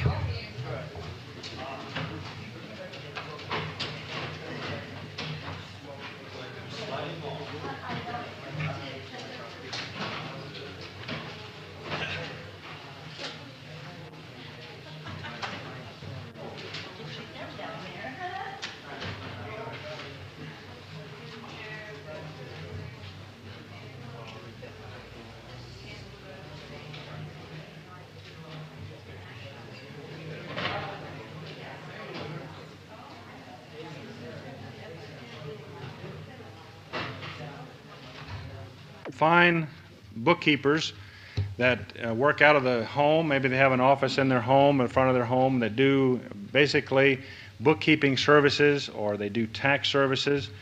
And those bookkeepers are usually your lowest rate to get someone that has some experience in accounting or bookkeeping. And their rates are anywhere from maybe $10 an hour to $15, $20 an hour, in that range for you. Above them are a group of people that are called public accountants. We started our accountancy law here in Utah back in 1959. It was the first accountancy law. And before that time, there was no licensing in effect. At that time, all the fellows that were in practice, having accounting practices and bookkeeping practices, were given a license as public accountants in the state. The ones that are left, there's only about 75 left, and since 1959, there have been no new public accounting licenses issued. And there's about 75 of those fellows around, and the ones that are left have developed very successful practices, and because of the ever-changing nature of our profession, they're good because of the fact that they are still in business. So that's a group. That group usually runs from anywhere from $15 an hour on up to $25 an hour. Then you have your local CPA firms or your local practitioners, which may be anywhere from 1 to 2 or 5 fellows in a firm. They usually will have 3 different rates. They'll probably have a partner rate at anywhere from $25 to $45 an hour. They'll have a senior accountant rate, fellows that have been with them that are doing a lot of the senior accounting type work, and they'll run, say, $15 to $20 an hour for them, and then they'll have a clerical rate they'll charge you if any of their secretaries do anything for you at around maybe $15 to $20 an hour. You're going up from that to the medium-sized CPA firms. They range in rates from $45 to $65 an hour. You get on downtown, you get into some of your large 25 fellows, 25 CPAs in a firm, and they're going to charge you partner time of about anywhere from $55 to $75, $85 an hour partner time. And then, of course, the only reason you need to have are big 8 CPA firms, and when we say big 8, we mean the largest 8 CPA firms in the entire United States of America who have their local offices here. And they'll charge you around $125 to $150 an hour for partner time. So this gives you an idea of what is out in the community. And as you're starting, don't rush down and buy the highest price thing. Why, maybe plug into the system where you might want to. I see a question. We'll know this, so do you really believe there is that much difference between accounting capabilities? Well, is there a legitimate price spread? That's what I'm asking. Yeah, I think let's take the real big jump maybe. Let's take the big 8 CPA firms downtown. Okay, they've got national offices, and normally they're just going to service Kennecott Copper and your largest corporations anyway. Okay, they need a staff because they're handling some very complicated international questions and they very sophisticated problems, and the research in that is very difficult. Let me point out, maybe to give you an insight into that for taxes. When we have the Internal Revenue Code, then we have Internal Revenue Service regulations, and then we have Internal Revenue Service rulings, and then we have tax cases. Okay, now when you get your package at home in the mail that says, here's your forms to fill out your 1979 tax returns, you're going to be reading the Internal Revenue Code. That's what Congress passed into law. And that's fine for a W-2, and that's fine for a very simple tax return. Okay. However, as soon as the law is passed, and we've had 3 major laws in the last 3 years. We had the Tax Reform Act of 1976. We had the Tax Reduction and Simplification Act of 77, and neither reduced nor simplified your taxes, but that's the name Congress put on it. And we had the Revenue Act of 78. Okay, all of those are new Internal Revenue codes coming out, new laws that are coming out. But as soon as they come out, the Internal Revenue Service starts issuing regulations regarding their interpretation of that code. And they may say, well, Congress was in a big hurry in the last few hours and they said this in black and white, but they really meant that. So they have regulations which will be contrary to the code. And then the very large taxpayers who have large issues and have enough money to afford it will then hire a tax attorney because they have a special thing and they want to get around the Internal Revenue Code, or they want to approach it to see if they can get a special circumstance, and there's enough gray area or enough interpretation in the law, that a loophole, if you want to call it that they might try for. They'll have a tax attorney or a tax CPA prepare a ruling and mail it off to the IRS and say, we've got a special deal here, we've got a special circumstance, and this is why we believe that you should go just opposite to what Congress passed and give us a special thing up here so we can get a $100,000 or $500,000 deduction or exclude this income from taxation. And the IRS comes back and agrees with them, and there's an entire staff in New York City of Washington, D.C. of lawyers that are sending back rulings. Okay, the rulings are published. And then if the very rich taxpayer who can afford this doesn't get any satisfaction here, he said, well, I still don't agree with you. We're going to take you to tax court. And the tax court, then, the judge may completely agree with the taxpayer and say Congress was really unfair, it was not equitable as to what they did, and the tax case then will be adjudicated in favor of the taxpayer. So if you're just filing W-2, you don't need to worry about all this other stuff. If you're a big corporation like Kennecott Copper, you better know the latest tax cases, and you better know the latest rulings and the regulations, and that kind of give you an idea of what they're doing down at the big 8 CPA firms and why they charge so much for all that research. A small local practitioner is going to be good, and he's going to stay up on as much of this as he can. In the last 3 years, there have been 65,000 rulings and regulations passed. Probably in your particular business, only maybe 10 or 15 would apply to your particular kind of business. So you see there's a lot to stay up with, and that may account for some of that difference in price. But that gives you an idea of the structure and what's available for you out in the market. I've got, on this handout that will be given to you this afternoon, we've got a little checklist of how do you choose an accountant. And let me just run over those very rapidly for you. One of the best ways is to get about 5 leads from other successful businessmen or from bankers or from someone that you trust and someone that has a position of trust for you. Someone, like I say, your banker, your businessman, your attorney if you already have one. Let them refer you to someone. Set up interviews with the accountants that you might want to talk with and go over and meet them. Take your prior 2 or 3 years tax returns and let them look at that. They'll normally have that first session with you free of charge to review your tax returns to see if there's any mistake that's have been made. If you've been taking them to H&R Block, I hate to say that word, but H&R Block, there may be a case that you may have had a complicated situation that somebody with a very short period of training may have missed the boat. And the CPA will normally, or accountant will normally be glad to review those tax returns with you free in the first interview. Ask for a ballpark figure of what they're going to charge you. Find out in advance exactly what your fees are going to be. Make sure that these people are willing to work around your low budget when you're just starting your business. Look at their accounting work, look at their office space rather, and see what kind of impression you get.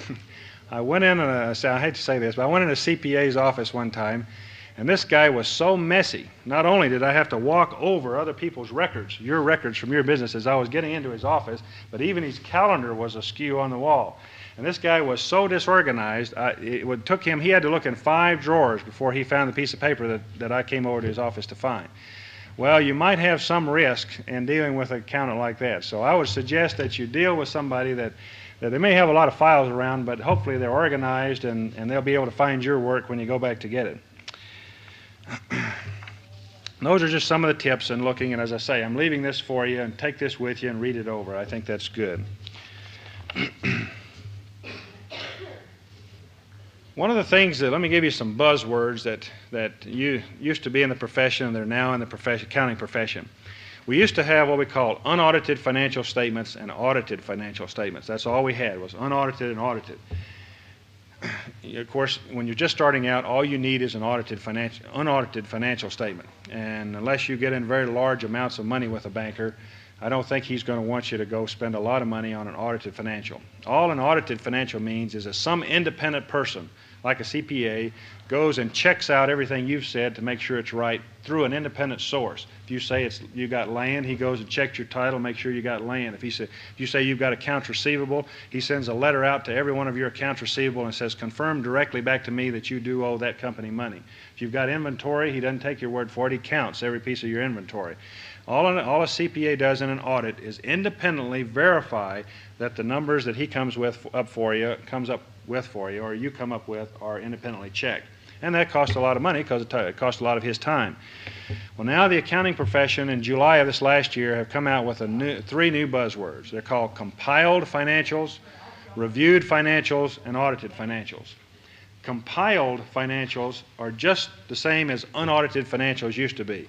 That's where you take your stuff down to the CPA and you give it to him in maybe you give it to him in a shoebox, maybe you give it to him in some nice records. However you give it to him, he prepares a balance sheet and an income statement, and he gives you the balance sheet and income statement back, and then he puts a letter on the front of that and he says, I don't know anything about this stuff.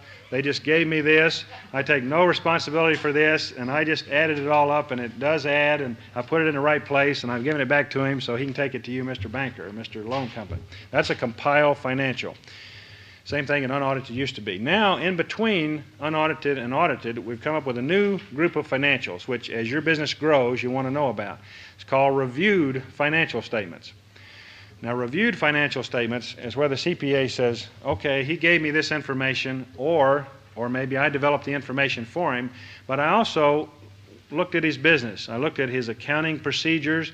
I looked at the policies of his business. I did analytical reviews of his business. I really went in there and checked him out without going to independent parties. But from my own check, I went in and we as a CPA think that we see nothing wrong that we can tell on the surface. Okay, so it gives you a sort of a negative assurance, I think is the way you might say it. But the CPA is giving more credibility to your financial statements. And it's cheaper because he doesn't have to do all those independent outside checks. And then, of course, the third thing is still just like we always had, the full audited set of financial statements. And normally the only time you're going to need an audited set of financial statements is if you're going for a very, very large loan, or if you're in a special bonding situation or something like that. So when you're just starting off with your business, why, try to use just what you need at that point. Now, when you're just getting started, the best you're going to be at some point in your business, you're going to have one of these abilities.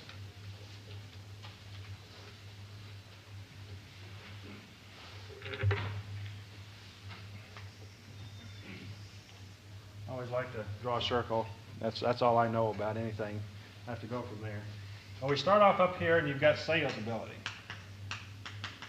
Then you've got to produce the product. And then you've got to be able to bill the product, bill for your services, and you've got to be able to collect. And now you're going to have one of those personalities, and you're going to have one of those abilities. And you've got to acquire the rest of those abilities. When you're a small businessman, you've got to wear all the hats. Or as you get larger and you can afford them, maybe you can go to somebody else to tap into some of that knowledge. You've got to have that sales ability to get out there and sell your services, obviously, and the rest of the fellows today have talked about marketing and those parts of it. That takes a special personality. It takes a guy that's up. It takes a guy that goes out and is able to sell a service. A special personality or a part of your personality that you should develop through Dale Carnegie courses or whatever you want to do.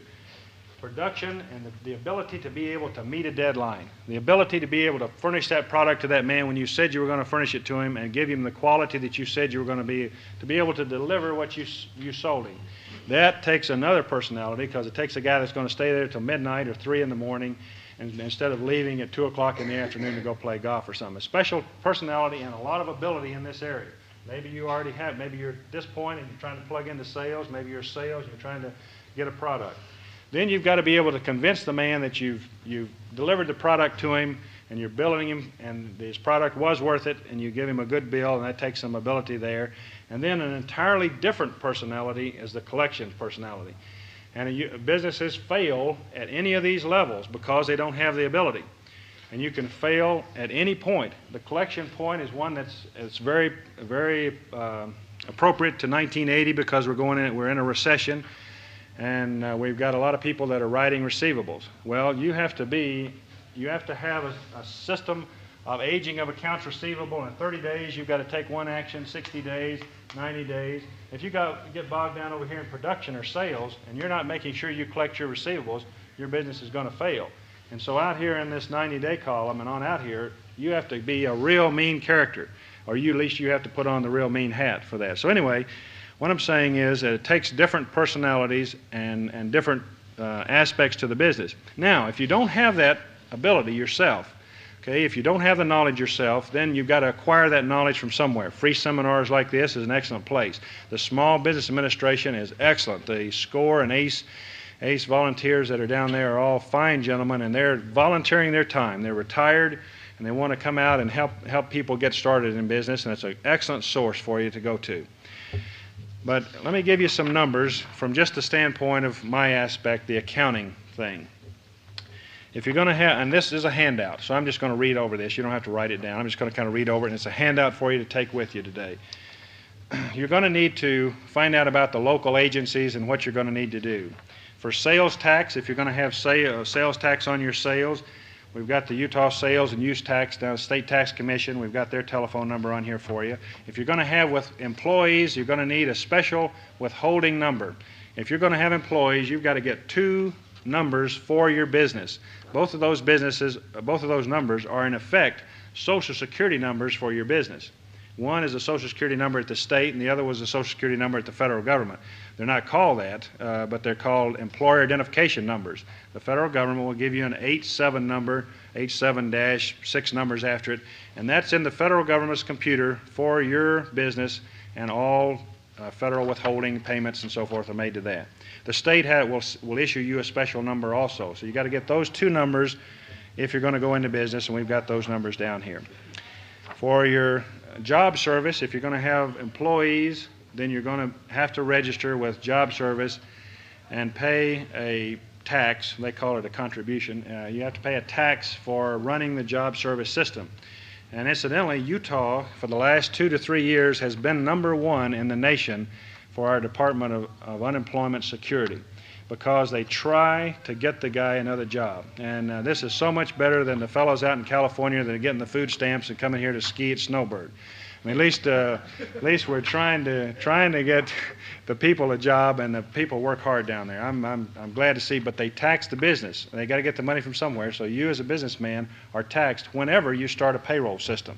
Now, the other way that you may not want to start a payroll system yet, and that's then hiring subcontractors. Okay, you need some other people to help you get what you're going to do done, right? So you're going to get the next 2 or 3 guys, or they're going to work for you, and you're going to put them on a W-2, and they're going to be employees, or are they going to be subcontractors, independent contractors themselves? Okay, that's the 2 ways to go and the 2 decisions you have to make. The IRS has a list of 20 questions that they ask you when you go into an IRS audit as to whether the people working for you are subcontractors or employees. To just give you a couple of guidelines real quickly, one guideline is, does the clerk come in and stand behind the counter and you tell her to stand right there and tell her to sell that merchandise at that price? Okay, then she's an employee. You're giving her specific directions. Or if you tell her, okay, take this piece off of here and nail that nail to it and put it right over here, then you're giving her specific instructions. However, what if a guy was a drywall man, and his job, a general contractor had hired him to go drywall 10 houses. He didn't care how he did it. He just wanted 10 houses drywall by 2 weeks from now. Well, you as the main subcontractor, drywall subcontractor, might want to hire a couple of other guys to go do some of the other houses. Well, you don't go over there and tell them what to do. You just say, go do lot number 2 and go do lot number 5, and when you come back, tell me how much I owe you. Well, those guys are subcontractors. You haven't given them any directions except generally go do the job. So that's a couple of real quick and very simple ways to try to understand subcontractors and employees. Question? Okay, the subcontractor, if I hire somebody to work for me in a subcontract situation, and they don't have a business license, they're not normally involved in that, maybe they've got a full-time job someplace else, how much trouble am I in? No, they don't necessarily have to have a business license. I think the county would want them to have a business license. It's only like $15. How do I justify the expenditure in my books without a business license or without a... Without them having a business license. You don't have any liability on your books if they don't have a business license. They're the only one that have a little liability to the county or the city for not having a license, and very nominal liability at that. So on your books, you can hire, it all depends upon whether you're withholding or not. If a person is truly an employee under the IRS guidelines, and you hire them as a subcontractor and don't pay Social Security on them, and don't withhold their federal and don't withhold their state, then you are liable for all the Social Security. You know, right now in '79, it was 6.13% was taken from the employee's paycheck, and it had to be matched by 6.13% from the employer, making a total of 12.26%. Well, if you didn't withhold that and the IRS came back and found you to be in an employer-employee relationship, you'd have to pay the full 12.26%. So you'd have both sides of it, plus a little penalty and interest. So that's your main exposure. Now, workman's compensation, if you've got employees or got fellows working on a job that might get hurt, you want to be sure to go to the state insurance fund, and their number is on there. The state insurance fund is funded partly by our state government and is subsidized and is the cheapest place you can get workman's compensation insurance. And almost every insurance carrier, insurance man will tell you that same thing also, because they just can't match the prices, and it's a cheap amount to pay for a guy losing a couple of fingers or wrist, or the medical cost and the workman's compensation cost. And I would certainly recommend that you go to the state insurance fund and get some workman's compensation insurance. So I've covered just a few of those types of agencies. There's a couple of more listed on there. Internal Revenue Service.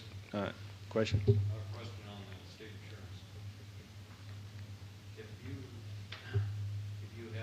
don't have employees, all right, do you still get this insurance? No, I think it's just on employees. I may have to. I'm not sure of that answer. So call them. Call this number. You got it. Got it. Well, the question was, if you're hiring people as subcontractors versus employees, can you get insurance from the state insurance fund to cover the subcontractors? No, because it's based on a percentage of your payroll, and if it doesn't appear as payroll in your records, you can't be billed for a premium. I think Sam's right on it.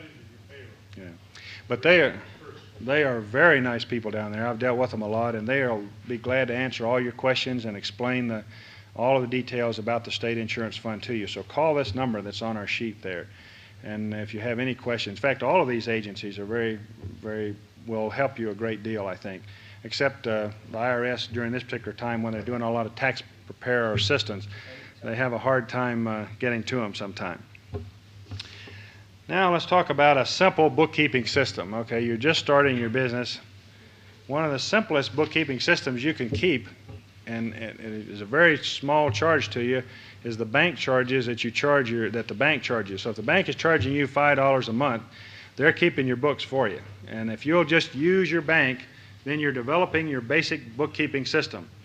So many people, when they first start out in business, they just commingle all of the business money with their personal money and put it in their personal account. And then they go through, and at the end of the year, it's very, very difficult for you to spread everything out. And you're trying to find out what's a personal check and what's a business check, and so you really go back through live your whole personal life all over again. But the first suggestion I have to you, and the simplest thing to do, is set up a separate business account at the bank.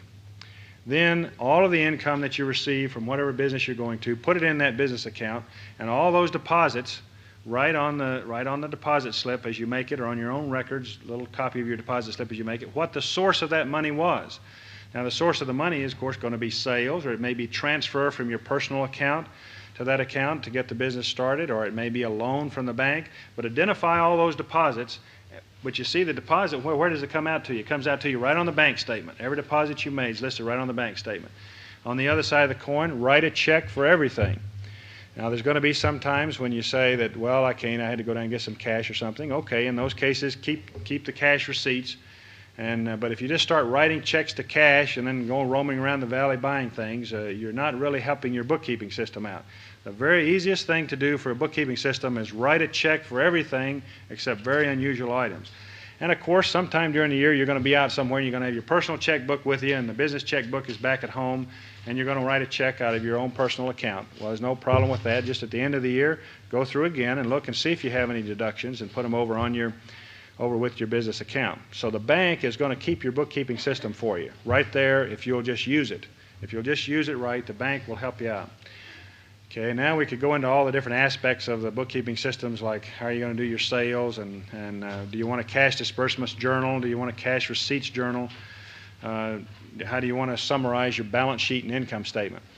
My suggestion to you is don't go to an accountant or don't go to a CPA to get a balance sheet and an income statement quarterly, and then you take it over and you put it in your drawer.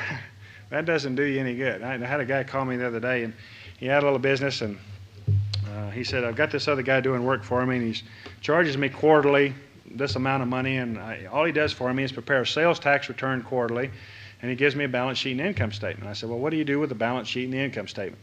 He said, well, I take it over and I put it in the drawer. And I said, well, that's okay if you want to do that, but what you just really need quarterly is you need a sales tax return prepared, because you have to send in your sales tax quarterly. He didn't have any employees, he only had subcontractors. Okay, so what he was doing is he was paying for something that he wasn't using.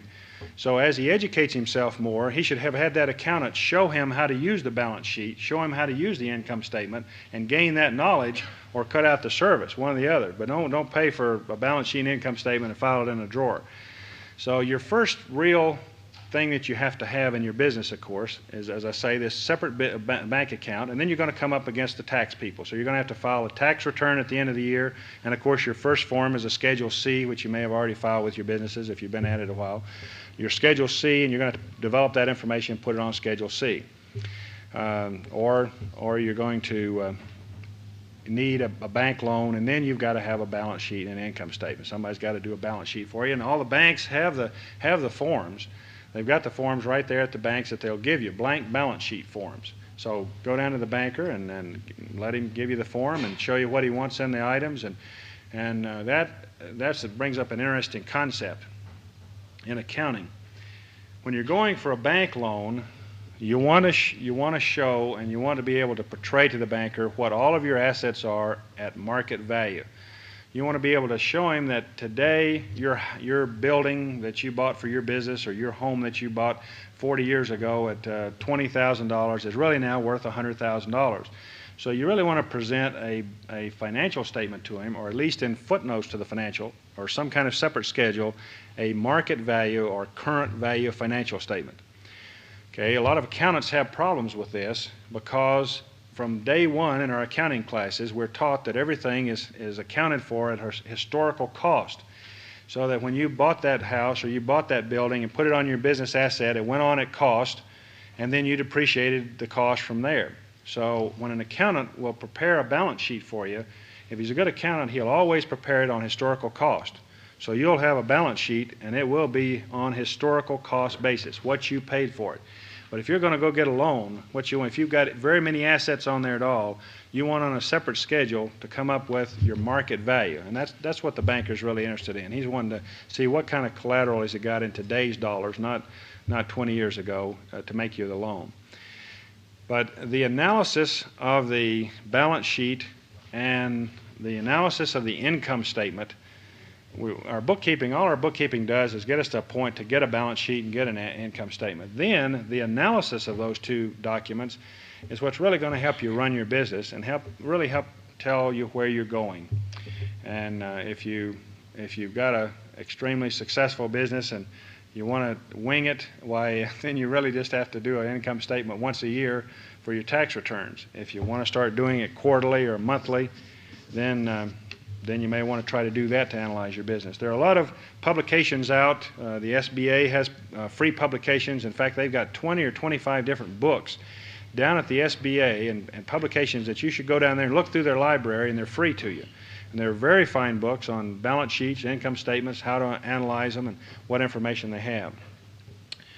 But we've got one that we put out through the American Institute of CPAs, and it's called What Else Can Financial Statements Tell You? And we go into what is a current ratio, what are current assets versus current liabilities, Your current assets are up in the top of your balance sheet, and that's your cash, your accounts receivable, your inventory, anything that can theoretically be turned into cash a year after the balance sheet date.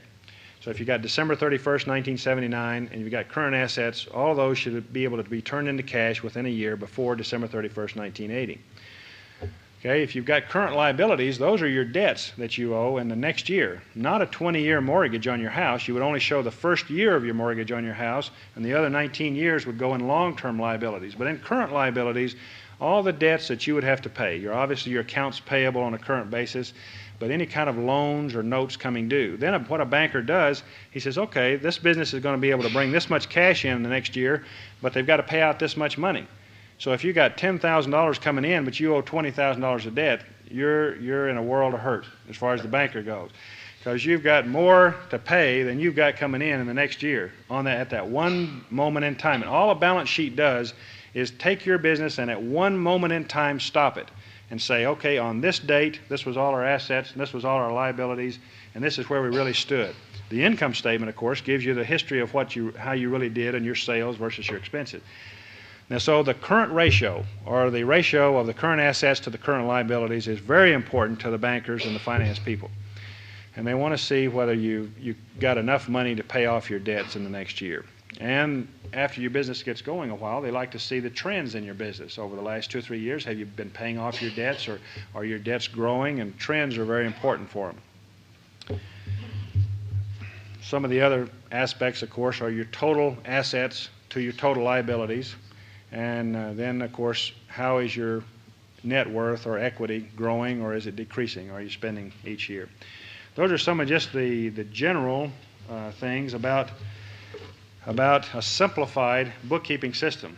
Now, we talked about taxes just a little bit a while ago. Taxes are very simple, relatively simple at the W-2 level when you're just an employee. If you get into business for yourself on a Schedule C, there are more things that you can take, and maybe a fellow that doesn't read a lot about it may not know all the deductions for a business, but he may know. Go to the fellow and see what he knows, or go talk to somebody else, or read for yourself. But there are deductions you can take on a Schedule C as a sole proprietor in business that you can't take as an individual.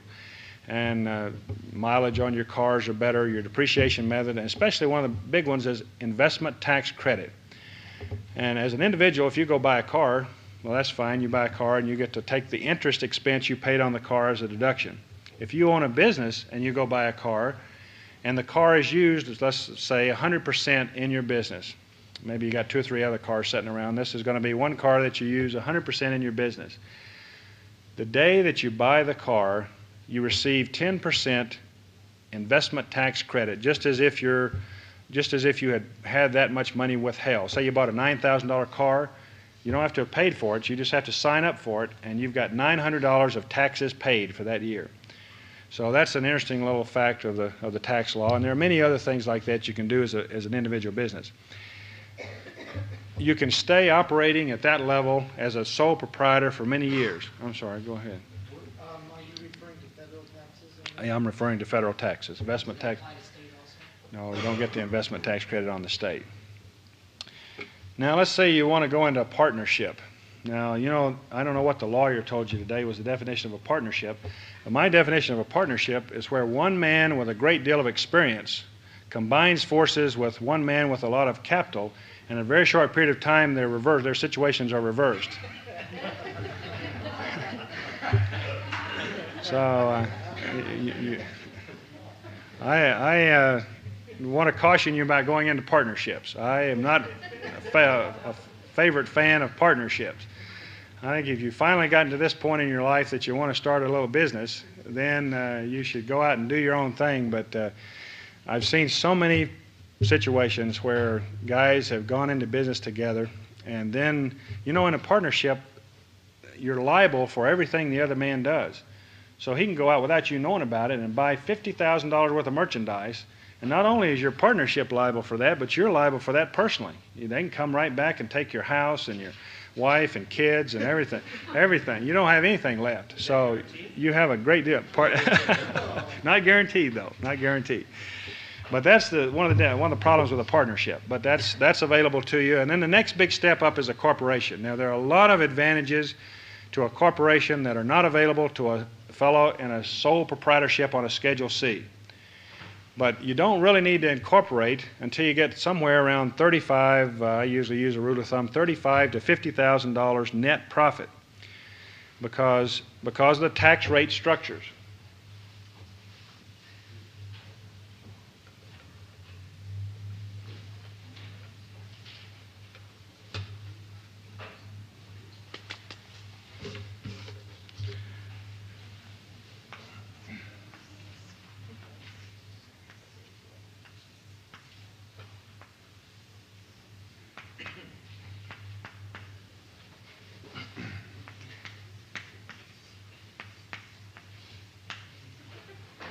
On your individual tax rates that you do right now on your individual tax returns, the tax tables go from 0 to 70%.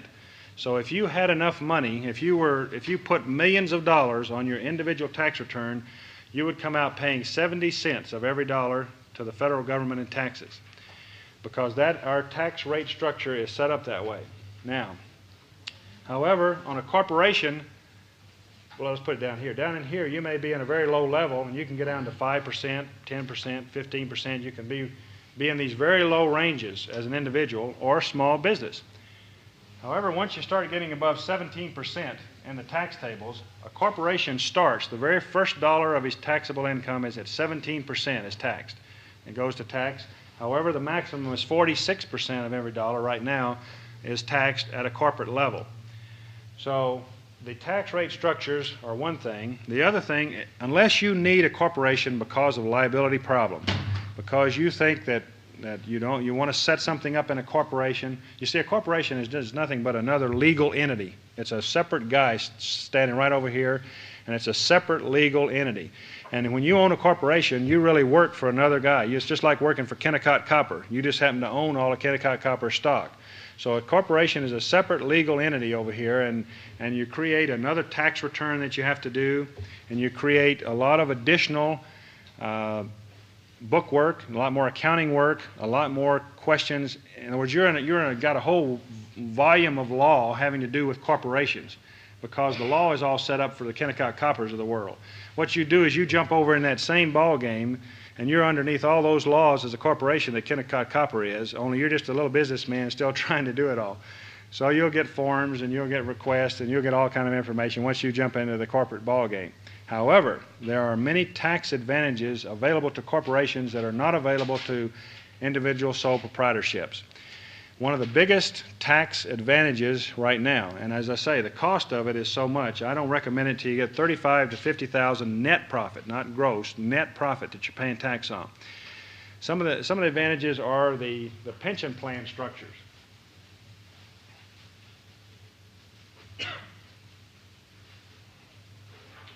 Okay, as an individual, if you work for somebody else and they don't have a pension plan, you can set up an IRA, individual retirement account, and you can go down to the bank, put $1,500 in a savings account in the bank, and you can take a $1,500 deduction on your individual personal tax return. That's available to you, an individual retirement account. If you're in business for yourself, you can set up a Keogh plan, named for a Senator Keogh that started it. That's the only reason it got its name like that. This is for people on a Schedule C that are in business for themselves. You can set up a Keogh plan and start taking it's 15% of your net profit, or 15% of your net profit, or up to $7,500. You can take out of your checking account that you set up for your business, transfer it over to a savings account in your own name. You're the only one that can write a check on it, and you get a $7,500 tax deduction on your tax return. Okay, the money's in the Keogh plan. Then any money that's made in the Keogh plan is tax-free.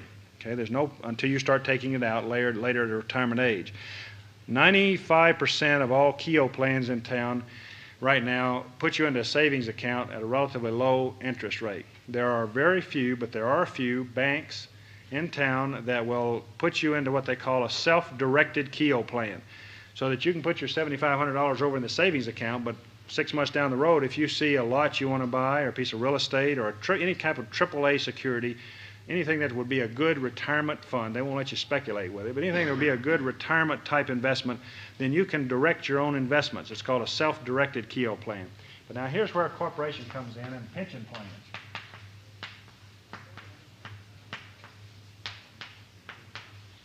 Okay, now in a corporation you can set up a pension plan. Now you go way on up above the $7,500, up to 15% of your net profit, or in some cases 25%, depending upon how the profit sharing or pension plan is structured.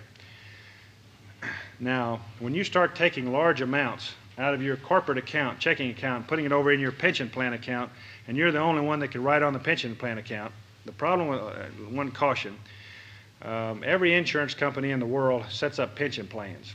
And they say, hey, pension plans are great for your corporation. We want you to give us your money. We'll take it off to New York City. We'll invest it for you. Well, I recommend that you set up your own pension plan and you're your own trustee and you write the checks yourself and you make the investments. Get you an investment advisor. Get a banker or get a broker or get a CPA or an attorney, somebody to help you, bounce some ideas about where you want to invest the money, but you do it yourself. Don't send it off to New York City or Timbuktu or someplace like that. But when you get into the pension plan area, once that money gets over in that pension plan, you start making money over there. You don't pay any taxes. I mean, you are zero taxes. The bracket starts at 0 and it ends at 0. Kennecott Copper's got millions in there. Every big corporation in the world's got millions in pension plans for their employees, and they're making millions on it. They're not paying any taxes whatsoever. The same thing is available to you when your corporation or when your company gets to $35,000 to $50,000 of net profit. Pay those extra accounting fees, pay those extra attorney's fees, get you a corporation, and you'll get a lot more deductions. There's no need going into all that now, but I just want to kind of give you some ideas. But you're somewhere in this structure. You're either getting started or you've been going for a little while. And so plug into the system somewhere in a group of accountants or plug into the system somewhere in what you want to do, and you'll get your money's worth normally. For goodness sake, don't think that the attorney or the accountant as advisors are high-priced guys that are just going to take all your money. Or if they're treating you like that, you need to go somewhere else. But there's a lot of real fine guys that are out there, and they have your interest at heart, and they're very much professionals, and they're very much trying to help you succeed. I see our time is just about out. Let me just stop for a minute and see if there are any other questions that you might have before we wrap it up here today.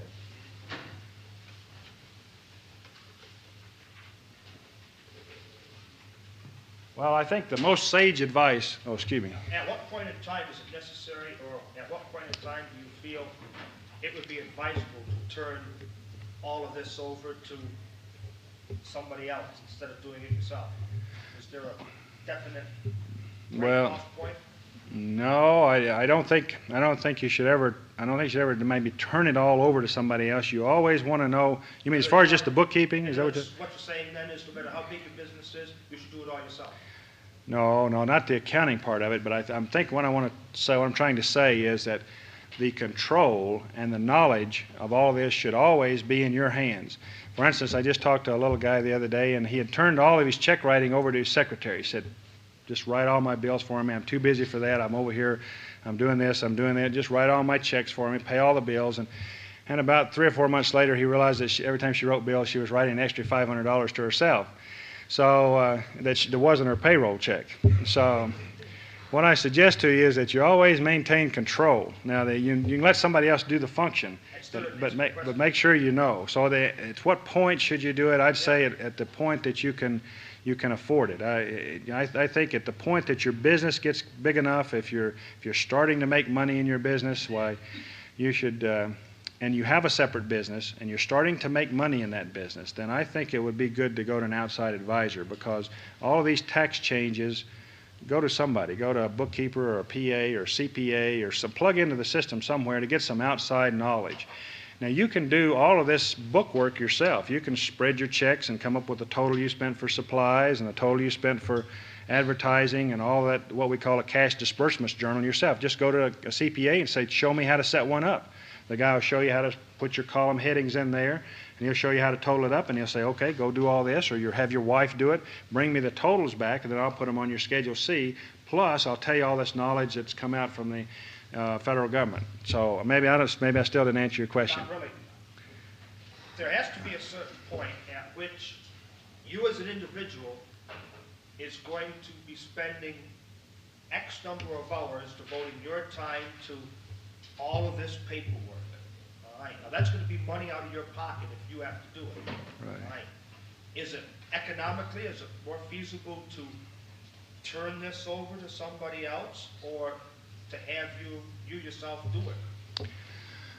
Well, if you're at a point where you might be able to afford it, hopefully if you could get your wife or somebody and get somebody to advise you how to get, besides you're doing it yourself, because you are your own company's best salesman.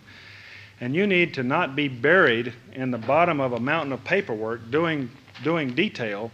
If you can be getting the next sale, or if you can be processing the project or something like that. But I would say the time to do it is on May 27th at 10 o'clock.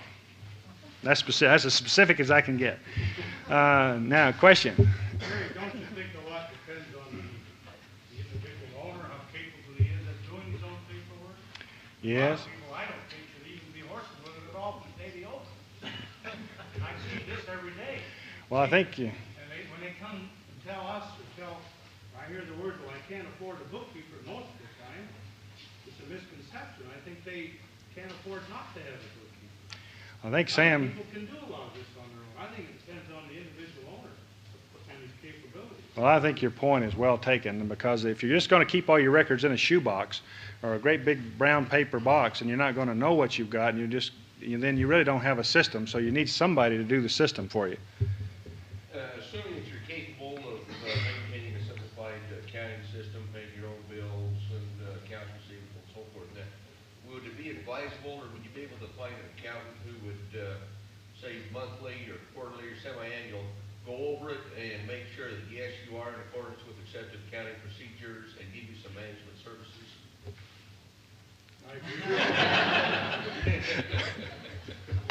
Yes.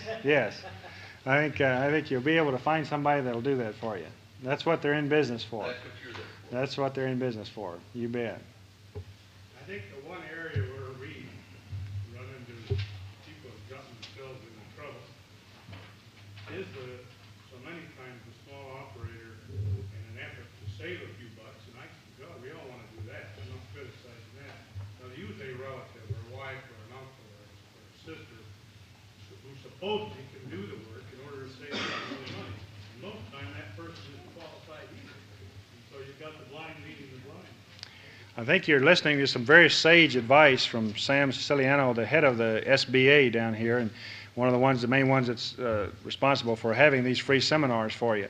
And he sees the results of people coming in for loans with the SBA or people coming in for assistance, and he sees the results every day of people that do have bad record-keeping systems or don't really know where they are in their businesses. And so your point is just well taken, and I don't want to minimize the aspect of bookkeeping or accounting at all. But at the same point, you've got to weigh it with your cost. And Sam's saying if there's any doubt whatsoever, get somebody to help you with it. I've got a really wild, subjective question for you. We've got a bookkeeper that does my books. I've been doing it for a long time. Very inexpensive bookkeeping. I take all our books, take it up to the accountant, and I keep getting different answers, and unfortunately the CPA is wrong consistently. Is it time to change the CPA, or have I just got a good bookkeeper? Well, you mean the bookkeeper's doing them, and then you're going to a CPA for other things. Or final yearly reports, and things like this. I see. The bookkeeper's right, and the CPA's wrong. Maybe you won't want to pay the bookkeeper some more money. They sound like she's staying right up on it, and he may not be staying up on it. But if you're getting wrong answers, then you need to switch. I mean, I wouldn't stay with somebody. Maybe the fellow's gotten so bogged down that he didn't read the last month's mail or something, and maybe something. But if he's not keeping up, then you need to go somebody that is keeping up. Right now in Congress, there's something like 1,230 bills before Congress to change the tax laws.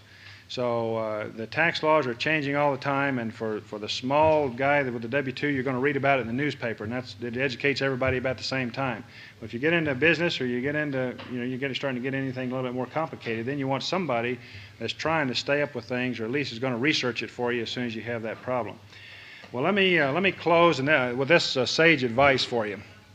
Whenever you're out in business, at whatever facet of your business you're going into, whatever aspect, and you get some of these super salesmen of all time, and the poor old accountant or the poor attorney, and they're doing debits and credits, and they learn all of this technical stuff about section so-and-so and section so-and-so, and over here there's some super salesman. He comes in and he says, hey, you need to buy a part of the Brooklyn Bridge or something. And you need to have I think the words of Kenny Rogers' song is what you need to keep in mind when he hands you all these papers. You need to know when to hold them, know when to fold them, know when to walk away, or know when to run. Thank you.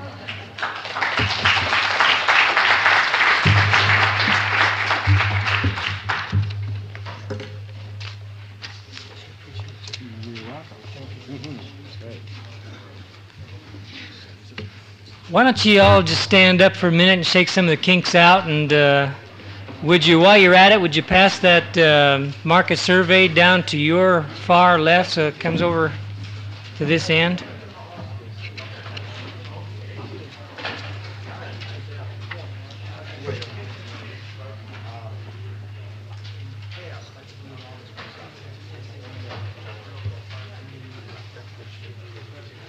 Don't forget, if any of these forms are applicable to you, you ought to come down and pick them up.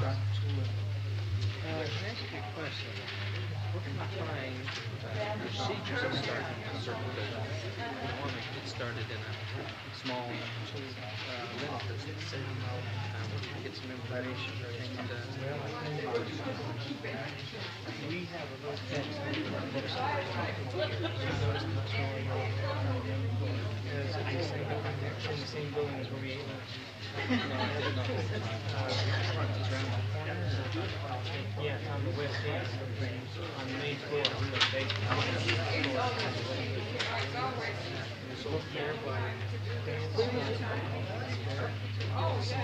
So what if you can get through chapter by chapter, step by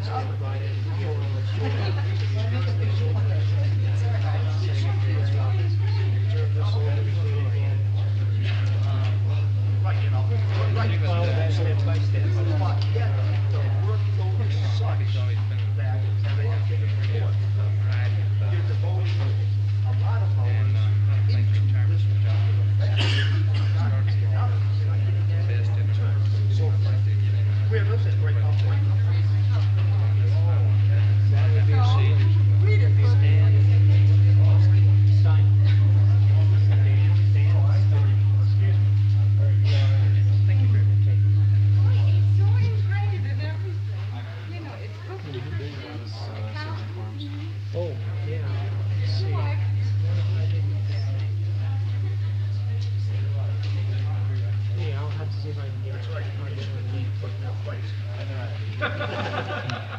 Hey, let me tell you, I put my wife on a pedestal and I keep her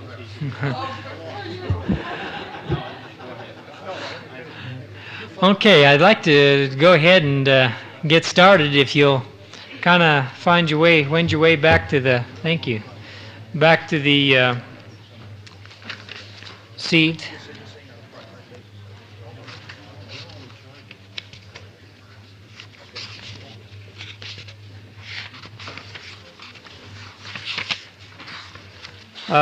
You met rather informally. Mr. Siciliano from the Small Business Administration has had other commitments earlier this morning, and so you didn't meet him formally, but you kind of met him informally as he spoke here with Gary York. Mr. Siciliano will be kind of conducting the remainder of this workshop today. He has a film to show you and is going to be up here with the Service Corps of Retired Executives and ACE volunteers to help out. Our next speaker I already introduced to you before Mr. York spoke. This is Mr. Ken Statz with Capital City Bank. He's the Vice President of Loans and has some interesting material for you. So, Statz, how do you know that? Oh, because I've heard you before.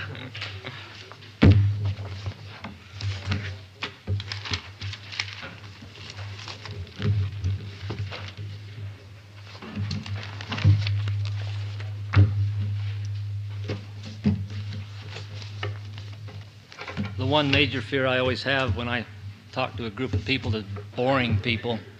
Because my pet peeve sitting where you guys are sitting is to sit and be bored. So if we start getting boring, I'd rather talk together for 20 minutes or a half hour and have it be somewhat interesting than take it an hour and find out that we're boring each other, because I don't like to be bored either. My name's Ken Statz.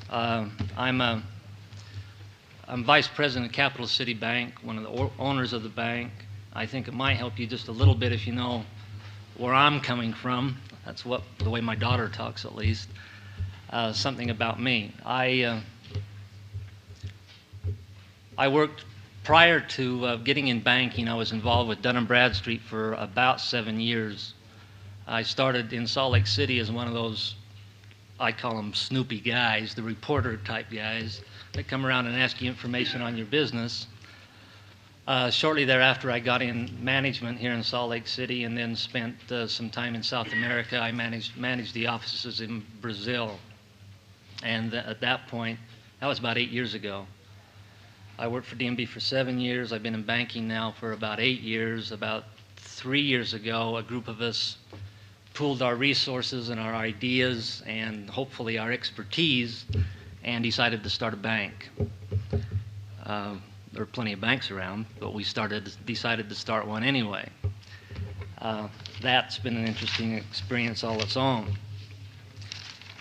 We can pretty much talk to each other about any facet of financing or capital, money that you happen to want to. I think maybe I ought to cover the bases pretty good. But if we get off on a tangent, I frankly don't see any real harm in it. I think we ought to talk about what seems important to talk about. But maybe just to sort of get us started off, capital, embarrassingly for us, is spelled T-A-L, not T-O-L. When we applied for our charter as a bank, we applied as Capital City Bank, and for whatever reason, applied with the Commissioner of Financial Institutions under the name T-O-L. Well, it made no sense at all, because capital is the building itself. And we wanted to specify capital, T-A-L. And that's kind of an important factor. It's amazing that a sophisticated lender would make that mistake coming out of the chute. But let's try to stay informal. And supposedly our approach is to talk about sources of capital and financial factors. And to me, at least, that means, hey, where do you get the money? And what information do you need to provide to whoever you're going to get the money from to get the money? I'm not trying to insult your intelligence, but I think it's that simple. There's a lot of false information, a lot of stuff that just doesn't make any sense that you hear as rumor about what you have to do to get capital, get loans. And I'm going to speak, of course, in terms of the bank being the financial institution that you would go to get capital. And if I were to give one bit of advice in one sentence only and then say, nice to meet you, and walk away, it would simply be the Boy Scout motto. And that's when you go to somebody and you want capital or you want money, be prepared. And that's it in a nutshell. So maybe that's a good place to quit. There's a lot of things to say about being prepared, but that's probably the one item when people come to me or my bank or any other bank that it just amazes me. People are not prepared. And I don't think it's because the people are ignorant or uneducated. It's just that nobody's ever said, hey, this is what you need. This is what you've got to show the bank. I perhaps fault our educational system a little bit, plus the banking community. I'm not just saying, hey, this is what you need when you go for a loan. The other bit of advice I might give is choose your banker very, very carefully.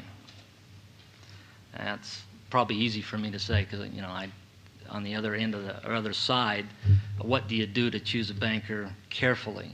But bankers are just, they're people too. There's some good ones, and there's some mediocre ones, and there's some that are less than good. And try to find one that you have a rapport with. Yeah. Okay, dumb question. I doubt it. How can you possibly tell a difference? I mean, a bank is a bank is a bank as far as I'm concerned. I've never seen any difference other than maybe one of them, the account sheet comes out and look at me. I happen to agree with you. Basically, on a bank is a bank as a bank. There are a bunch of banks. And in my view, most Utah banks are good banks. They're good institutions. And there's a lot of people that work in banks. But I don't think there are very many good bankers. And I think there's a big, big difference. And I'm not saying I am, other people aren't. I'm just saying, like any other profession, you know, you may call yourself a banker. And you'll know. It may take you a while. Yes. Basically, you're saying if I go into Bank A and the loan officer says, forget it, you haven't got a chance, I should still go try at least one more bank. Or maybe the same bank. I think I'm a lovable human being. But I know I've had a few people come to me wanting credit, wanting money, that found out they can't stand me. You know, they really don't. Not everybody likes everybody. Maybe they don't like the clothes I wear. I don't own a suit. Bankers are supposed to wear suits. It sounds dumb, but I've probably offended people because I refuse to wear a suit. That happens to be pure kin stats. And a few times I've picked up vibes that some guy didn't like me for whatever reason.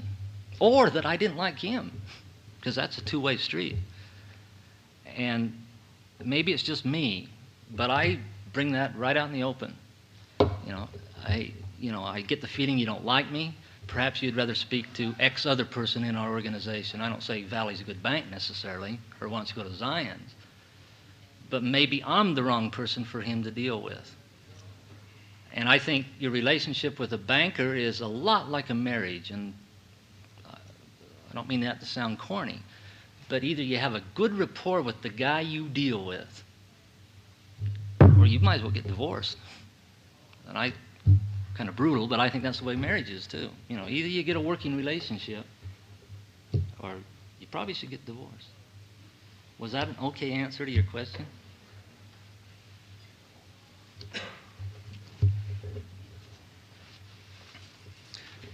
The other another factor that I think is important, that at least is important to me when a customer is, especially a customer that I've never met before, a prospect that I've never met, is that I'm always pleased when it appears that the applicant knows more about his business than I do.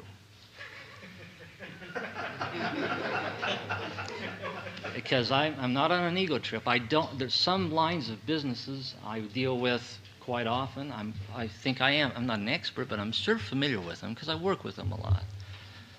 But chances are I'm sure not as familiar with your business as you are.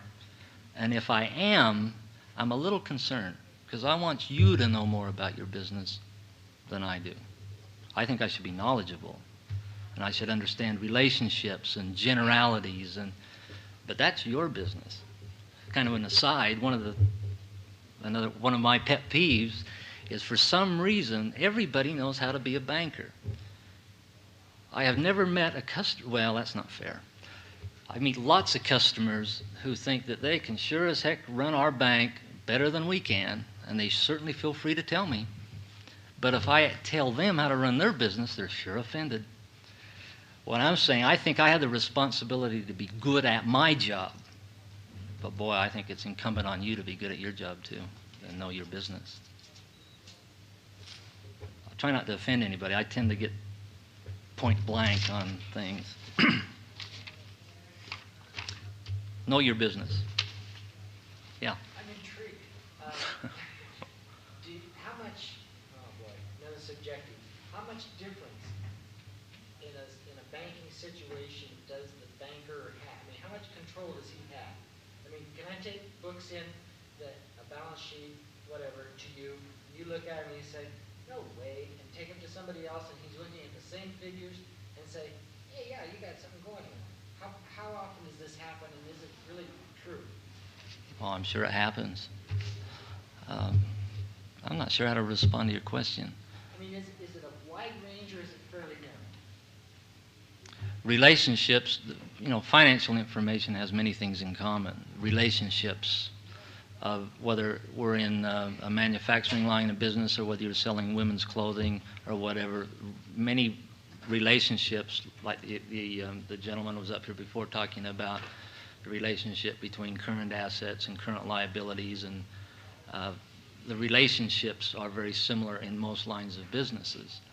I think, just like a doctor, if you don't like what I'm telling you on my analysis of your financial information, I think you should have a second opinion, and hopefully that would be one of the suggestions I would have.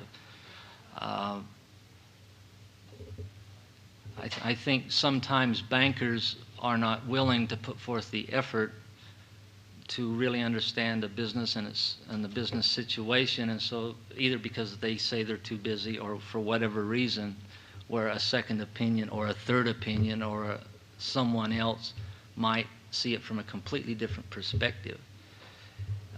If you get a lone person that you're dealing with at your bank that's on an ego trip and he wants to play God with you, I think you're dealing with the wrong guy. Is it an okay answer to your question? Yeah. I keep listening to your questions, and you're a hard guy to give answers to. Anyway, when you go into a bank for a loan, it's awfully important that you kind of are organized in your mind.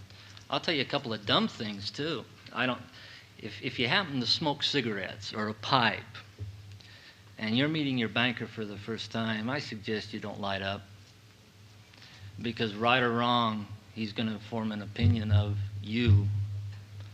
I don't think it's necessary to dress up in your Sunday school suit, nor to put on any airs, but I think it's important to put your best foot forward. And I don't mean be a hypocrite. I think it's just smart way to do business.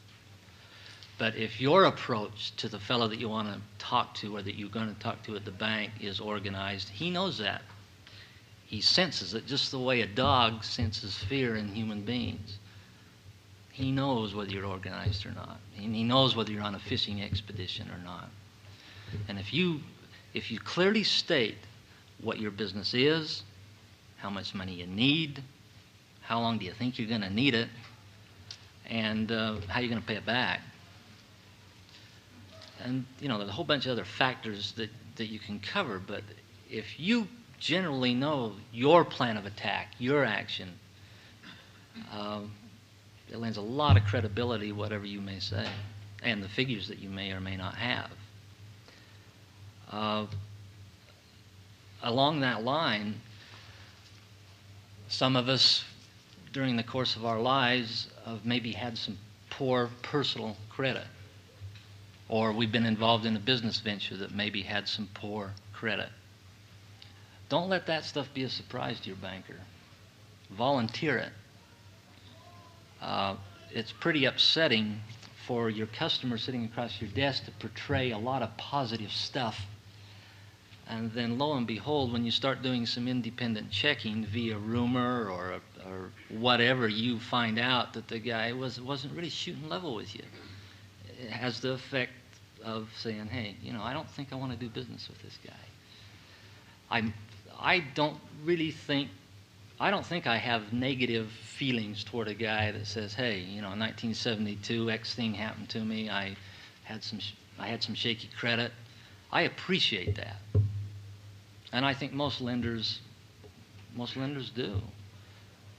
They're not going to throw a rock at you, or they shouldn't. Yeah. I've had a situation in the past before I came to Salt Lake. I needed a loan at one time, and I was a border working student with a family at the time, so I didn't have the best credit. I found that if I went to just one of the run-of-the-mill loan officers, I immediately got a no answer.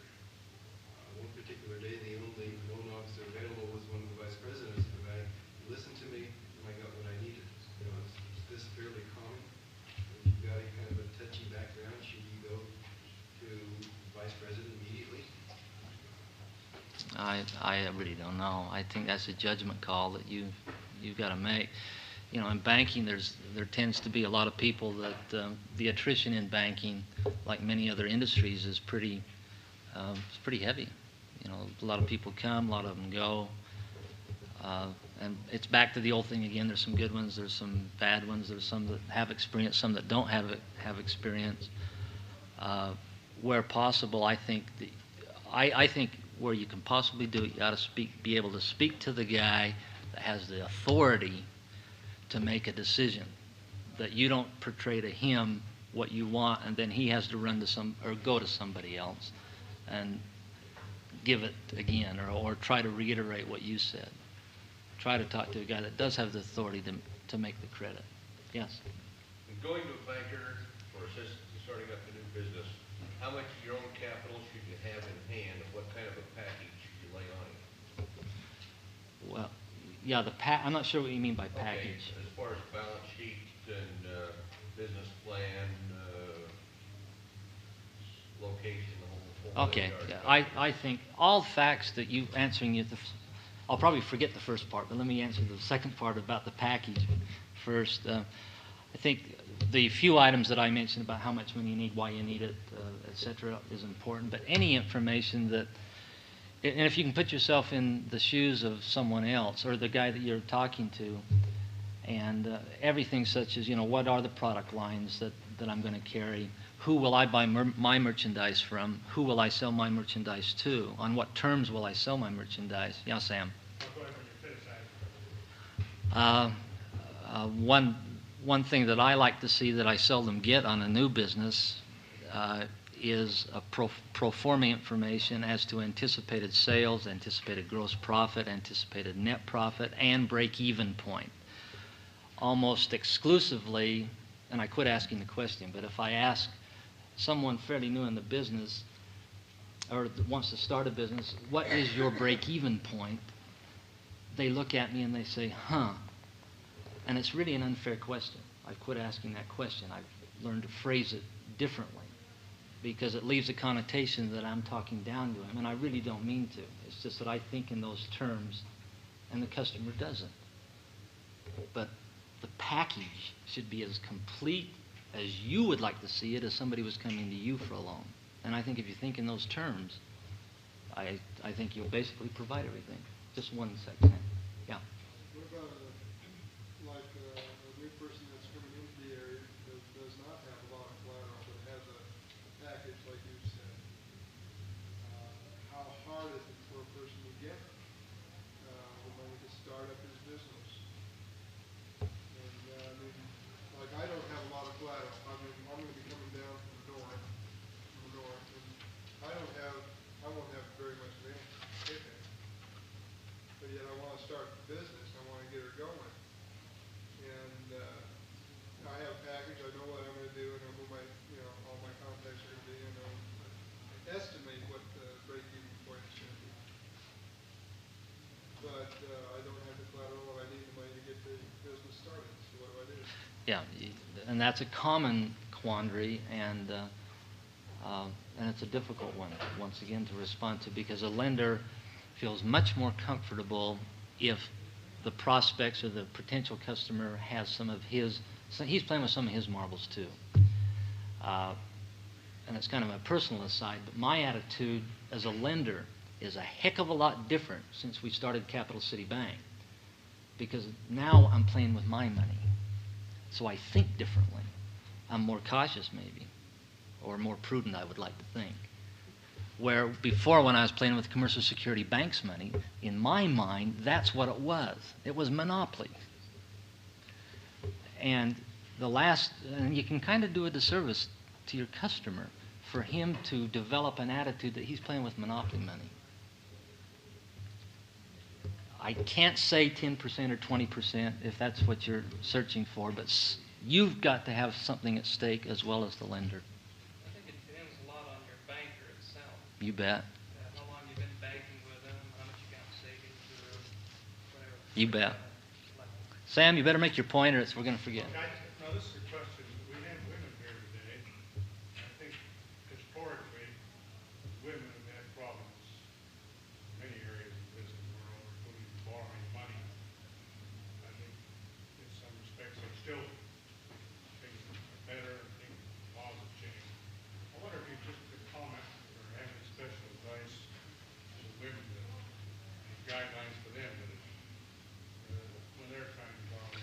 I'm disappointed, and hopefully somebody's got a recorder on, so I better be careful what I say. Excuse me just a sec. Let me answer that.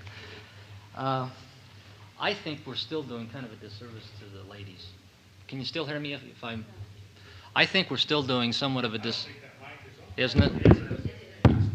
I'm just keep wandering around. I think we are still doing somewhat of a disservice to the ladies, and that's pure kin stats talking. And I can give you a couple of examples.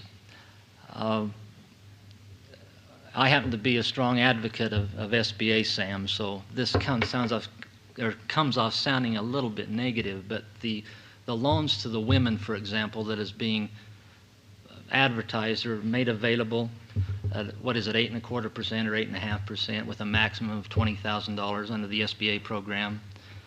It's a neat program, but there's no money there.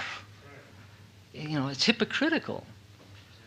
And I think, and that's what I meant by my first comment, is I think we're saying all these pretty things about giving ladies the same opportunity, but maybe in some areas aren't really doing it.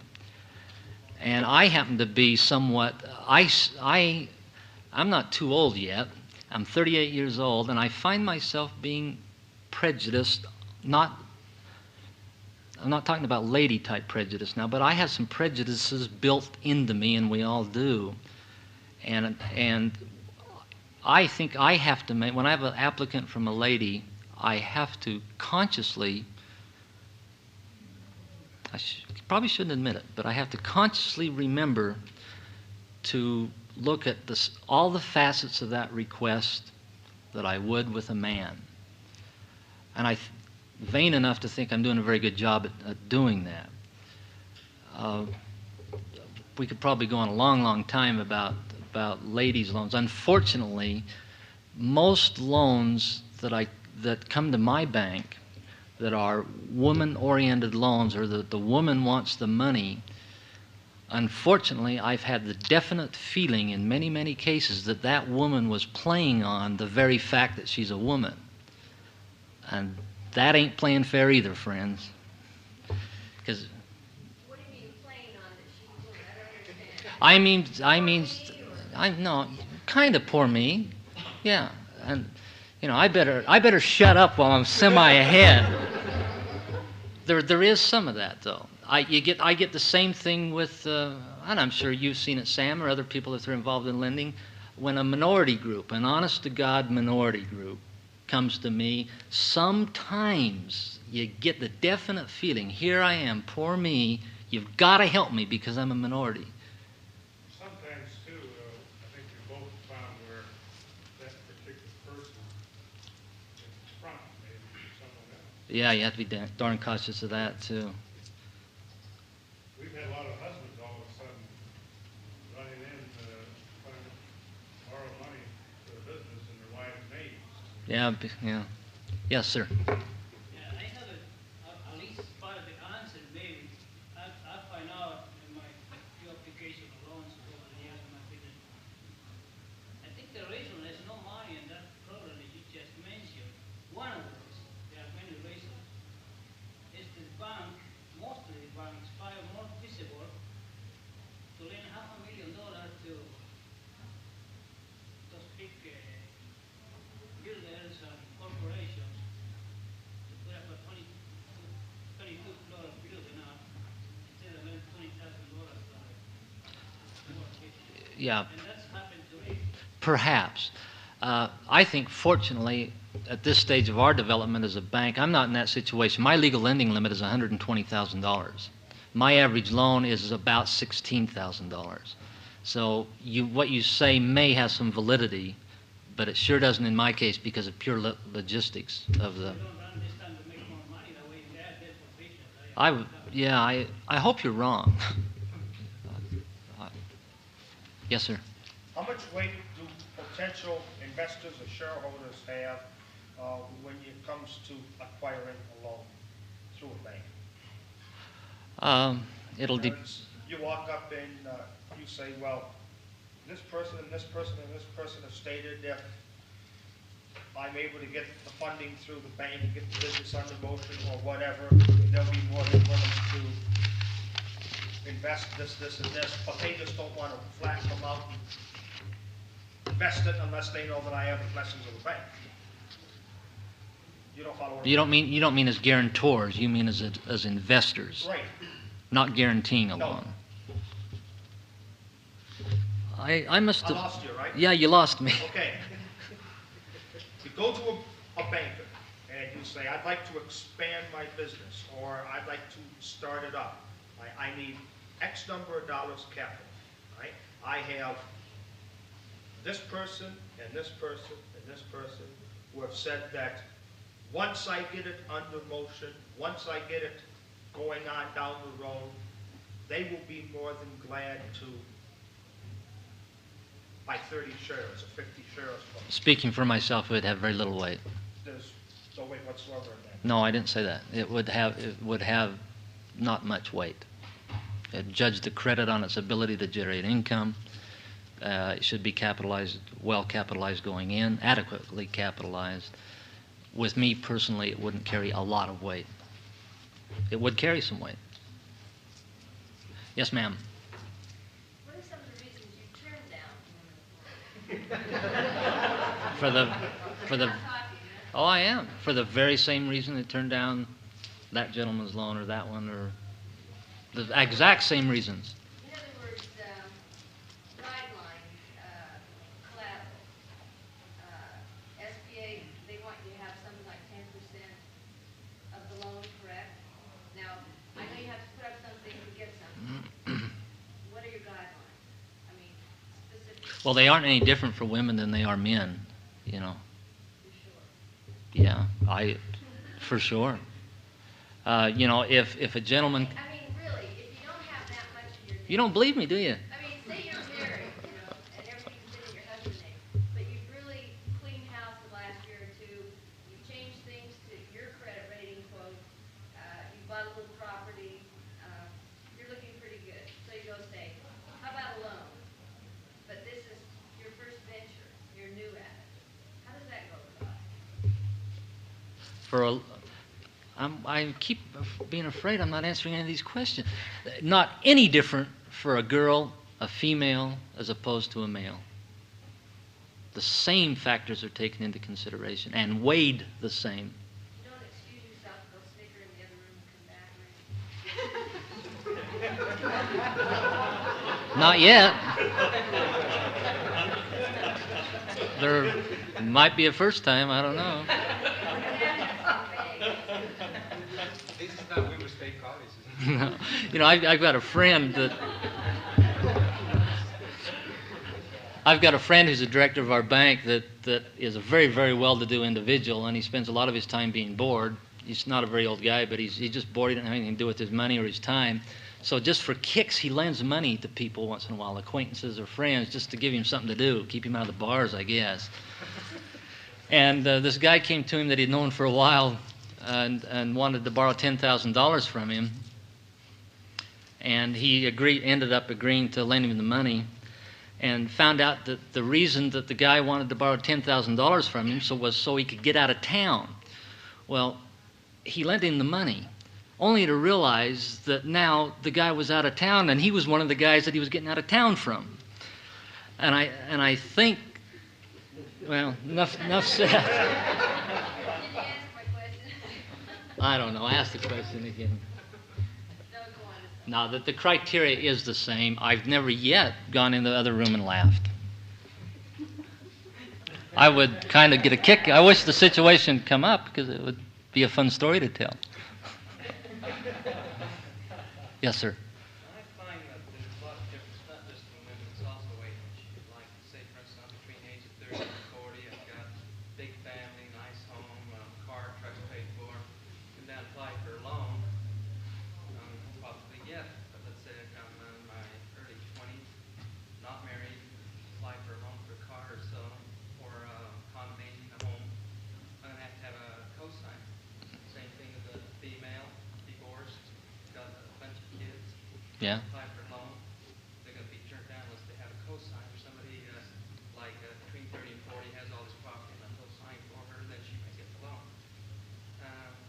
This I find true itself. We were turned down and for the same reason.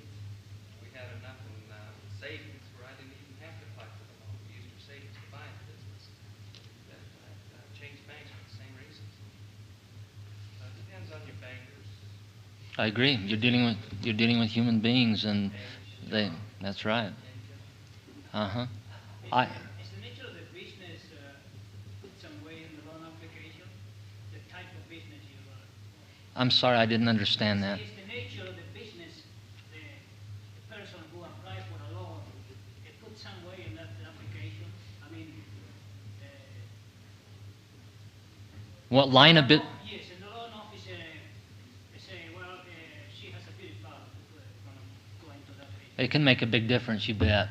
And I think you do come down to the personal thing. Once again, I don't mean to beat it to death, but I've been burned a few times on restaurant operations.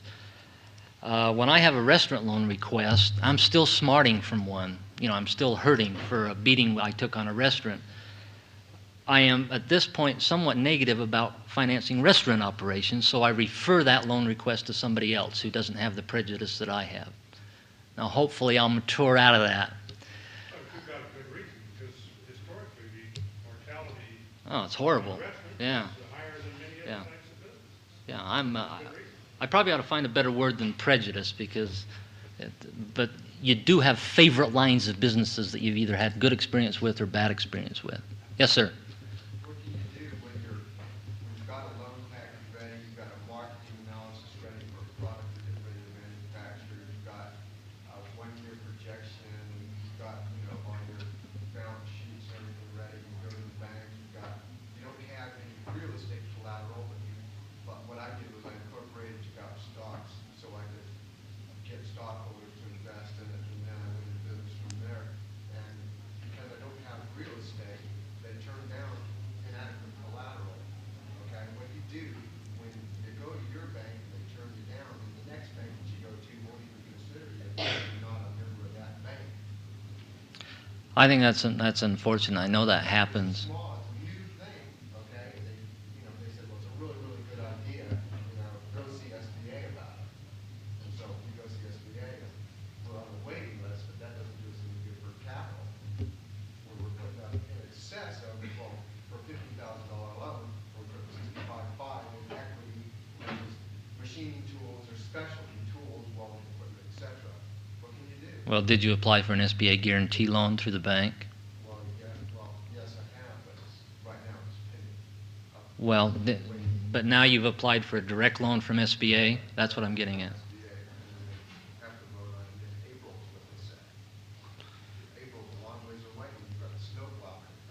Yeah, maybe it's hindsight. I think maybe you should have talked to another bank, and you're saying you tried and they wouldn't talk to you, isn't? Well, they said first thing, you don't bank here, but everything looks really good, there's nothing we can do because you're new business, They said that we just prefer not to go up. Maybe you might find somebody who give you, maybe 10 cents on the dollar for the amount of collateral that I had. Well, I don't, I'd have to look at the whole picture, but I think you try again. Yes, sir? So another hypothetical almost situation. If I go into a bank and I've got no collateral, I'm starting up a business, I've got a good idea, I've forecast $100,000 sales in the first year, and I've got actual tentative orders. And I need $30,000 to start up. Is that a reasonable thing to look at, or do I have to actually come up with at least half of that in actual capital? Yeah, I think it's a reasonable thing to look at, but it's impossible for me to make a judgment or anybody else without really knowing all the facts. Because, lots of times you get people that come to a lender, whether it's me or anybody else, and they've got a nifty idea, but it requires my money. And, and it's back to this gentleman's question that he asked earlier, it's important psychologically, it's important just prudently that the applicant is investing something also that he doesn't want to lose. Dollars, hard, something, yeah. Do banks have statistical information which indicates if a particular line of business is going to make it or not? You bet. Or will it come under SBA? No. Or will it come under both? Well, there's several sources, really. You can predict, with the exception of the human element, and we'll never get into talking about the things I want to talk about, but you can predict within very general guidelines, but you sure as heck know, as Sam mentioned, that restaurant business is a tough business. Is it available to the public? Oh, sure. One of the publications of Dun & Bradstreet, and I still get some things from DMB, which is, they'll give you a copy if you go in. It's called the Business Failure Record, and it'll certainly tell you very quickly what lines of business are more hazardous than other lines of business. Where would we pick that up at? Dun & Bradstreet, and I can't remember their exact office address now. It's in the phone book, 352 South 3rd East or something like that. Well, anyway, enough of that. Who actually loses money in case of bankruptcy? The bank? Well, lots of people can. The bank can, sure. He's not insured, but... Oh, no, not for the loan loss. No. That's the way it is, baby. Yes, sir. I'm kind of curious about the way the money is at this time of the prospective future. One of the speakers before says recession. And we've heard it and we've heard it and we've heard it. Oh, I'm sure everybody here has said recession, we might go into depression or something like that. Well, that has a basic effect on money lending. Yeah. Yeah, and I hate to avoid that question, but I'm gonna, because it just requires more than we've got. Just give me a perspective for the future. Is it getting better or worse? Well, let me answer it a different way, okay? And if it doesn't satisfy you, please let me know. A word of advice, and I don't know if there's other bank people in here. If there were, they might throw a rock at me or something. But if you're ever declined, with the exception of SBA, because they have a dollar allocation on certain types of loans, but if you're ever declined at a bank and they use the reason, we don't have any money, challenge them. Don't let them get away with that crap.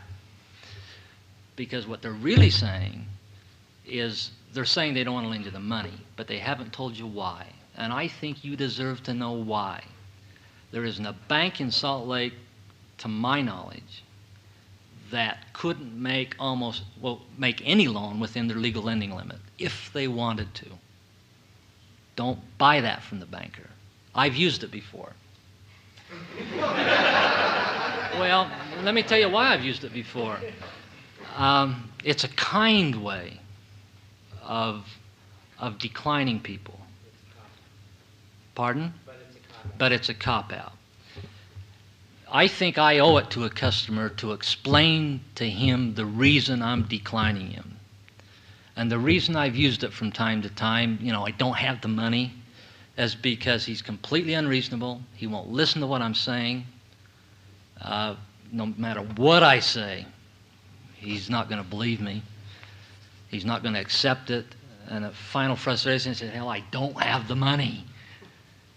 And sometimes they say, yes, you do. And I say, well, I don't. It's a cop-out. It's not an honest statement, and I think you deserve an answer. But if you ask your banker the real reason why, have the guts to listen to what he says, or else don't ask. And hopefully he'll have the character to be honest with you, not rude, but honest with you and tell you, you're crazy, you're up in the night, you're projecting.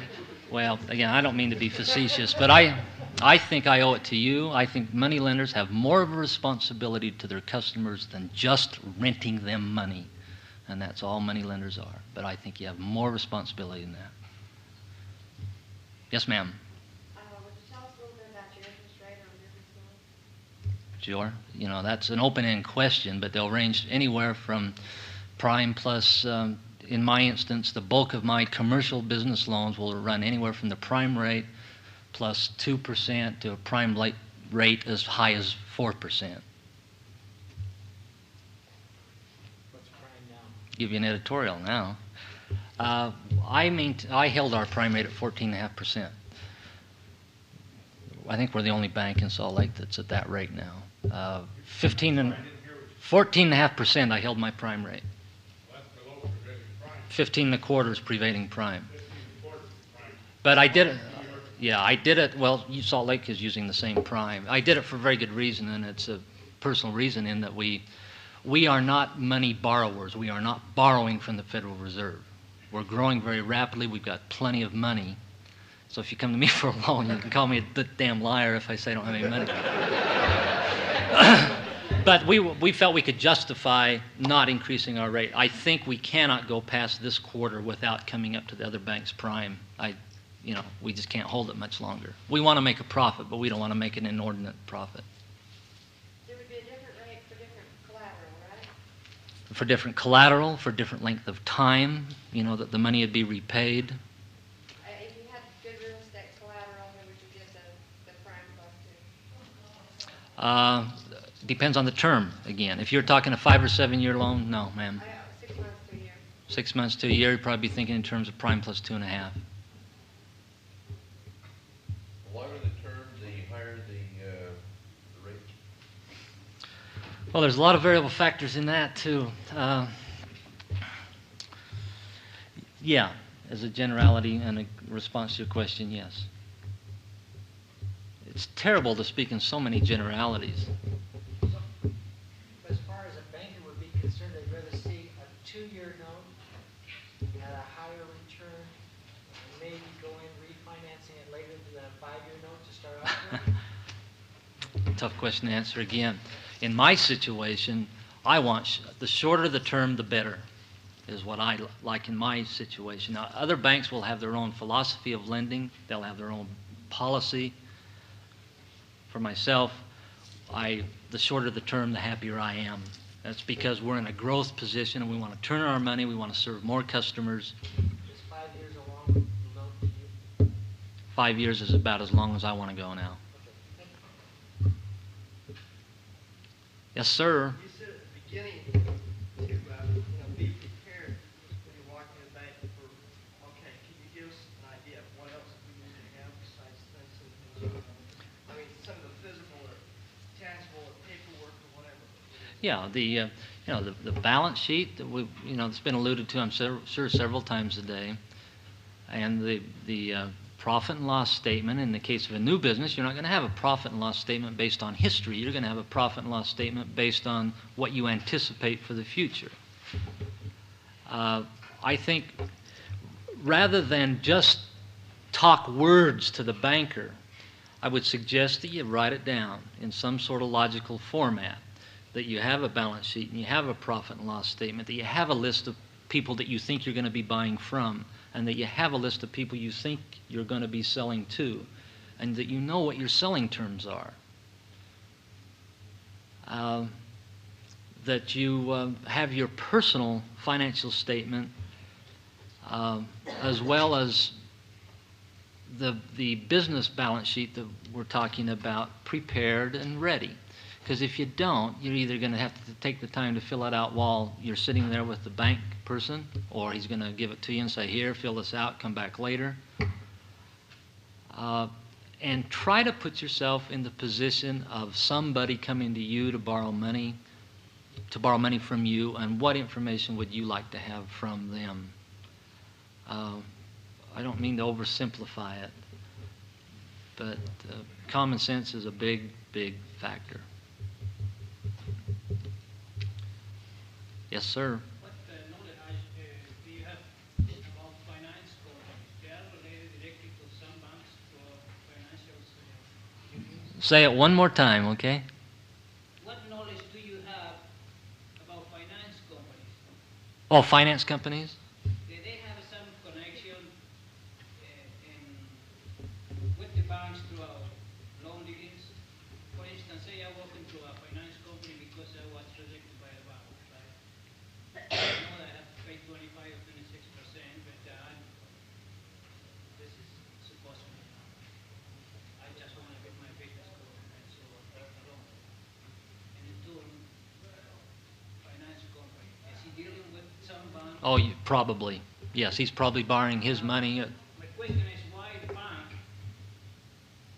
reject me and that particular finance company to keep it alone? Perhaps because the bank is either prohibited by law or bank policy from charging you a rate that they think that should be charged on that credit.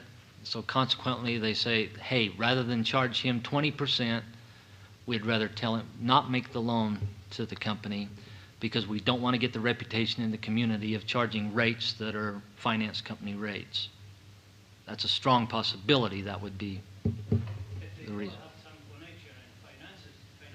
Well, probably not. It's probably that the finance company is borrowing its money from another bank, but not necessarily, there's no relationship between the finance company and the bank. Uh-huh.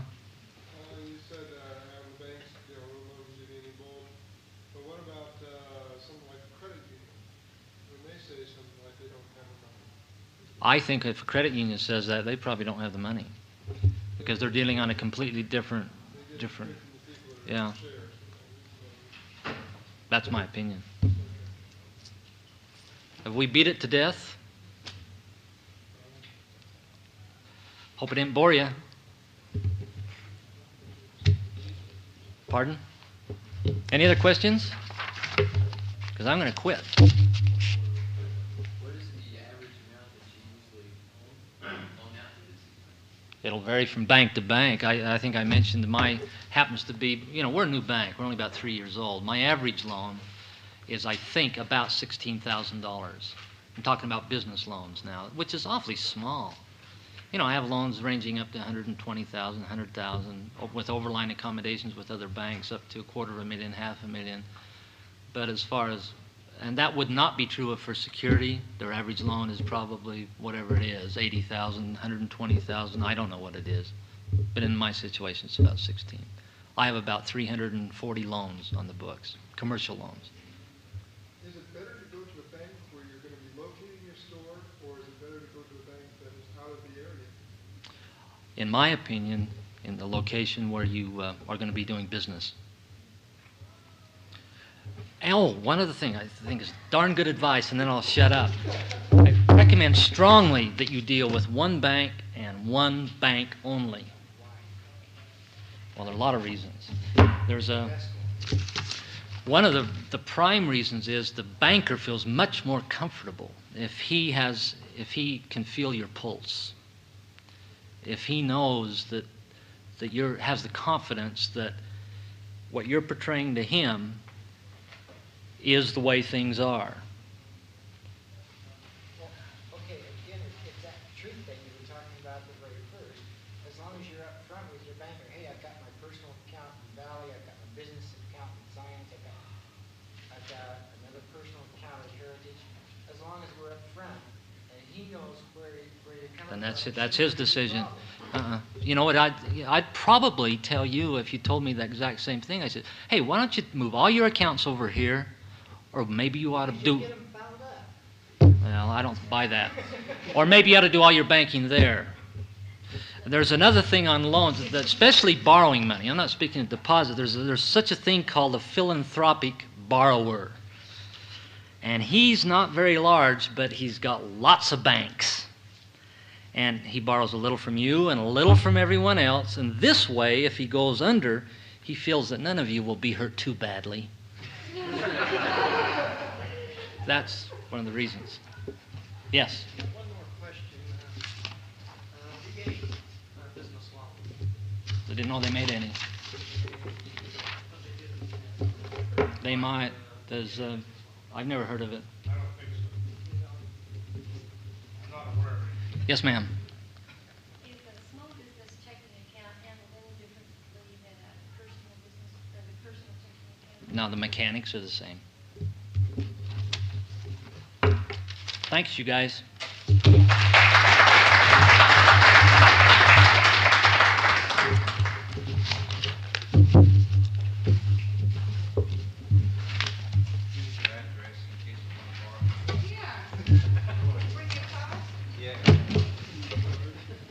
Yeah, I'm not here to hustle business, but if you're interested in a card, I'd be glad to give it to you.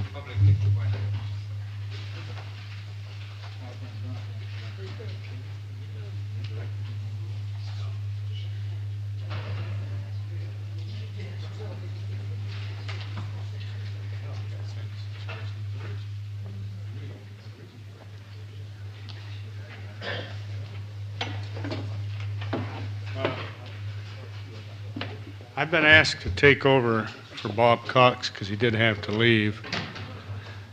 I'm Sam Siciliano with the SBA.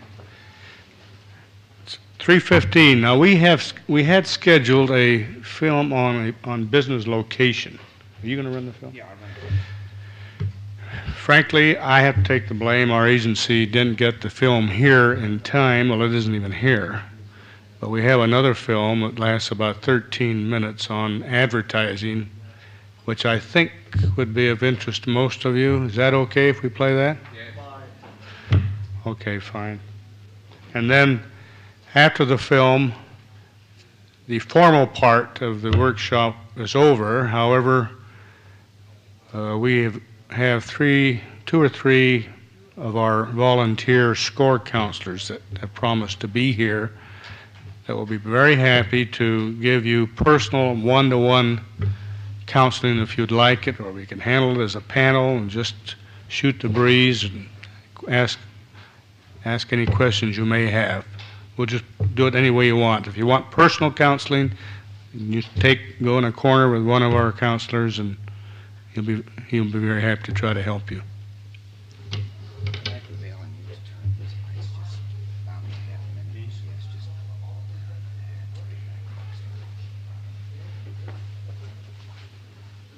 Yes. If we want to see, I'm personally interested in the location of the store, and when that was supposed to be shown. If we wanted to see that thing, how would we go about getting to see it? Well, we don't carry the films in our office. We have to order them specially just for workshops. But we may have some of the films we also have in cassette form, and we do have. I think we have the cassette on location in our office, and we have a player. If you'll just call us, and if we have it on hand, we'd be happy to throw it on our little Fairchild TV screen and play it for you in our office. Or anybody else that's interested, the one on location. I think we have it in cassette form right in the office. Are we ready?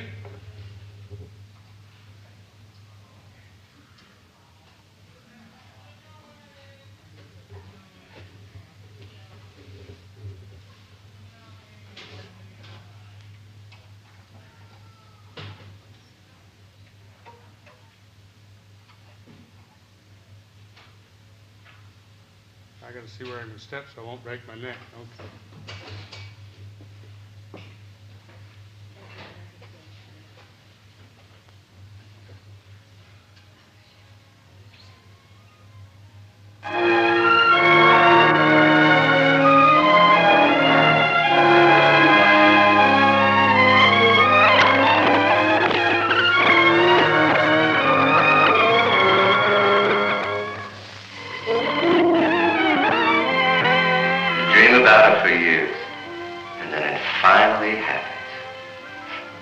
Feels good to have your own place. Pardon me. Are you James Wright? Huh? Oh, hello. Yes, I'm Jim Wright. I'm Ron Jackson. I edit the Parkville Neighborhood Times, just down the street. Well, I'm very pleased to meet you, Ron. I'll be glad to introduce you around. Just say the word. That'd be fine. I'd appreciate that. I'll tell you what.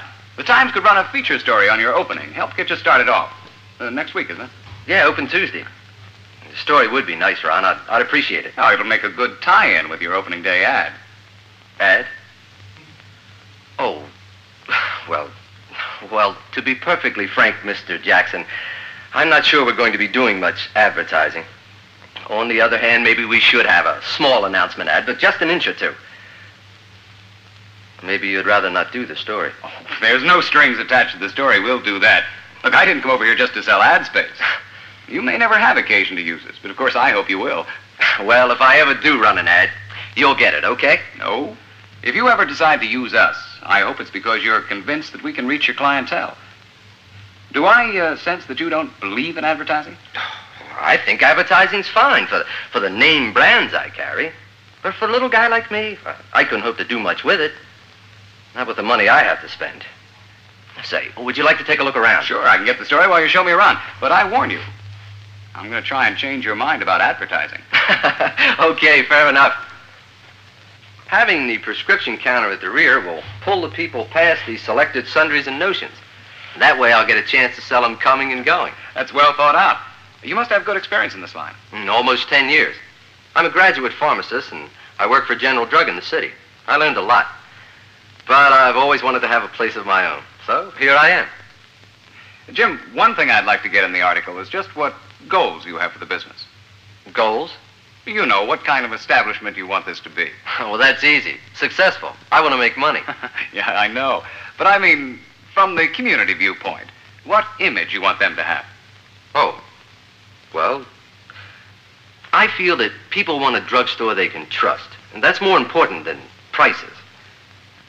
I hope we can convince people that we care about them and that we're very careful in what we do. Good points. How are you going to get them to believe it? Well, the only way I know is to be that kind of a store. If we do all the things we reasonably can to be careful and helpful, well, they'll get the message. I'm sure they will. In time. I'm hoping to help it along. I'm going to have employees who are interested in customers and show concern for them. Impressive. I hope you can find some. I've got 2 already. But I'm still going to pound home this theme of customer service and meticulous care. And then they can get the message across to the customers. You know, not just say, I'm sorry, you'll have to wait for us to mix your prescription, but we're very careful about prescriptions. It takes time because we check every single step. Word of mouth sales promotion, huh? Oh, I see it coming. Advertising again, right? You caught me. The point is, you're planning quite a lot of advertising. When you consider the great ideas for displays, the store layout, and the signs. Oh, point of sale advertising. Well, I'm all for that kind of advertising. But the other stuff, nah. I just can't afford it. Jim, you may find you'll have to afford it. The question, seems to me, is how are you going to get people in the store?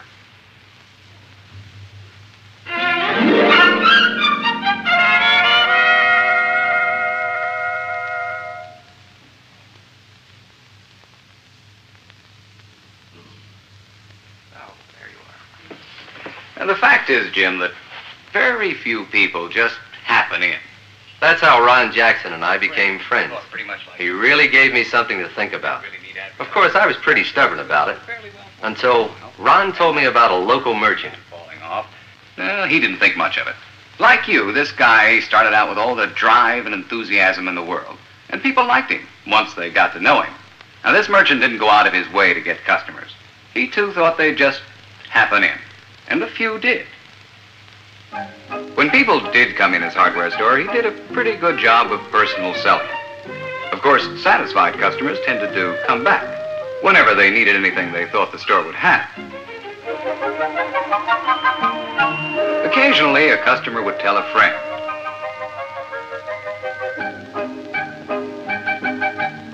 By and large, not enough new customers came in to replace those that had moved away or were attracted away by strong competition.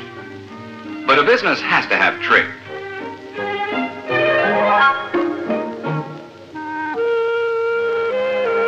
So the proprietor cut prices drastically instead of figuring out how to attract more customers. Well, this only hastened his ruin. And finally, the things he did have going for him began to fade. Less time and money spent on the store's appearance. Sloppy habits crept in, and without prospects for growth, good employees left. It wasn't long until suppliers withheld credit and support. A lot of hopes, dreams, and money went down the drain. The business failed.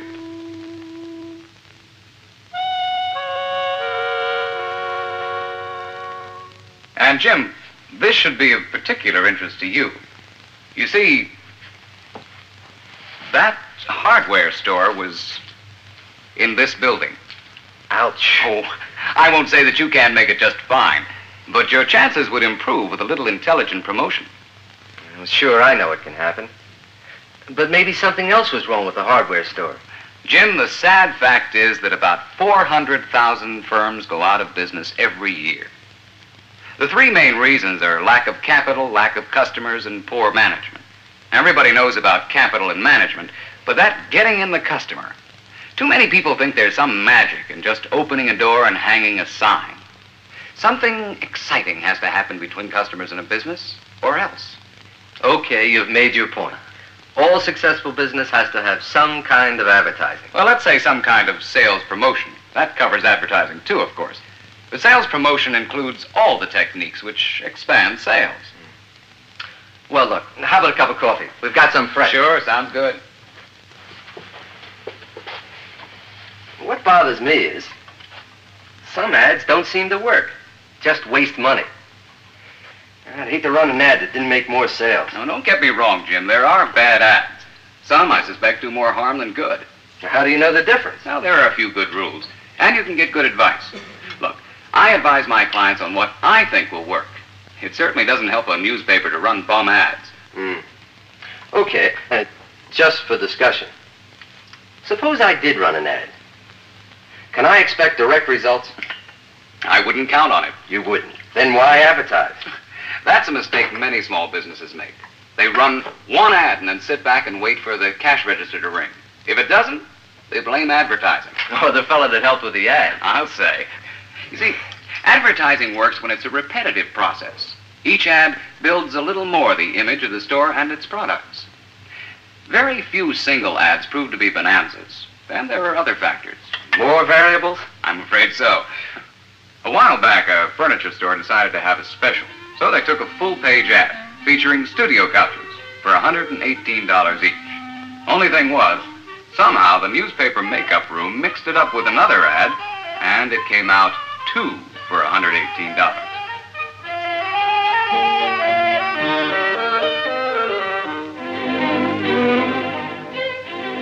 Well, the store policy was to back ads no matter what.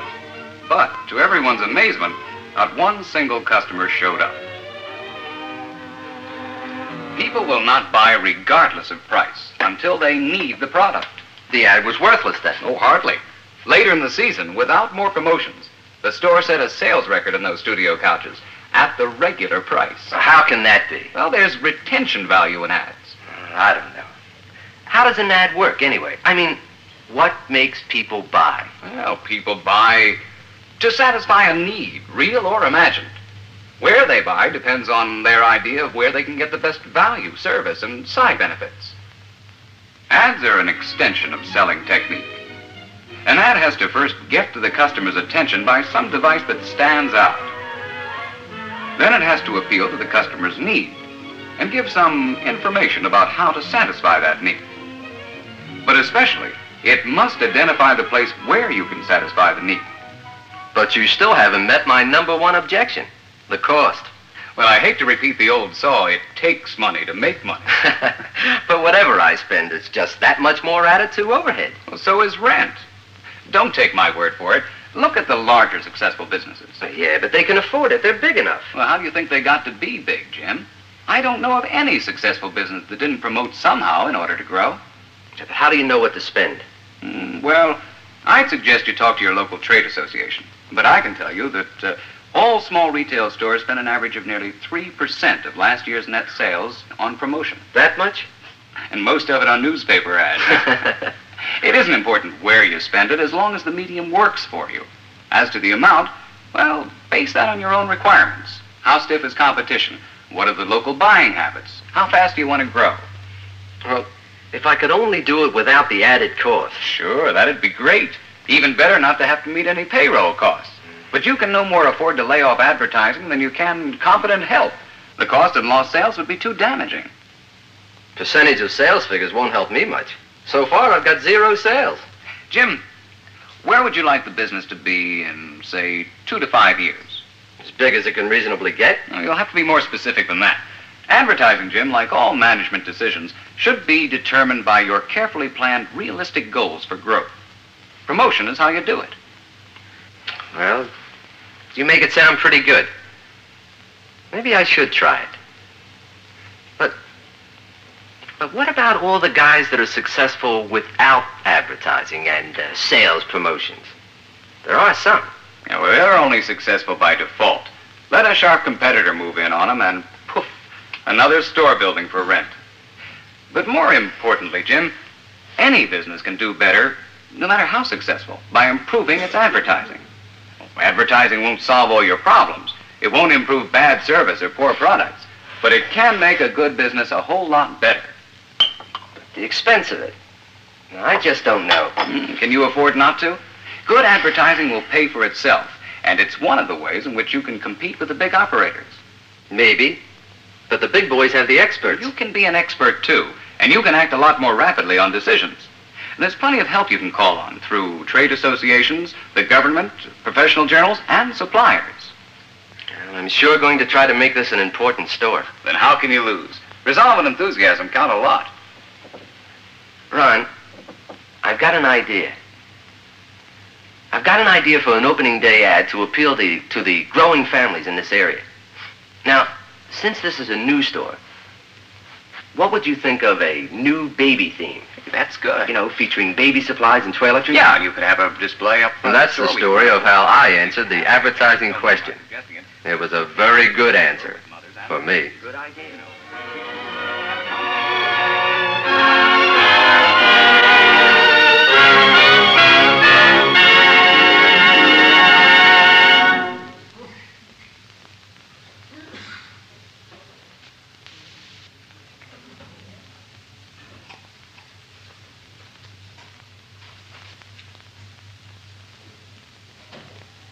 Well, I don't know that that was Academy Award caliber, but I think there's some good basic information there. I got to put in my 2 bits worth. I'm a firm believer in advertising and promotion. I think without it, you can't really do much.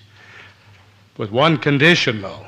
You know, you can spend all the money in the world promoting and advertising, but if you don't deliver, then you are wasting your money. And that's probably, in my mind, the biggest problem in the United States today is this whole area of service and the way people are running a business, lack of service. And I think all of us experience this every day. You walk into a store, you're ignored, nobody waits on you, nobody even tries to sell you. Now, I don't like to be high pressured, but I like to be sold. Or you call a service organization, call someone for service, and how many times has it happened to all of us? You know, they promise to be out the following Monday. They never show up, don't bother to call, and you wait days and days, and you start begging to get the service. In fact, there was a very interesting article in U.S. News and World Report here about a year and a half ago, a feature article of several pages that I think kind of hit it on the head. The name of the article was Service with a Scowl. And that's about the way far too many businesses are operated today. And you look around this town, and I've seen a lot of stores, particularly in retail merchandising, in the area that I am particularly interested in, fold, and I am not a prophet, but I could have predicted that they wouldn't last right off the bat, just the way they were taking care of the trade. I happen to be I use the term closeaholic. I've got a couple of sins. I'm a glutton. I like to eat too well. And I'm an impulsive spender and buyer of clothes, whether I need them or not. And I walk into some of these stores, and I've seen it happen. I can name 3 right here in Salt Lake that were fairly nice stores, but you just didn't get the service when you went in there. Nobody would even wait on you. And I've seen them close. I'd like to tell one personal story. I went into this clothing department of a downtown store. It was a department that had many other departments in the store, and I was wandering around. Finally, the fellow came over to me and asked if he could help me, and I'd been looking at suits. Well, almost everything in that store was the European styling. Now, most of you men, if you know how the European styling is cut. If you wear a size 40 in European styling, you got to buy about a 48, just to get into it. And I just commented to him that I didn't see anything that would fit me. And I kidded. I said, most of your suits here are for kids. And he looked at me right in the eye and said, "No, sir, we buy our clothes for men that keep themselves in shape." So he lost me right then and there. But I'm running off the mouth. I'm looking. I see 2 of our counselors. Dick and Norm, would you like to come up front? Perhaps we can just treat this a little bit as a little panel type. Feel free to ask any questions. If we know the answers, we'll certainly try to answer them or answer them. If we don't know it or have the answers for you, we'll admit it. Dick Haglin was part of one of the instructors earlier today. He's a professional management consultant and also at the present time is Director of Consulting for the Small Business Development Center up at the university. One of our volunteer counselors for the Small Business Administration. And Norm Fitzgerald is also a volunteer counselor he's chairman of our SCORE chapter. SCORE stands for the Service Corps of Retired Executives. And these men and women serve as volunteers, unpaid, to act as consultants and advisors to people either going into business or people in business that may have problems. So let's just open it up. We can run a little while here and try to answer some of your questions. Well, who's first? This man here? It's got to be kind of a personal thing for me. I don't think it's going to help the whole group too much. Okay. Excuse me, as I mentioned earlier, if you'd rather have, personal, private counseling, one of the gentlemen would be very happy to confer with you privately. But if you'd like to make an open discussion, that's fine too. That's cool. Okay, good. Fine. Fine. Okay, I've been in business myself for, 7, 8 years. Recently, I've boosted everything and gone into heavier. I have never done any advertising as such. I was strictly word of mouth, get customers to talk to other customers, and personal contacts. I'm wondering how I can find potential customers in a highly selective field without blasting advertising to 99 people that could care less. In other words, you have a limited market, so to speak, specialized. What is it, a service or a product? What do you do? It's a service and a product. I sell composite film to make advertising brochures for printers use. For the printing trade. Yeah, but my customer can be a printer, he can be a manufacturer, or he can be almost anybody interested or jobber in the printing trade. He sells the customer a brochure with some advertising in it, reverse type, 2 or 3 photographs, put it all together, make it look pretty. That's my job. But yet it's so highly selective that just to advertise in newspaper makes no sense whatsoever. No, I wouldn't think so. I'll defer to them in one minute. My first comment would be isn't there a trade publication for the printing industry here locally? Well, yeah, but this is... If you advertise in their publications... Basically a printers, and I can contact the printers by picking up the telephone. Okay, maybe that's the way to do it. Dick, would you care to comment? Well, aside from the trade journals, there are papers in Salt Lake that advertise generally to business people. Now that narrows your field from a general readership publication like a newspaper, but you can get ads in, say, the Utah Enterprise or some magazine or some publication of that similar kind.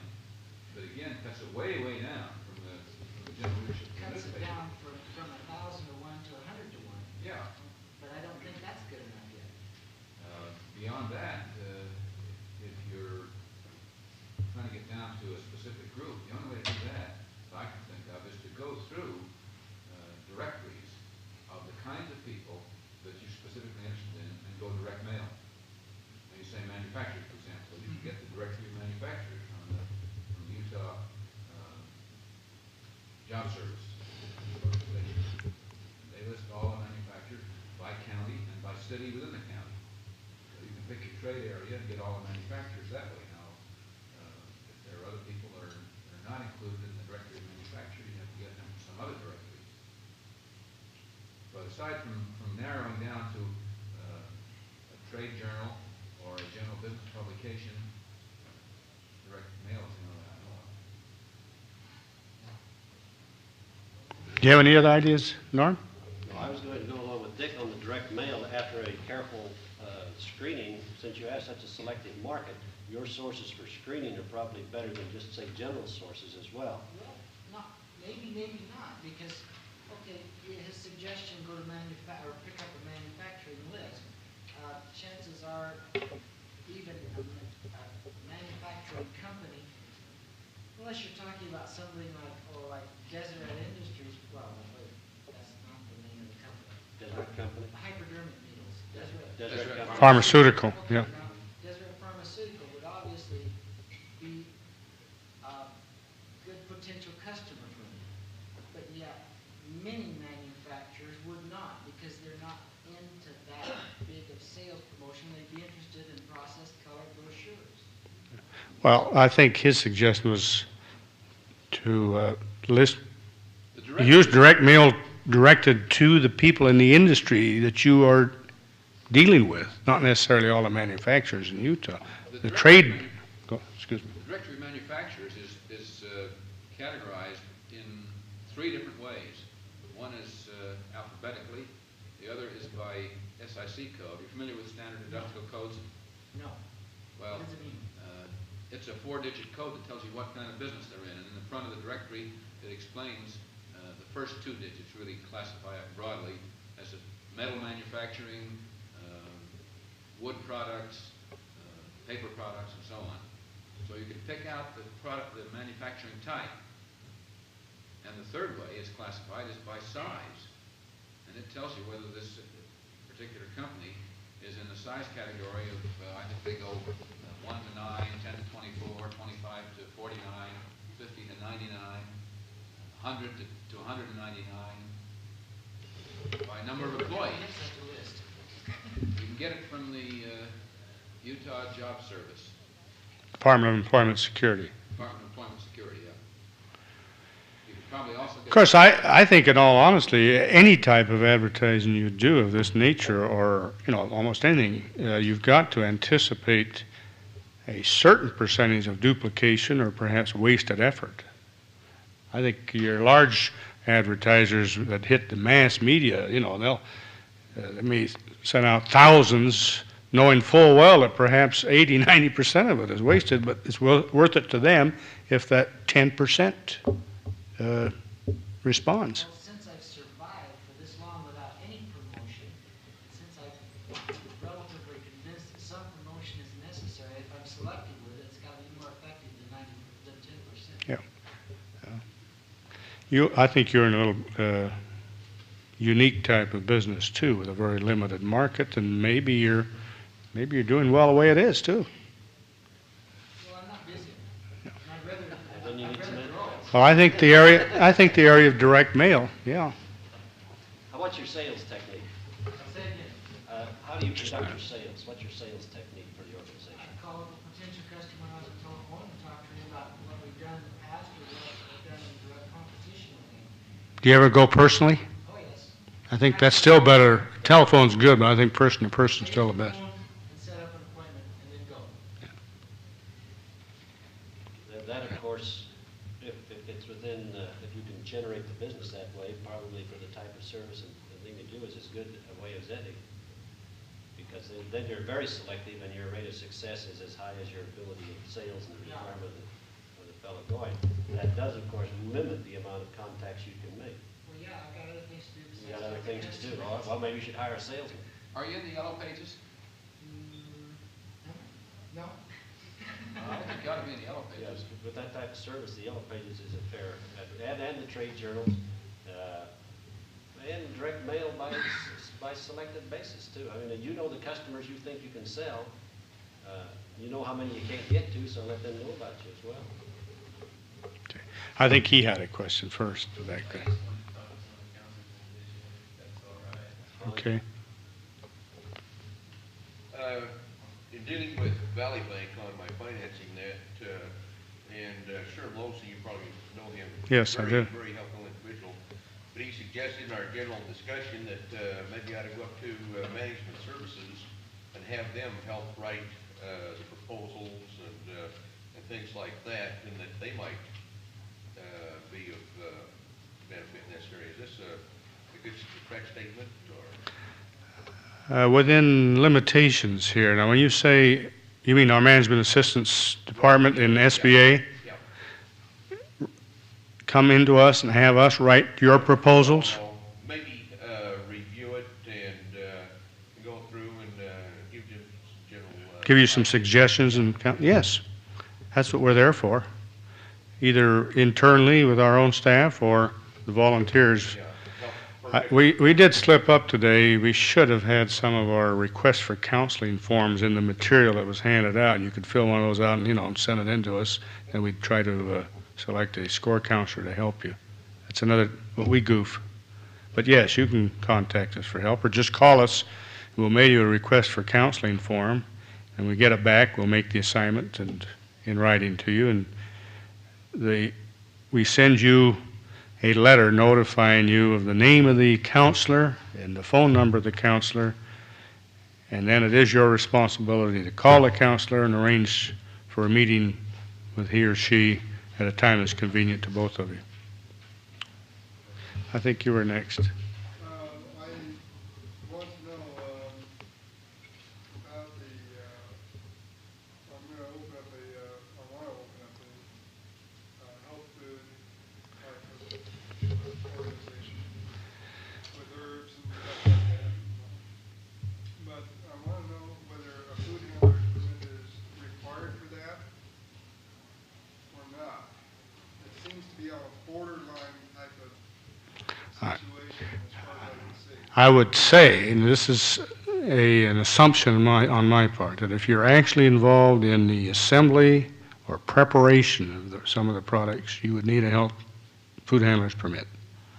If you're buying it from another supplier already packaged and then selling it over the counter that way, you wouldn't have. But to clarify it, it's very simple. Call the Board of Health and tell them what you're trying to do, what you intend to do, and get an answer from them.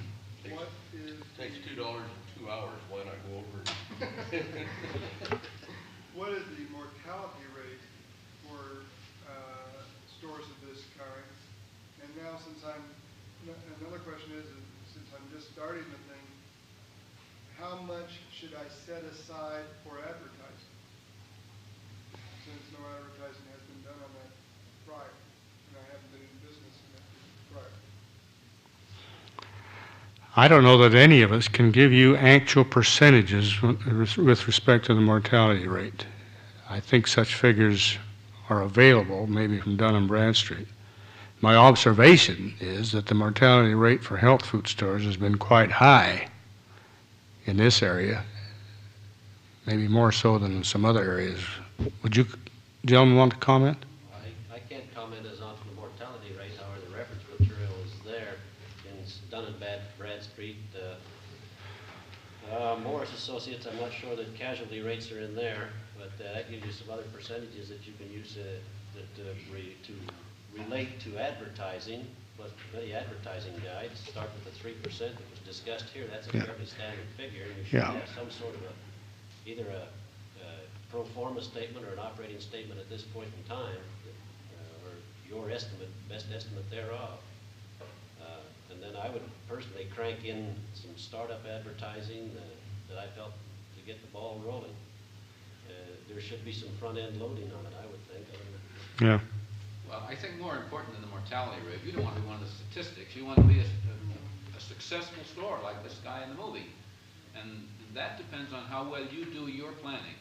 Do you check the location, make sure you get the right location for that kind of a store? Do you know where the competition is? Do you know what the population is in your trade area? Do you plan your advertising, both the media advertising and point-of-sale advertising and whatever else you do in the way of promotion? You can beat the statistics if you do a good job of planning. It's the fellows that don't plan that are in that percentage that fail every year. And you can get material, incidentally, on location of stores, on how to do a good display in your store, pointers on personal selling. You can get that kind of material from the SBA, either in the SBA office or up at our office at the university. One other thing, I'm almost certain Bank of America publishes one of their management booklets on health food stores. Now, Bank of America publishes a series of management publications, general type management, financial statements, financial analysis, planning, and so forth. Then they get into specific type businesses, and they publish booklets, and I think they're about $2 a piece, and I'm almost certain they have one on health food stores. And in general, their publications are very, very good. I have to admit they're better than SBA's publications. No, you'd have to, in our office, we do have the Bank of America Index, which is a list of all their publications, and there's an order form also. And you'd use that, you'd have to send in to San Francisco and order it from them. Yes? My question is, I'm trying to move to Salt Lake County and contact the business license there.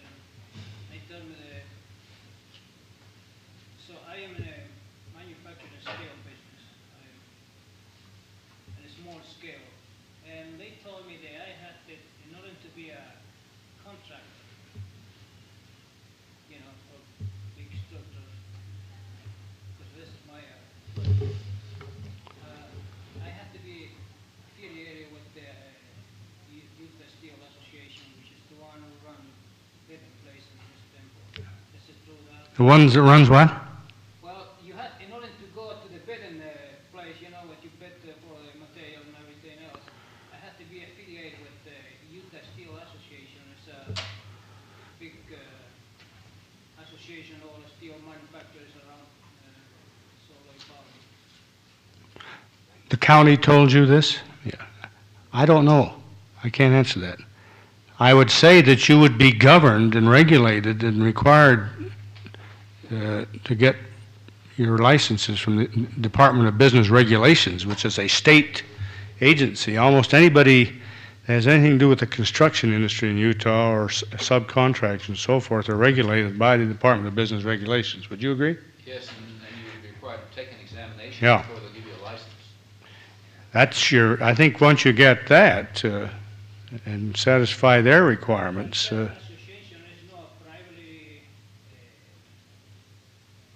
But the Steel Association, I don't know. I'm not aware of that. You don't know who they are. No, I don't either. There's an association of contractors. Have you been to the Department of... General Contractors is a big national organization. They have a Utah chapter. Yeah, and that's voluntary. You can join that or you don't have to. Well, the lady told me through the telephone that I must be affiliated to before it gets to Salt Lake County. I don't know.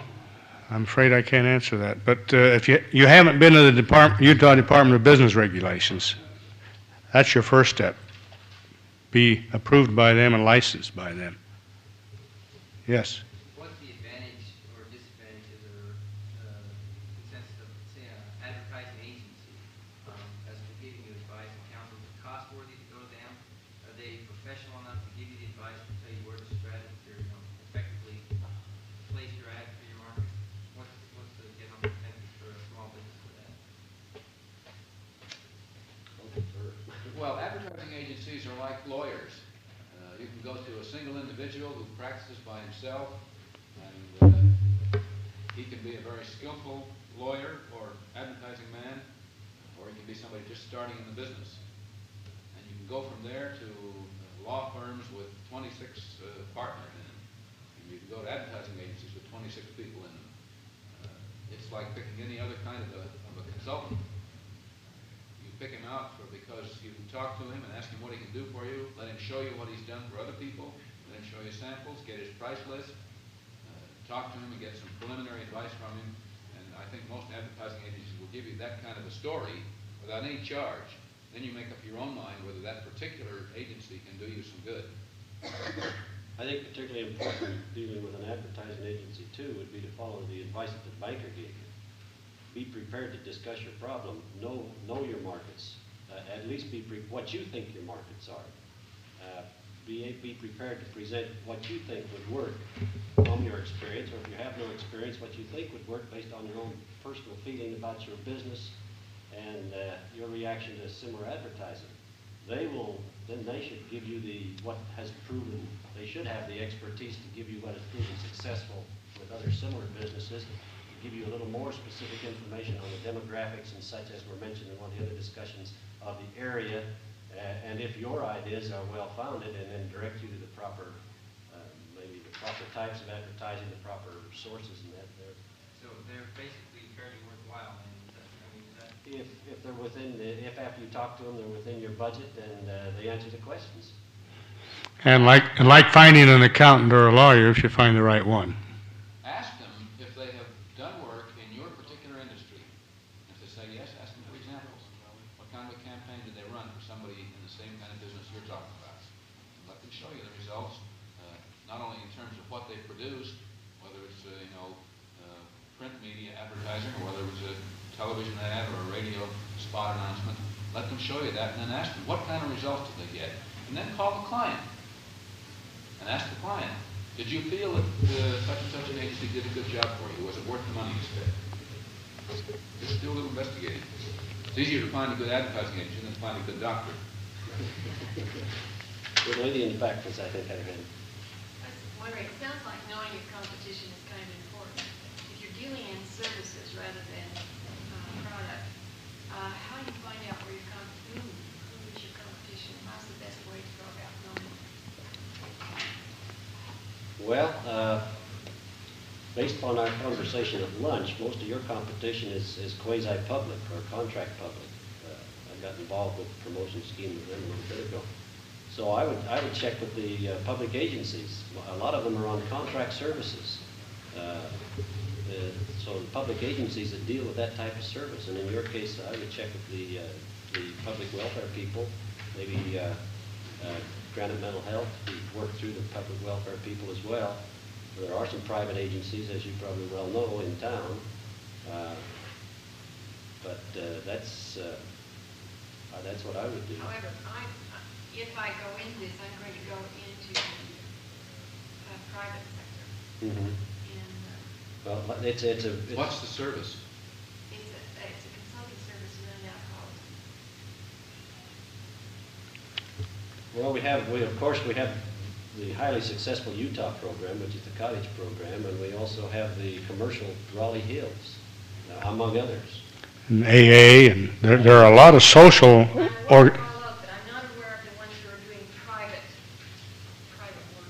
I don't know of any myself either.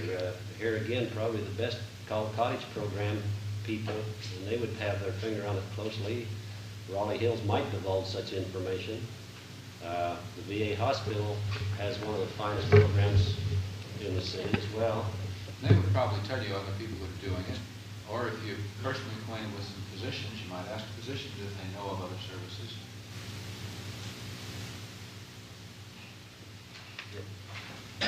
You said you should go to an advertising agency that works in the same line that you are in. What conflict of interest does this bring up then? Well, I think what was said that you should go to one that has conducted programs in that area. I don't think you've got a real conflict of interest there.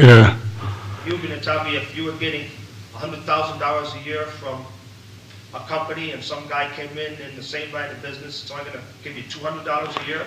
Well, if they're in the business to develop accounts, they want all kinds of accounts, large and small. That's what they're in business for. But are they going to give you the same overall concern for you $200 if they've given that business for $100,000? Well, I think you get what you pay for. Of course not. They're not going to give you the same effort for the person that's spending 5 times more. But I think if they're knowledgeable in your field, they can do a better job of advertising for you than another firm that isn't familiar with your type of business. A good example of this is in the accounting field, as an example. Now, most CPAs are good accountants, and they have a full knowledge of accounting. But the accounting profession is almost becoming like the law profession and the medical profession. Within these professions, they're specializing. For example, I know one CPA firm here in town that does a lot of accounting for a lot of nursing homes. They like it. They know that business. They developed a lot of good accounts in nursing homes. Well, I don't think there's a conflict of interest. They're doing a good job for all of them. If you're talking about a new business, a small business, and a small advertising budget, I wouldn't go to one of the big advertisers. perhaps the most qualified agency in Salt Lake is David Evans, which is a national firm with offices in about 12 other cities, but locally headquartered here. But I wouldn't go to David Evans with an advertising budget of $500.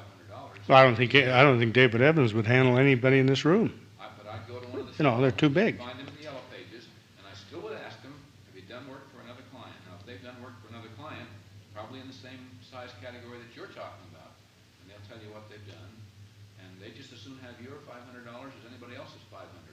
They just as soon have your 100, as a matter of fact, if that's all you can afford, if they're small enough to handle that, because they're hoping that if they do a good job for you, you'll be back with $1,000. I wouldn't worry about conflict of interest. Over there. How close should the competition be to a new store, your own store? I mean, like a store that I want to open, I don't know whether the competition should be 25,000 miles away or 5 miles away or what. I suppose it would be pertaining to the area, the geographic area, and the amount of people. But that's one thing that's bothered me a little bit. The place that I've chosen has another one that's in a mall that's not too far away. I don't know whether that's something I should look at more seriously or not. Same kind of a store? Not exactly the same. It's not exactly the same. The probability is that you'll do better in that kind of a location because people will go to one store and not find what they want and go to another store. Part of your traffic will come from so-called walk-by traffic. They'll walk by your store and see it and be attracted by your display and walk in. If it's exactly the same kind of a store, I wouldn't want to be next door to it, but I'd want to be in a neighborhood where there are other food stores, for example, because you're going to get a lot more walk-in traffic that way. You mean like a grocery store or something? Yeah. Well, I think you'll notice quite often you'll find a cluster or an area of businesses all of a similar nature in a particular area. And the thinking by many people, and I think there's a lot of truth to it, is that they all help draw for each other. If you notice, you go down State Street and all of a sudden you got used car dealers one after another in an area. Or restaurants, or streets that are known as Restaurant Row, where you'll have in a 2 or 3 mile area, you'll have one restaurant after another. And they seem to help each other quite often. Thank you. Thank you.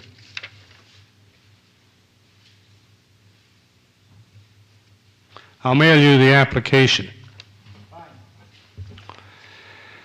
Okay, we'll take maybe one more. Yes, ma'am. You mentioned the directories of manufacturers and that sort of thing. In those directories, is it possible to figure out which businesses have employees?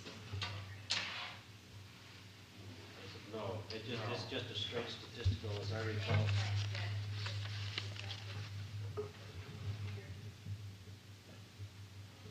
Not that I know of. I can't think of that kind of information gathered, published.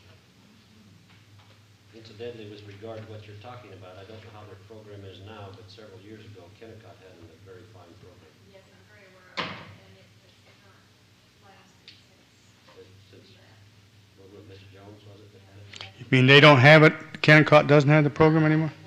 Oh. he's in his own business doing what I'm talking about in this field. It's very successful. Is he locally here? Yes. I'm sure he talked to you. At least my experience with him, he was, several years ago, he was quite reachable. Of course, maybe he was in a little different position at that time than we would be.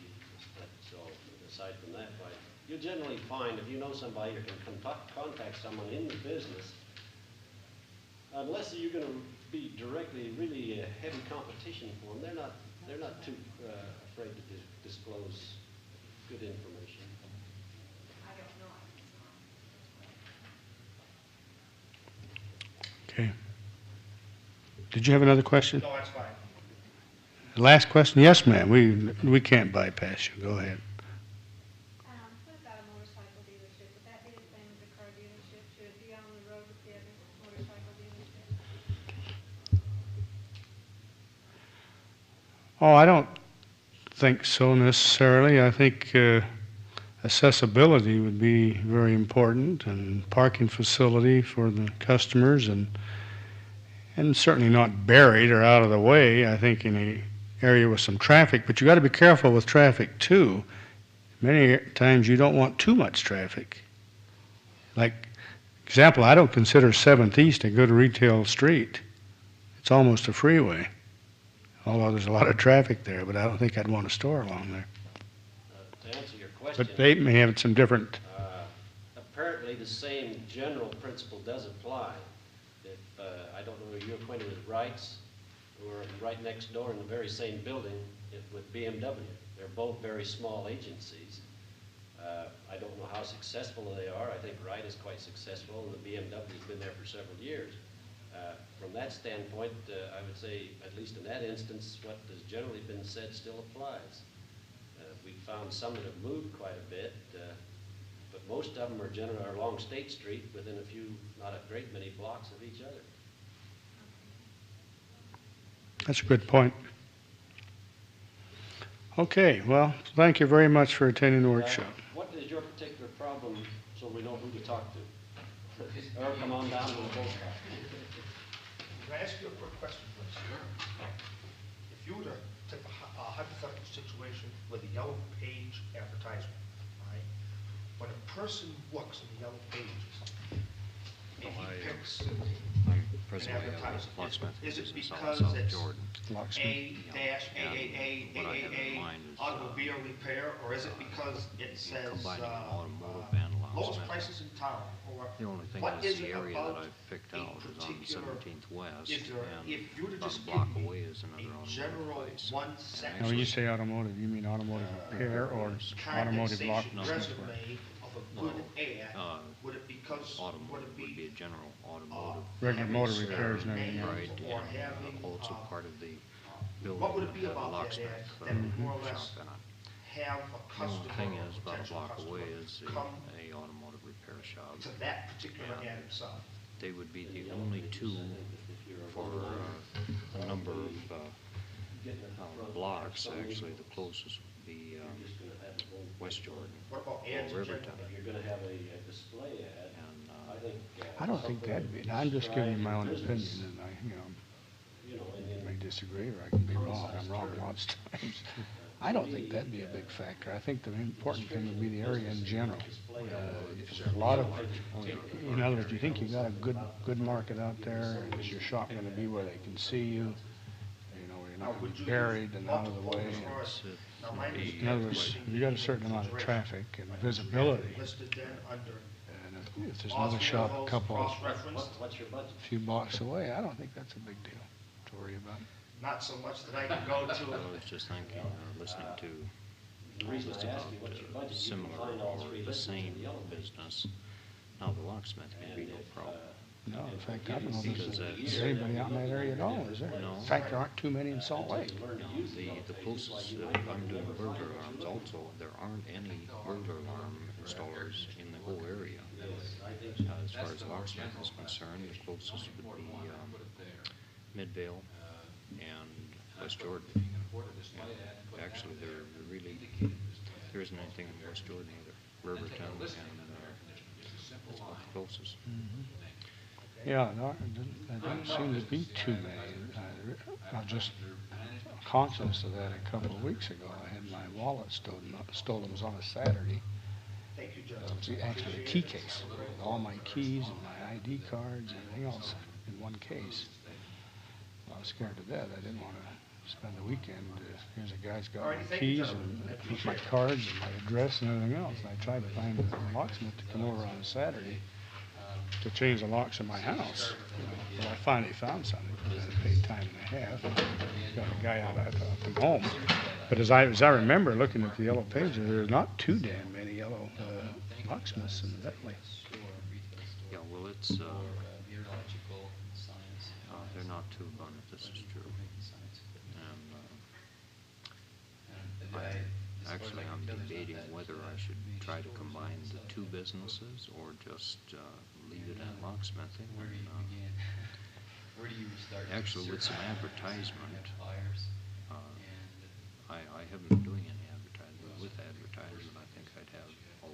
guess I could handle myself. In the However, locksmith. yeah, however, I'm running the business myself right now, but in the automotive, I probably hire one or two people on that. And that's when you, to a certain degree, start asking for troubles, you know, when you're hiring people. Right, but there's no one who can take care of No, it too. no, I'm not saying you shouldn't, but the minute you become an employer, you got the headaches of an employer and their reporting requirements and the taxes to payroll and everything else. And also, when you're not physically there to supervise the operation, you got problems too.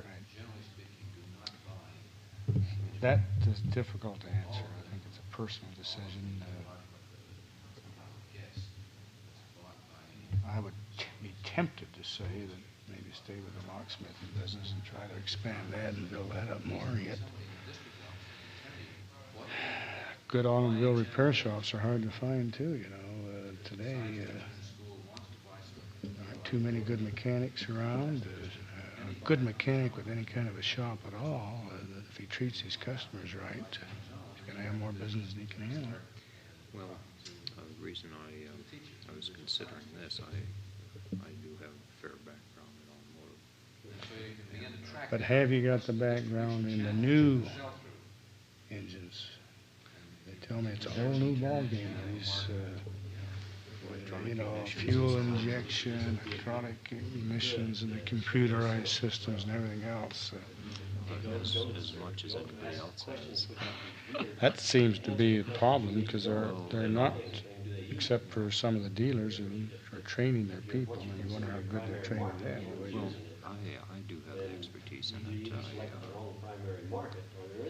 I'm certified nationally automotive mechanic and also truck mechanic. I do have that expertise in the field. But the shop that is, like I say, a couple blocks away from the site,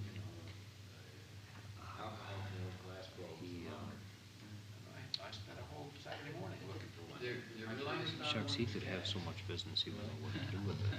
But here again, he's been pretty shoddy in his That's the point I'm making. I'm fully convinced that a good repair shop anywhere in this valley, you know, at least a half-decent location, can make money. Because this, gets back to what I complained about earlier about service, you know. You talk to people, everybody says, God, I wish I could find me a good mechanic that I could trust. Not so much the money, because we're all paying through the nose, but you still don't seem to get the work. When I do have time, I do a little bit, which I don't have much time on, but I do a little automotive right now. And yeah, shucks, I have people coming from all over the valley that I've done work for. That sounds like that's something you ought to really get into. Really. Let's walk up towards the front. The reason I hope I want to walk up there.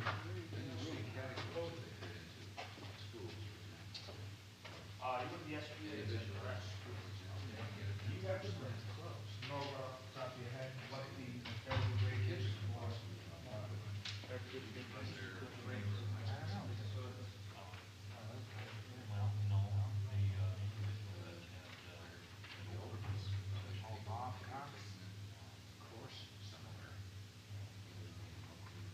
I'll give it to them. Okay. Yes. Science. Okay. Yes, another source would be for some of the funds. Yes.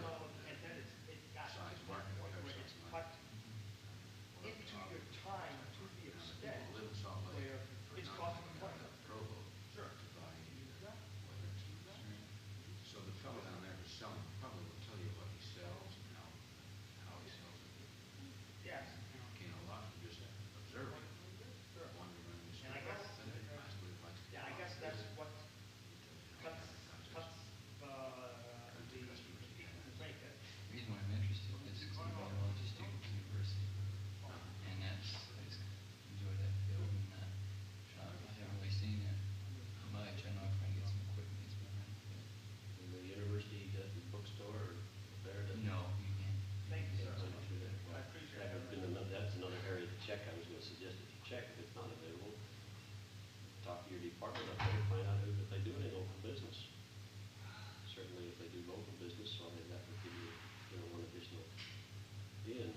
Go to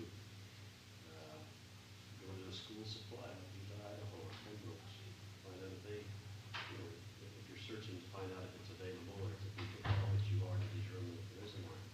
Go to those places that would normally service the schools on a limited supply. Excuse me, do you need me? No, Sam. I don't know if he wants to talk to you or not. Not tonight. Thanks very much. You bet. I don't know what happened to a couple of the others were supposed to. Well, Wynn was here, but he didn't want to stick around. Some of What the hell did he come out for? I don't know. Manufacturers representatives. I didn't see. I'll try to get up the office tomorrow with those notes. Oh, okay, or, next week, make it, whatever's best for you. Okay, I got them pretty well done, but I want to check some information with you and get them typed up. Okay. Thanks.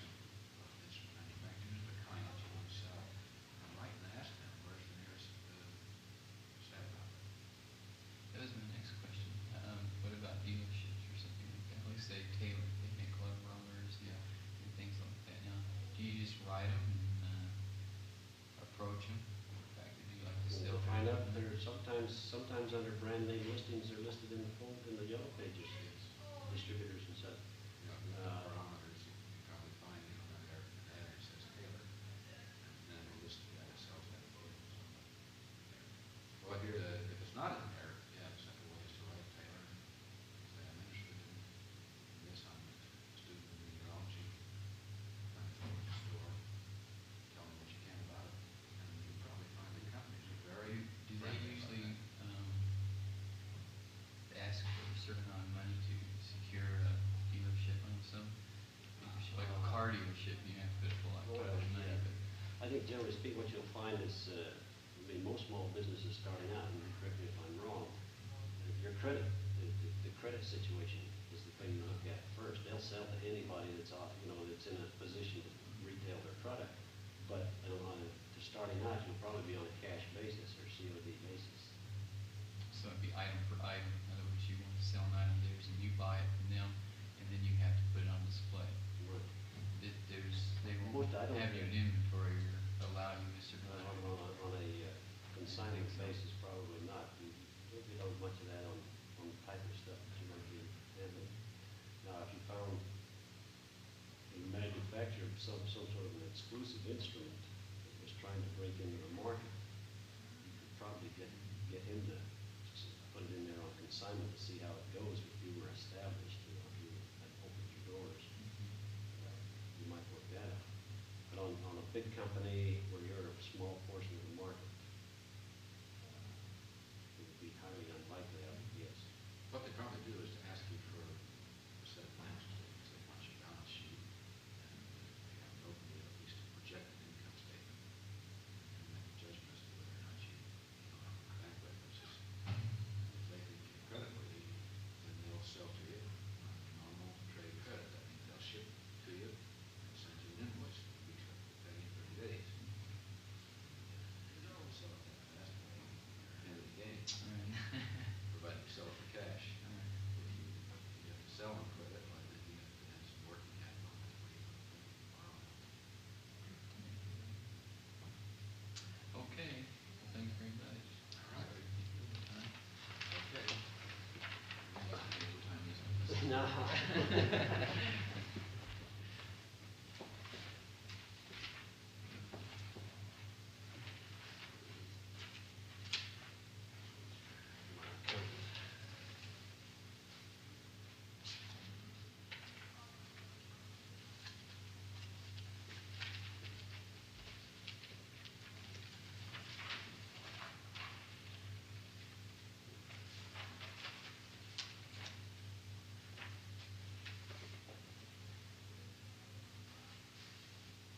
Let me have some of your brochures there. Are you going to leave those there? Yeah. Let me leave have a few. You want some? How many do you want? Oh, that's good. Just some to carry with me.